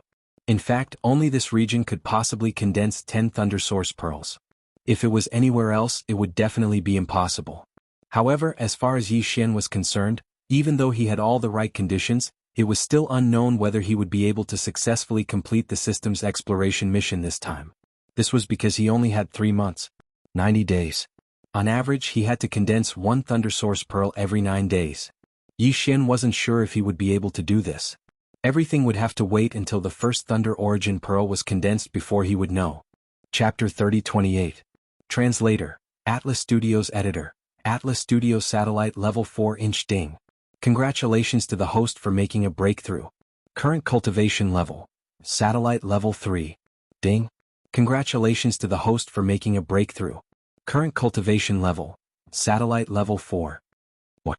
2 consecutive breakthroughs? Yi Xian, who had just opened his eyes, was dumbfounded. Recently, 2 consecutive breakthroughs had been happening a little too often. Furthermore, almost every single one of these breakthroughs had been accidental, not the result of normal cultivation. However, after a short moment of shock, he quickly understood. This breakthrough was obviously related to the fact that he had successfully refined the Rai-Di seal. After all, it was a galaxy origin treasure. After being refined by Yi Xian, everything about it had been integrated into Yi Xian's body. Under such circumstances, continuous breakthroughs were inevitable. This was the true power of the Rai-Di seal. Due to the limitations of Yi Xian's cultivation level, it hadn't been able to fully display its power. If it had been fully displayed, its grade alone would have been enough to allow Yi Xian to break through dozens of small levels. In fact, the Fallen Sky Bow inheritance and the Golden Dragon scales he had obtained previously were all like this. As he thought about this, Yi Xian immediately felt relieved. No matter what, he had unexpectedly experienced 2 consecutive breakthroughs. He had just entered the satellite level, yet he had reached the middle stage in the blink of an eye. This was a good thing. Pleasantly surprised, Yi Xian's consciousness quickly returned to its original state and entered his knowledge sea. At a glance, his sea of consciousness was indeed different. Originally, there was a small crystal or treasure floating in each of the 4 directions above his sea of consciousness, which represented the realm of his insightful emptiness realm. One direction was the mind source core, which had undergone 5 transformations and evolutions and had reached level 6. On the other side was the Void Marrow Crystal, which had come from the Void Marrow Mother. It exuded a mysterious aura, and it still hadn't come into contact with Yi Xian's consciousness.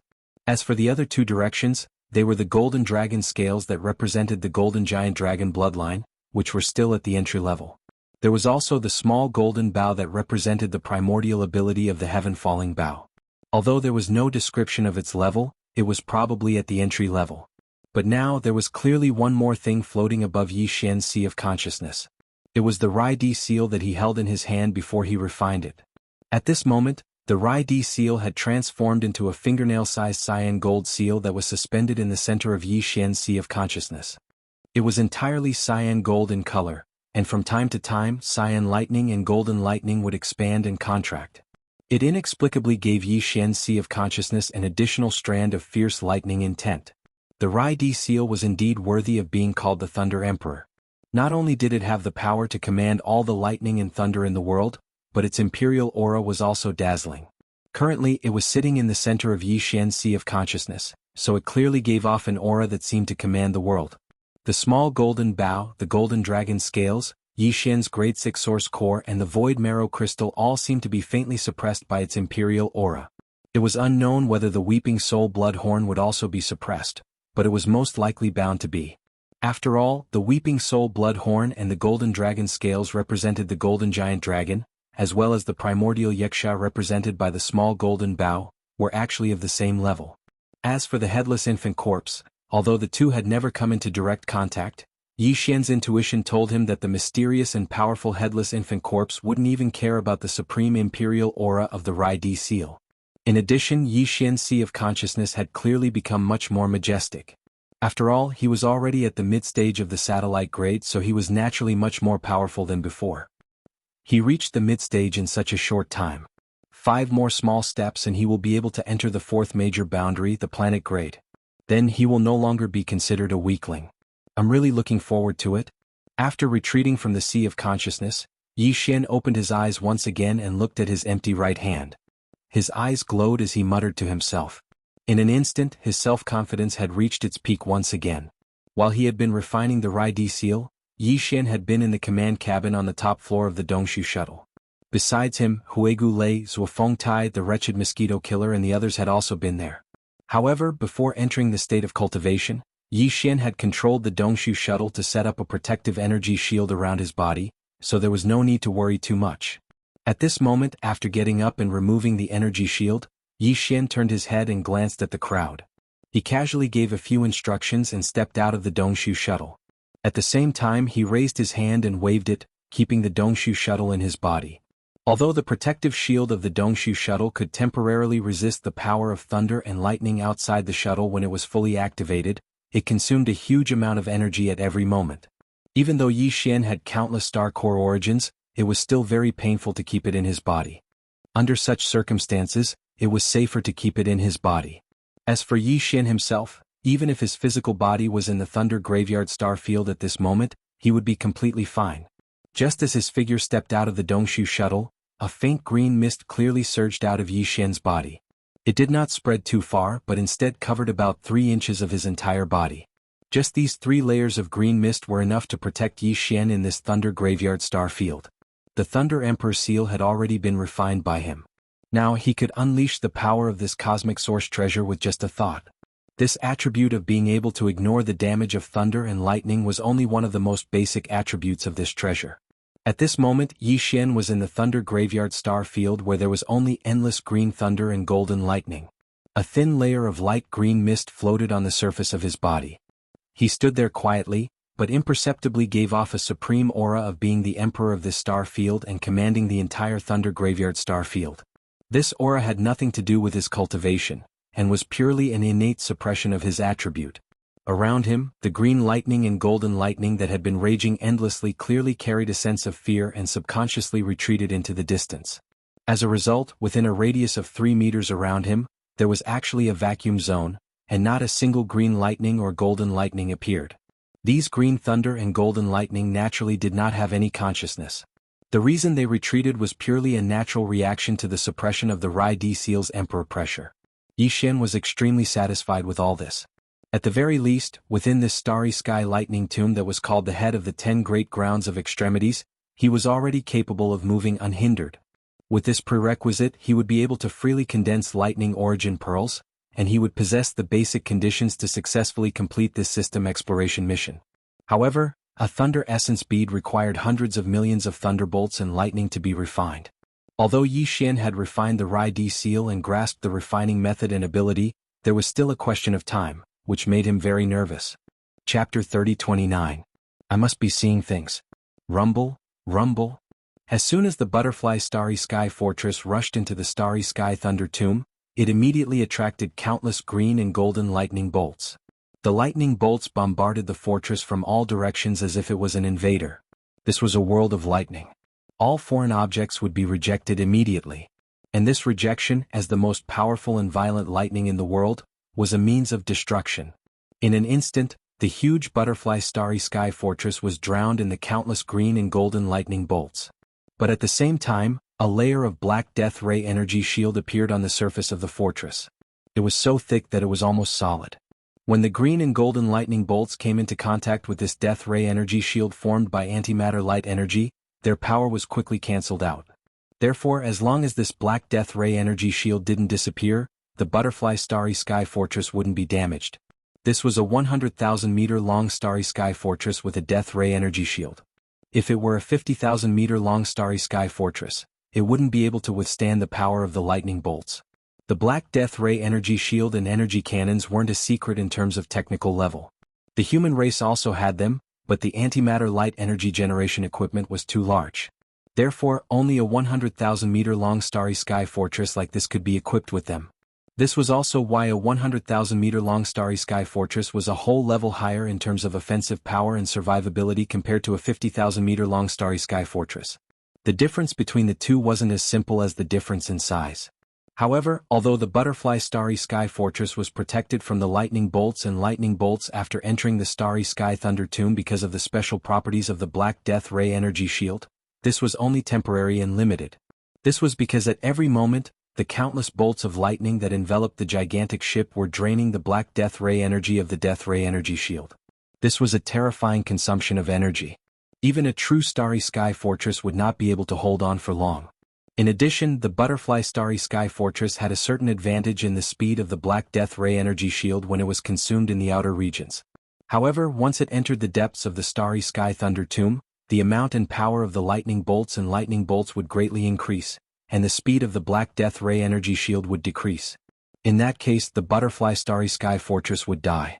Therefore, even the butterfly Starry Sky Fortress didn't dare to enter the Starry Sky Thunder Tomb. At the same time, the butterfly Starry Sky Fortress was at the outer regions. Yi Xian didn't know any of this.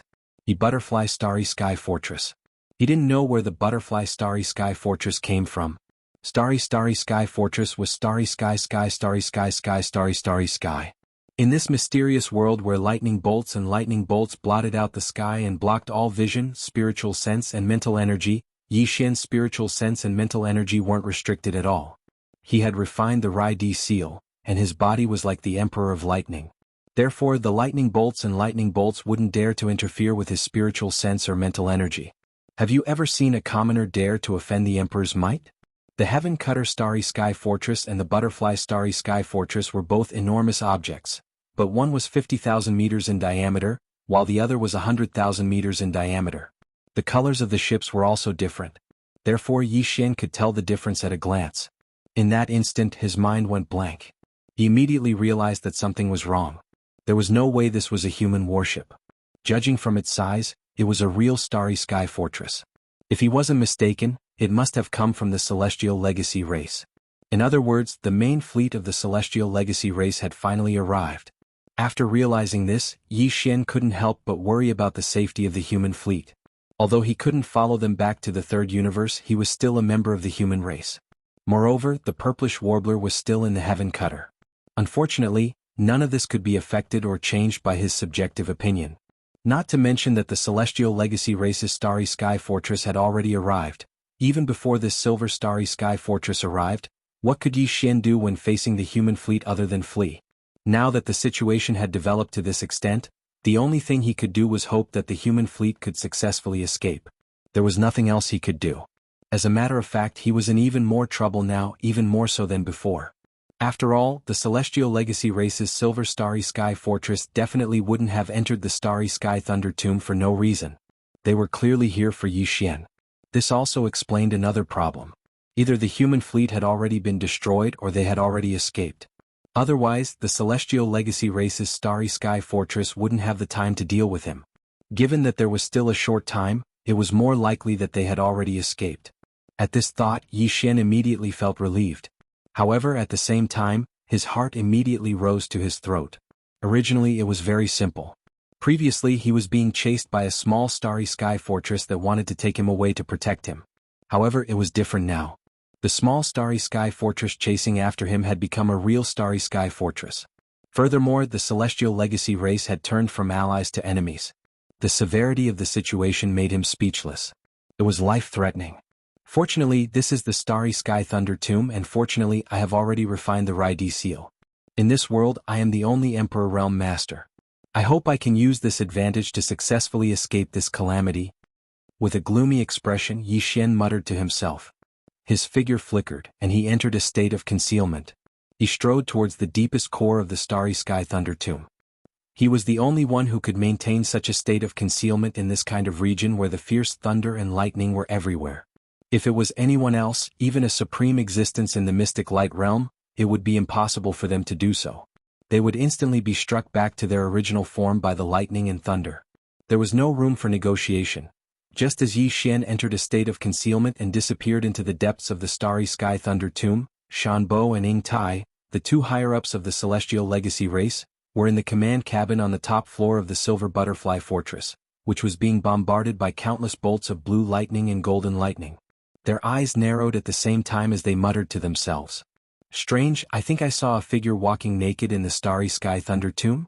Chapter 30. Finally fulfilled as Yi Xian's figure entered Shanbo and Ying Tai's field of vision in less than half an instant, neither of them saw him clearly. After muttering to themselves, they quickly threw this matter to the back of their minds. After all, in this Starry Sky Lightning Graveyard, even a small fortress with a diameter of 50,000 meters could not be guaranteed to remain unscathed. Therefore, crossing this area with just one's physical body was simply too inconceivable. It was impossible. The reason why they entered this place to search for Yi Xian's Dongshu shuttle was because in their opinion, Yi Xian was very likely to be Prince Xian of the human race. If that was really the case, then this Prince Xian was such a stunning figure who could secretly take away the two scout fortresses of the Demon Scout army and boldly enter the Demon Star region. It was absolutely impossible to say that he did not have some tricks up his sleeve. Perhaps he could really survive in this harsh environment of the Starry Sky Lightning Graveyard. Therefore they held a trace of a fluke mentality and entered to search. It was completely with the intention of treating a dead horse as a living horse. Let's start searching and see if that small purple warship is still there. If it's not, it was probably destroyed by these green and golden lightning. I hope that's not the result. Otherwise, my plan to start a relationship with the human race or the demon race will be aborted. It's rare that I have some interest in this guy called Zhang Wuji.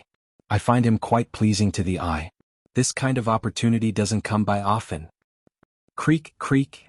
As soon as Shanbo finished speaking, Ying Tai replied as if he was talking to himself. Shanbo clenched his fists tightly, and his eyes were about to spit fire. After a short while, this Starry Sky Butterfly Fortress slowly moved around the outskirts of the Starry Sky Lightning Graveyard. At every moment the energy consumption was terrifying. Even Shanbo and Ying Tai were pained. At the same time, in the depths of the Starry Sky Lightning Graveyard.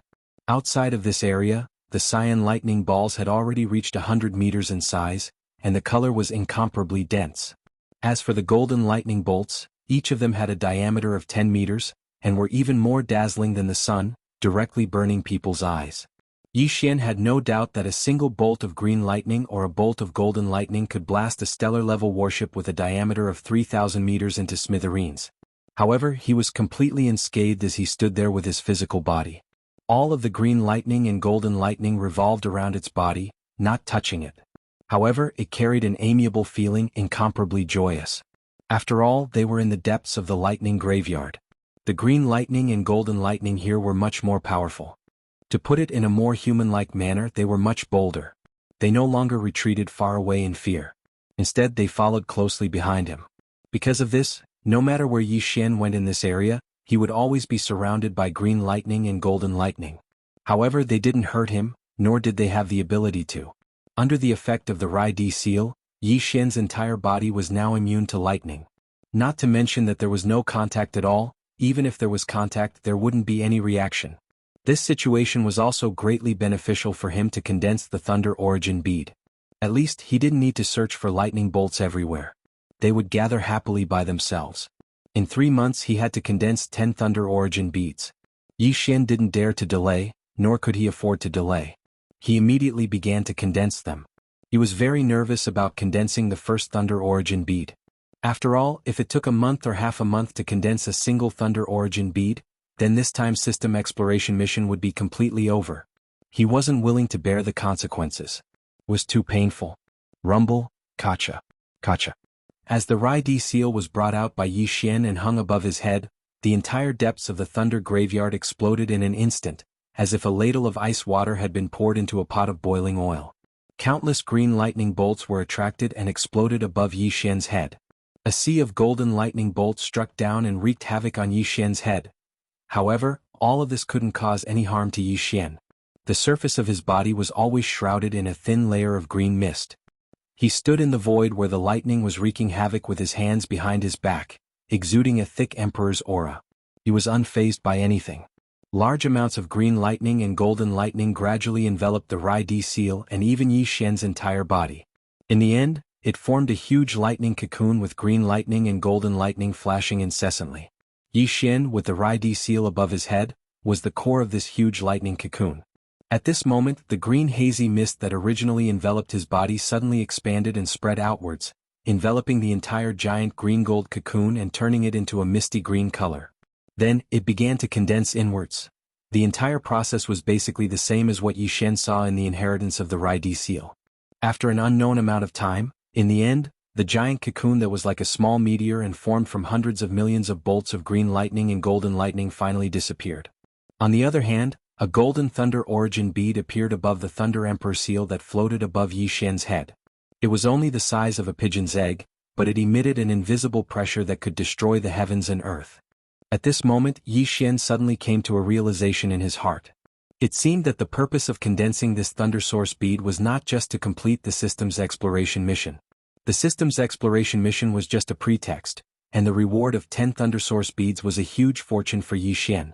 This Thunder Source bead was obviously equivalent to a one-time use lightning attribute magic treasure, but its power was terrifying. According to Yi Xian's estimation, if he threw out one Thunder Source bead, it was estimated that even the supreme existence of the 10th realm of the Heavenly Insight realm would be wiped out in an instant.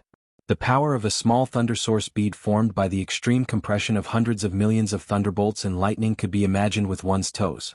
Realizing this, Yi Xian's enthusiasm immediately increased, and his entire body became excited.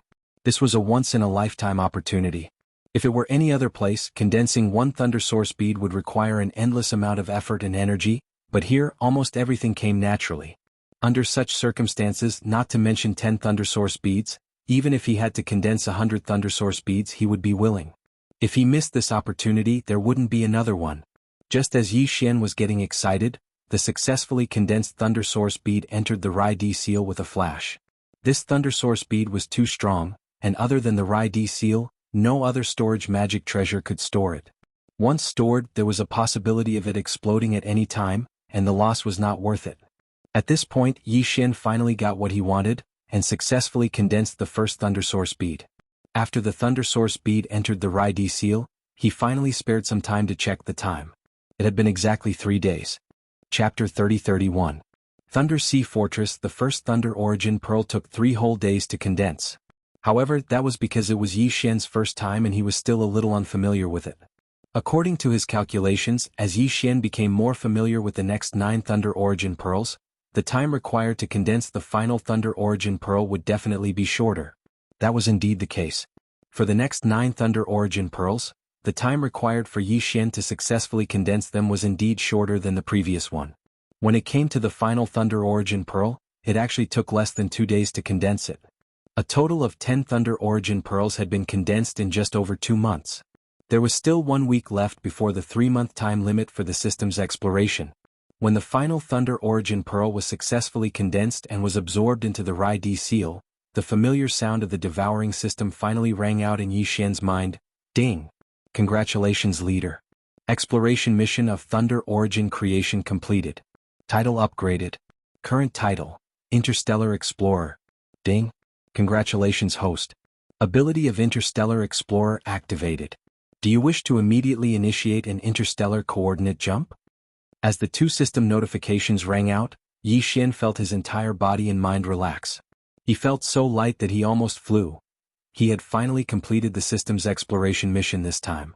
The system's title had finally reached the 3rd level of Interstellar Explorer. He finally had the ability to initiate an interstellar coordinate jump. In other words, the current Yi Xian had nothing to fear even if he met a supreme being of the 10th realm, the Grotto Heaven realm. With a single thought, he could initiate an interstellar coordinate jump and instantly enter the black hole of life. Not only was the black hole Yi Xian's secret escape route, but it was also his territory. Countless star ladles were stationed there. Even if a supreme being of the Grotto Heaven realm appeared, Yi Xian could command the star ladle army to crush him. For a moment Yi Xian was in high spirits. He felt a sense of exultation. From this moment on, he no longer had to be careful and patient in the devil domain.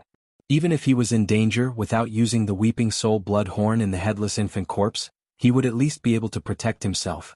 With a thought, the Rai-D seal, which was originally floating above Yi Xian's head, instantly disappeared into Yi Xian's body and returned to his knowledge sea, floating in the middle of it.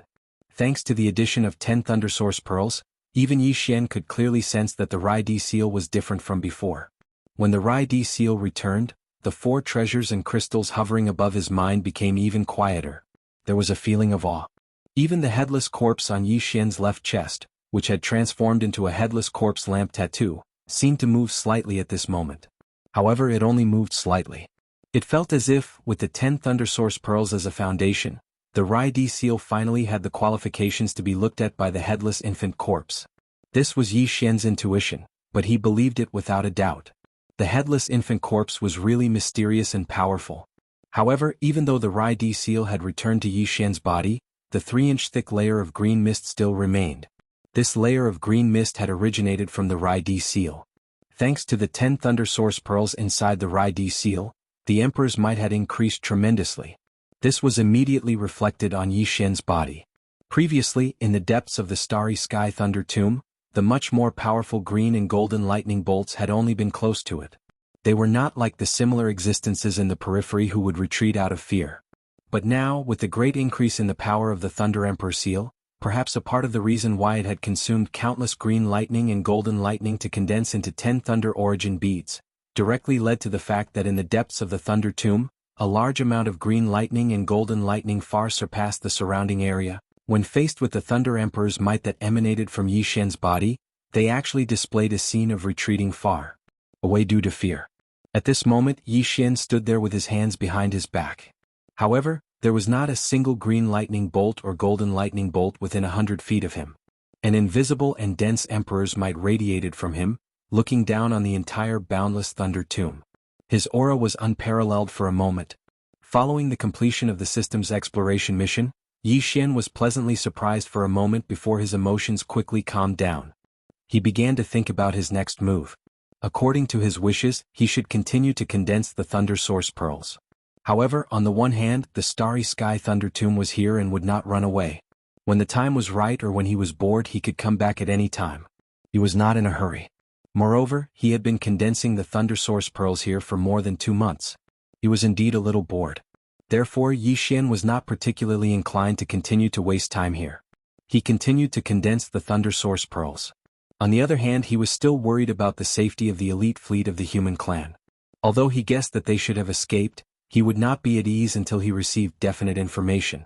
Moreover, it had been nearly 3 months since the collapse of the Black Mosquito Star. As the Holy Sun, it was inconvenient for him to not appear for too long. Otherwise, in the case that there was no one in the Black Mosquito tribe, a commander, high priest or Holy Sun would appear out of thin air from the demon Imperial Star to take control of the situation. In that case, if Yi Xian wanted to take on the position of the Holy Sun, or even the position of the Great Commander and the High Priest, he would have to take on the 3 important positions of the tribe. He would have to go around swindling people and openly searching for the devouring origin. Considering all this, it was indeed time for him to leave the Starry Sky Thunder Tomb, wander around and show his face. After making the decision, Yi Xian's figure flashed, and he hurried from the depths of the Starry Sky Thunder Tomb to the periphery. After a short while, just as he arrived at the periphery of the Starry Sky Thunder Tomb, he encountered a Starry Sky fortress that had just rushed into the Thunder Tomb star area. It was the butterfly. Speaking of which, enemies often cross paths. In the past 3 months, the butterfly had only entered the Starry Sky Thunder Tomb 4 times. Previously, it had only entered 3 times. Now it was the 4th time. Each time, it would stay in the Thunder Tomb star area for a day, searching a fan-shaped area of 45 degrees around the Thunder Tomb.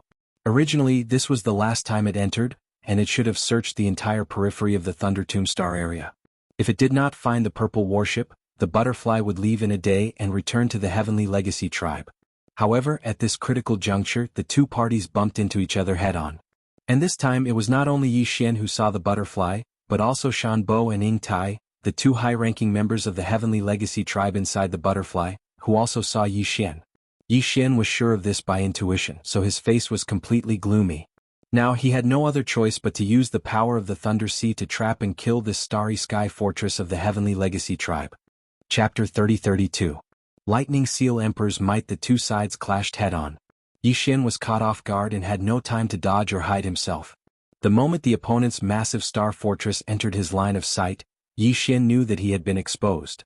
If he had been on a warship at this time, there would have been some leeway to turn the situation around. However, Yi Xian was currently standing in the middle of this Star Thunder Tomb with only his physical body.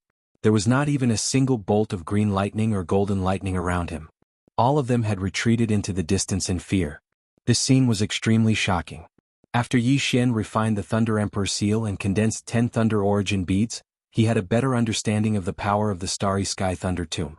He was already well aware of it. Without a doubt, this scene was extremely shocking to the Tianji race clansmen in the Star Fortress. They could not possibly pretend that they had not seen this and would definitely investigate this matter further. When that time came, the situation would be extremely unfavorable to Yi Xian. Therefore, his killing intent surged in the first instant. If this were any other place, Yi Xian would definitely be thinking of other countermeasures. However, since this was the Star Thunder Tomb and he had refined the Rai-Di seal, he had complete control over all the green and golden lightning in this area. In that case, there was a possibility that he could kill the opponent. Yi Xian could not abandon what was close at hand for what was far away. Destroying this star fortress of the Tianji race was the most direct and convenient way to deal with it. Since there was a possibility, why not? Moreover, doing this would also give him a high chance of obtaining a star fortress of the Tianji race. Yi Xian only had 2 large star fortresses and a small star fortress with a diameter of 5,000 meters. Let alone a true star fortress with a diameter of 100,000 meters, he did not even have a small star fortress with a diameter of 50,000 meters, or a star fortress with a diameter of 20,000 meters. If he could obtain this star fortress of the Tianji race, his foundation would instantly soar by countless times. As this thought arose in his mind, Yi Xian's heart began to pound with excitement. His desire to kill had been aroused. At the same time, in the command cabin on the top floor of the interstellar fortress called the Butterfly, the 2 Heaven's Legacy race leaders, Shan Bo and Ying Tai, both widened their eyes. Everything that happened in front of them made them feel as if they were in a dream. A demon cultivator whose cultivation aura was only at the satellite realm, was actually able to walk in this Starry Sky lightning grave with his physical body. What was even stranger was that he had his hands behind his back as if he was taking a stroll in his own courtyard. He was walking in an extremely comfortable manner. However, there was not a single bolt of green lightning or golden lightning within 100 meters of his body. It was as if all of them were fearful of him and were retreating far away. Even though they saw it with their own eyes, the 2 of them still didn't dare to believe it. It was too inconceivable. Why do I feel like there's a formless emperor's might emanating from this brat? It had nothing to do with anything else and only worked on these thunderbolts and lightning. Was this the rhythm that commanded all the thunderbolts in the world? How did he do it? This person has a big secret. Prince Xian?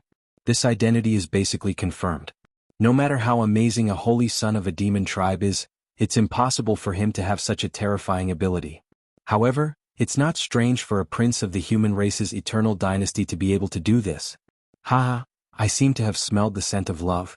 a prince of the human race. With such an identity, although his cultivation is a bit weak, he is worthy of me. Uncle Shan, you should change your name in the future. Since I am Ying Tai, this name of yours will cause him to misunderstand.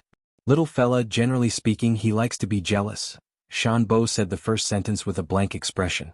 However, Ying Tai, whose eyes lit up after being stunned for a moment, excitedly said several sentences in a row. What he said was so hurtful to Shan Bo's self-esteem. In an instant, Shan Bo's face fell completely. At this moment, a cold light burst out from his eyes. In his heart, he had already sentenced Yi Xian to death in advance. So what if his methods were strange? His cultivation was too weak. In Shan Bo's opinion, as long as he made a move, he would definitely erase his opponent's existence. Now, he obviously hadn't realized how terrifying the Emperor's might that commanded all the thunderbolts in the world represented in this world where there was only endless thunderbolts and lightning. But he soon experienced it. A fist-sized azure golden seal appeared above Yi Xian's head. Azure lightning coiled around its entire body as it breathed endlessly.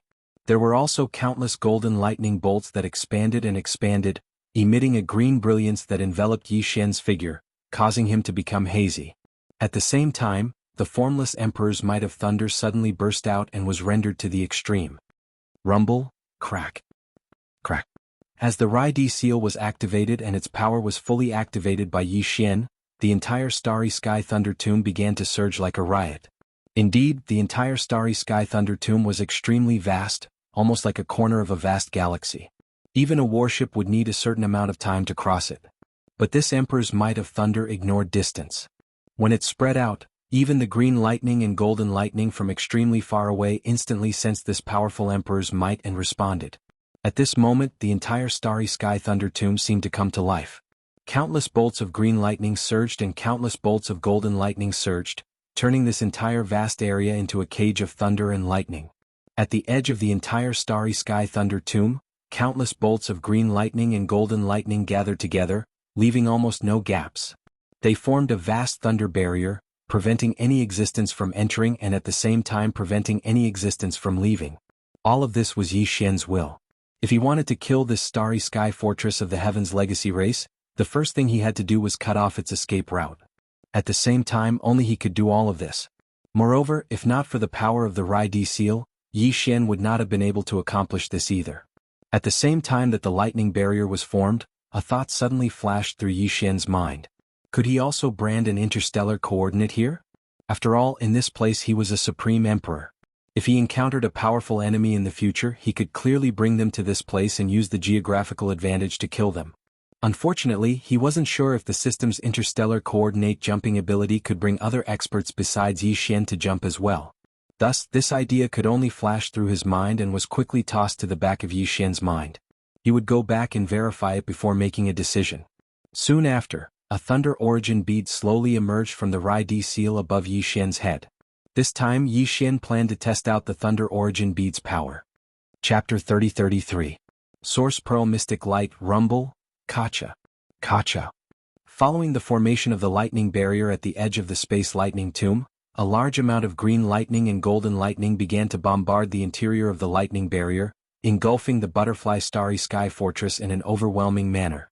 Although the Butterfly Starry Sky Fortress was attacked by this kind of lightning when it entered the Space Lightning Tomb before, the situation before was completely different from now.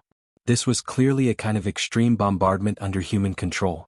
The power of the lightning bolts increased exponentially, to the point that they surpassed the speed at which the death ray generator inside the Butterfly Starry Sky Fortress could produce black death rays.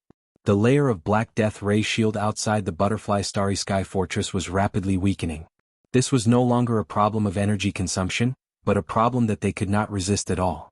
Soon, when the Black Death Ray shield was completely neutralized, the hull of the Butterfly Starry Sky Fortress would directly face the terrifying power of the green lightning and golden lightning.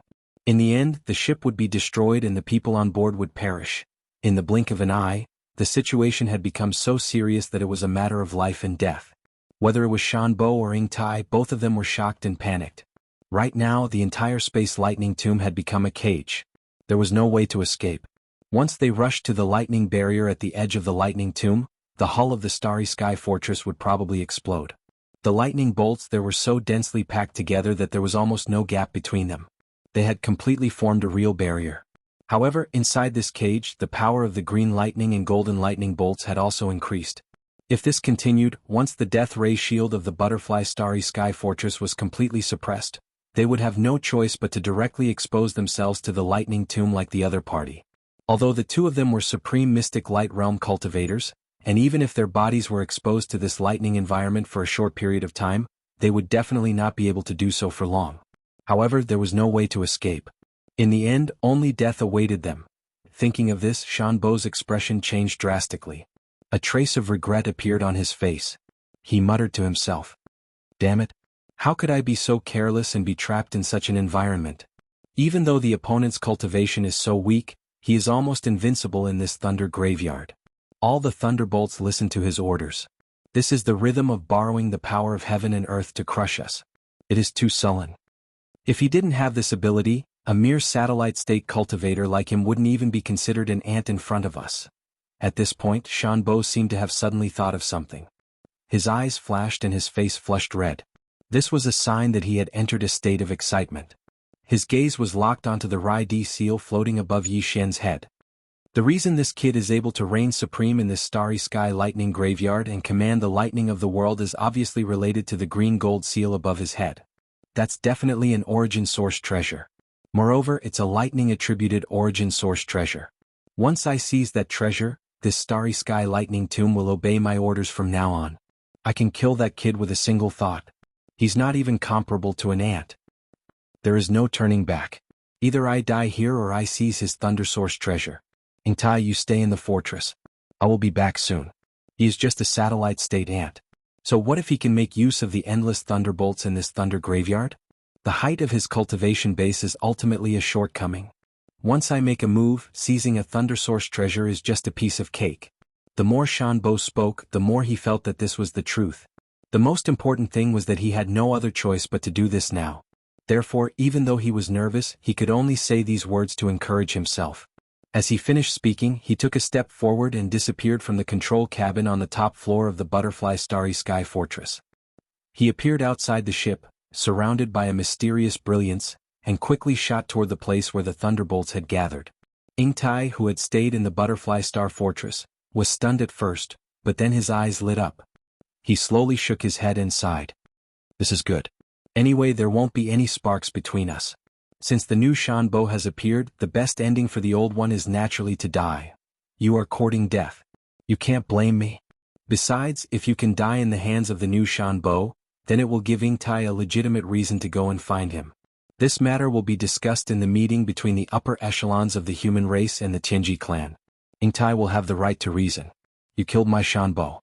Since you can't pay for it, then you naturally have to be my new Shanbo. Haha. In that case, if the old Shanbo wants to die, then Ingtai will think that Yu Cheng is the one." His words did make some sense, but the ruthlessness in his words sent chills down Ingtai's spine. This wasn't Ingtai who wanted to turn into a butterfly with Shanbo. This was clearly a poisonous female scorpion that wanted to devour her husband. At the same time, outside the Butterfly Star Fortress.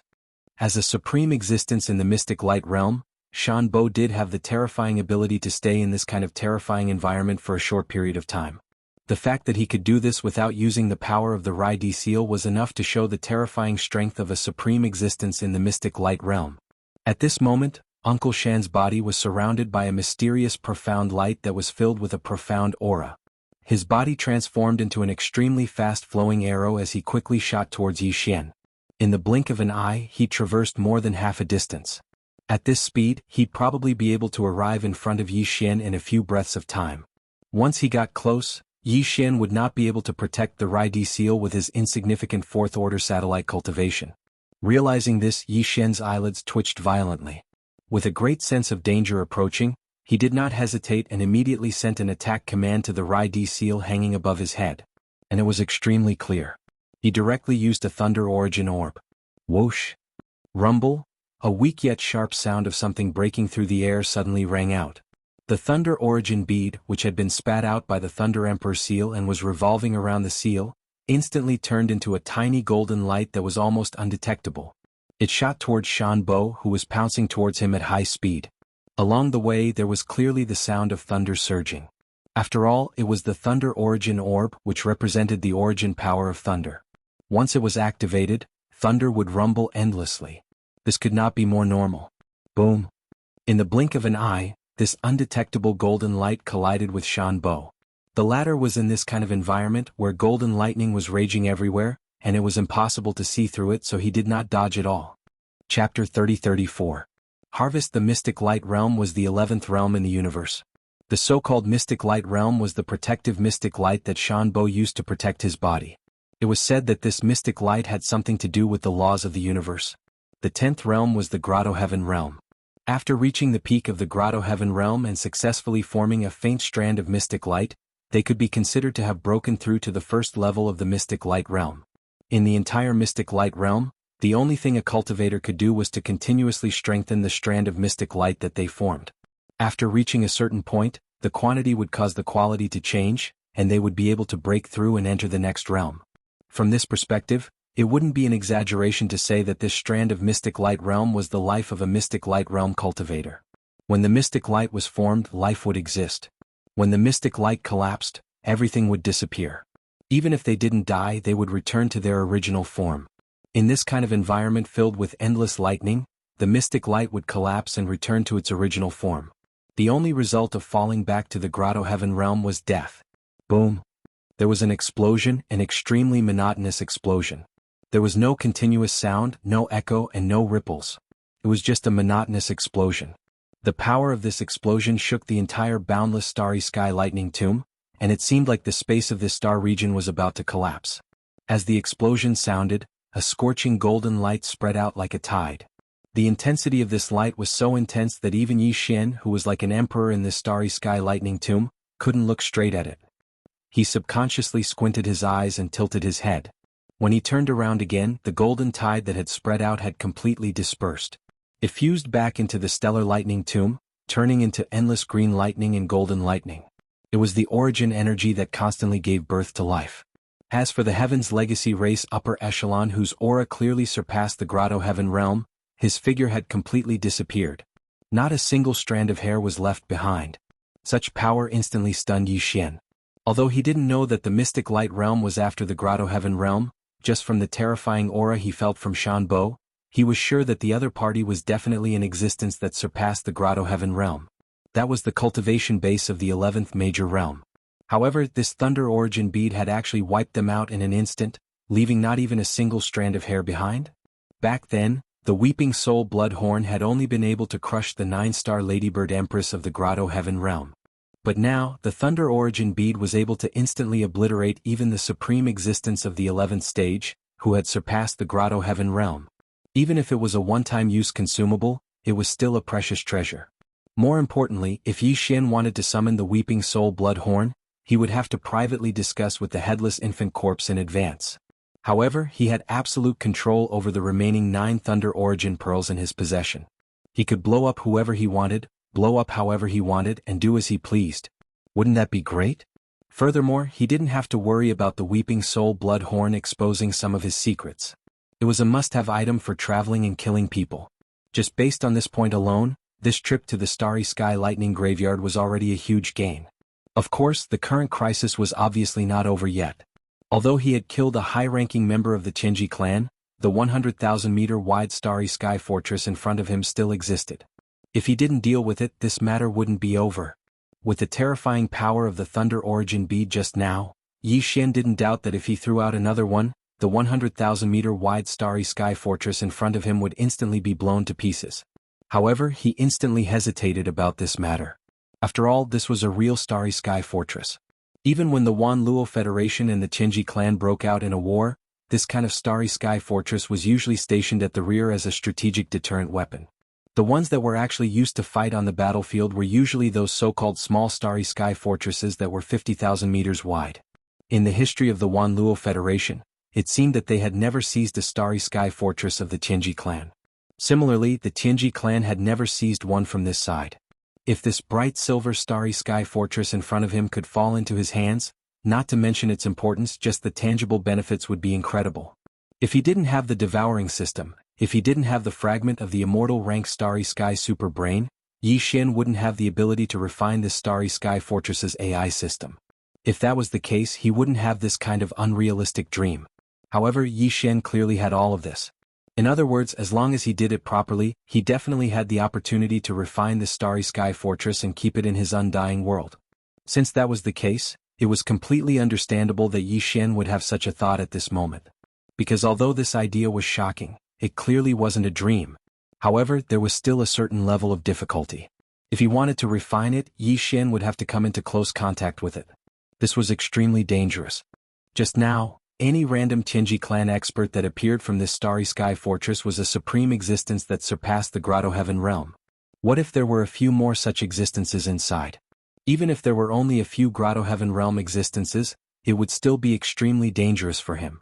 At this moment, he still didn't know that there was only one true Tianji clan member left in this Starry Sky Fortress. Although there were quite a few semi-intelligent androids and AI androids, none of them had developed their own consciousness and couldn't be considered true members of the Tianji clan. Once the AI system of this Starry Sky Fortress was refined, they would all switch sides and become androids loyal to Yi Xian. Just as Yi Xian was deep in thought, thinking quickly about how to find out exactly how many Tianji clan members were left in this Starry Sky Fortress. Then he would think of a way to force them all out, which would make it easier for him to refine the Starry Sky Fortress. Suddenly, a mysterious light flashed in the sky above the lightning graveyard, and the figure of a woman quietly appeared.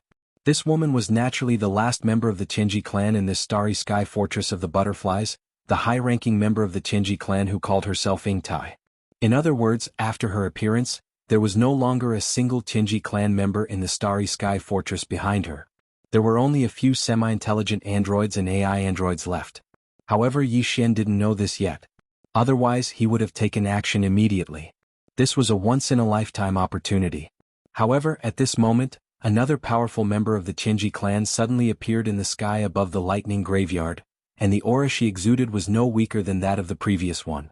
Yi Xian suddenly felt a sense of alarm, and for a moment he really forgot about his plan to refine the Starry Sky Fortress. With a thought, he activated the Rai-D seal hanging above his head and spat out a thunder source bead the size of a pigeon's egg. Chapter 30-35. Refined Fortress Kikik. You little sweetheart, you're really heartless. Could it be that you want to kill me like that guy? Killing your wife at the drop of a hat. Are you human royalty also heartless? Following the death of Shan Bo, Yingtai had automatically treated Yi Xian, who had killed Shan Bo, as the person she felt the love of a human being. After all, this was what he owed her. Therefore, when her words came out of her mouth, it was incomparably natural. Even Yi Xian couldn't help but be stunned. The other party had said that he was a member of the human royal family. It was obvious that he had mistaken Yi Fuqian for Prince Xian. Furthermore, she claimed to be Prince Xian's wife. Could it be that this person was not from the Tianji clan, but a human? This was not impossible. For example, the demon imperial family had generations of imperial uncles held hostage in the Heaven's legacy race. It was also possible that the wife of a prince of an eternal dynasty had fallen into the hands of the Heaven's legacy race. It wasn't that he was stupid. The key was that the Tianji race's androids were no different from humans in terms of appearance.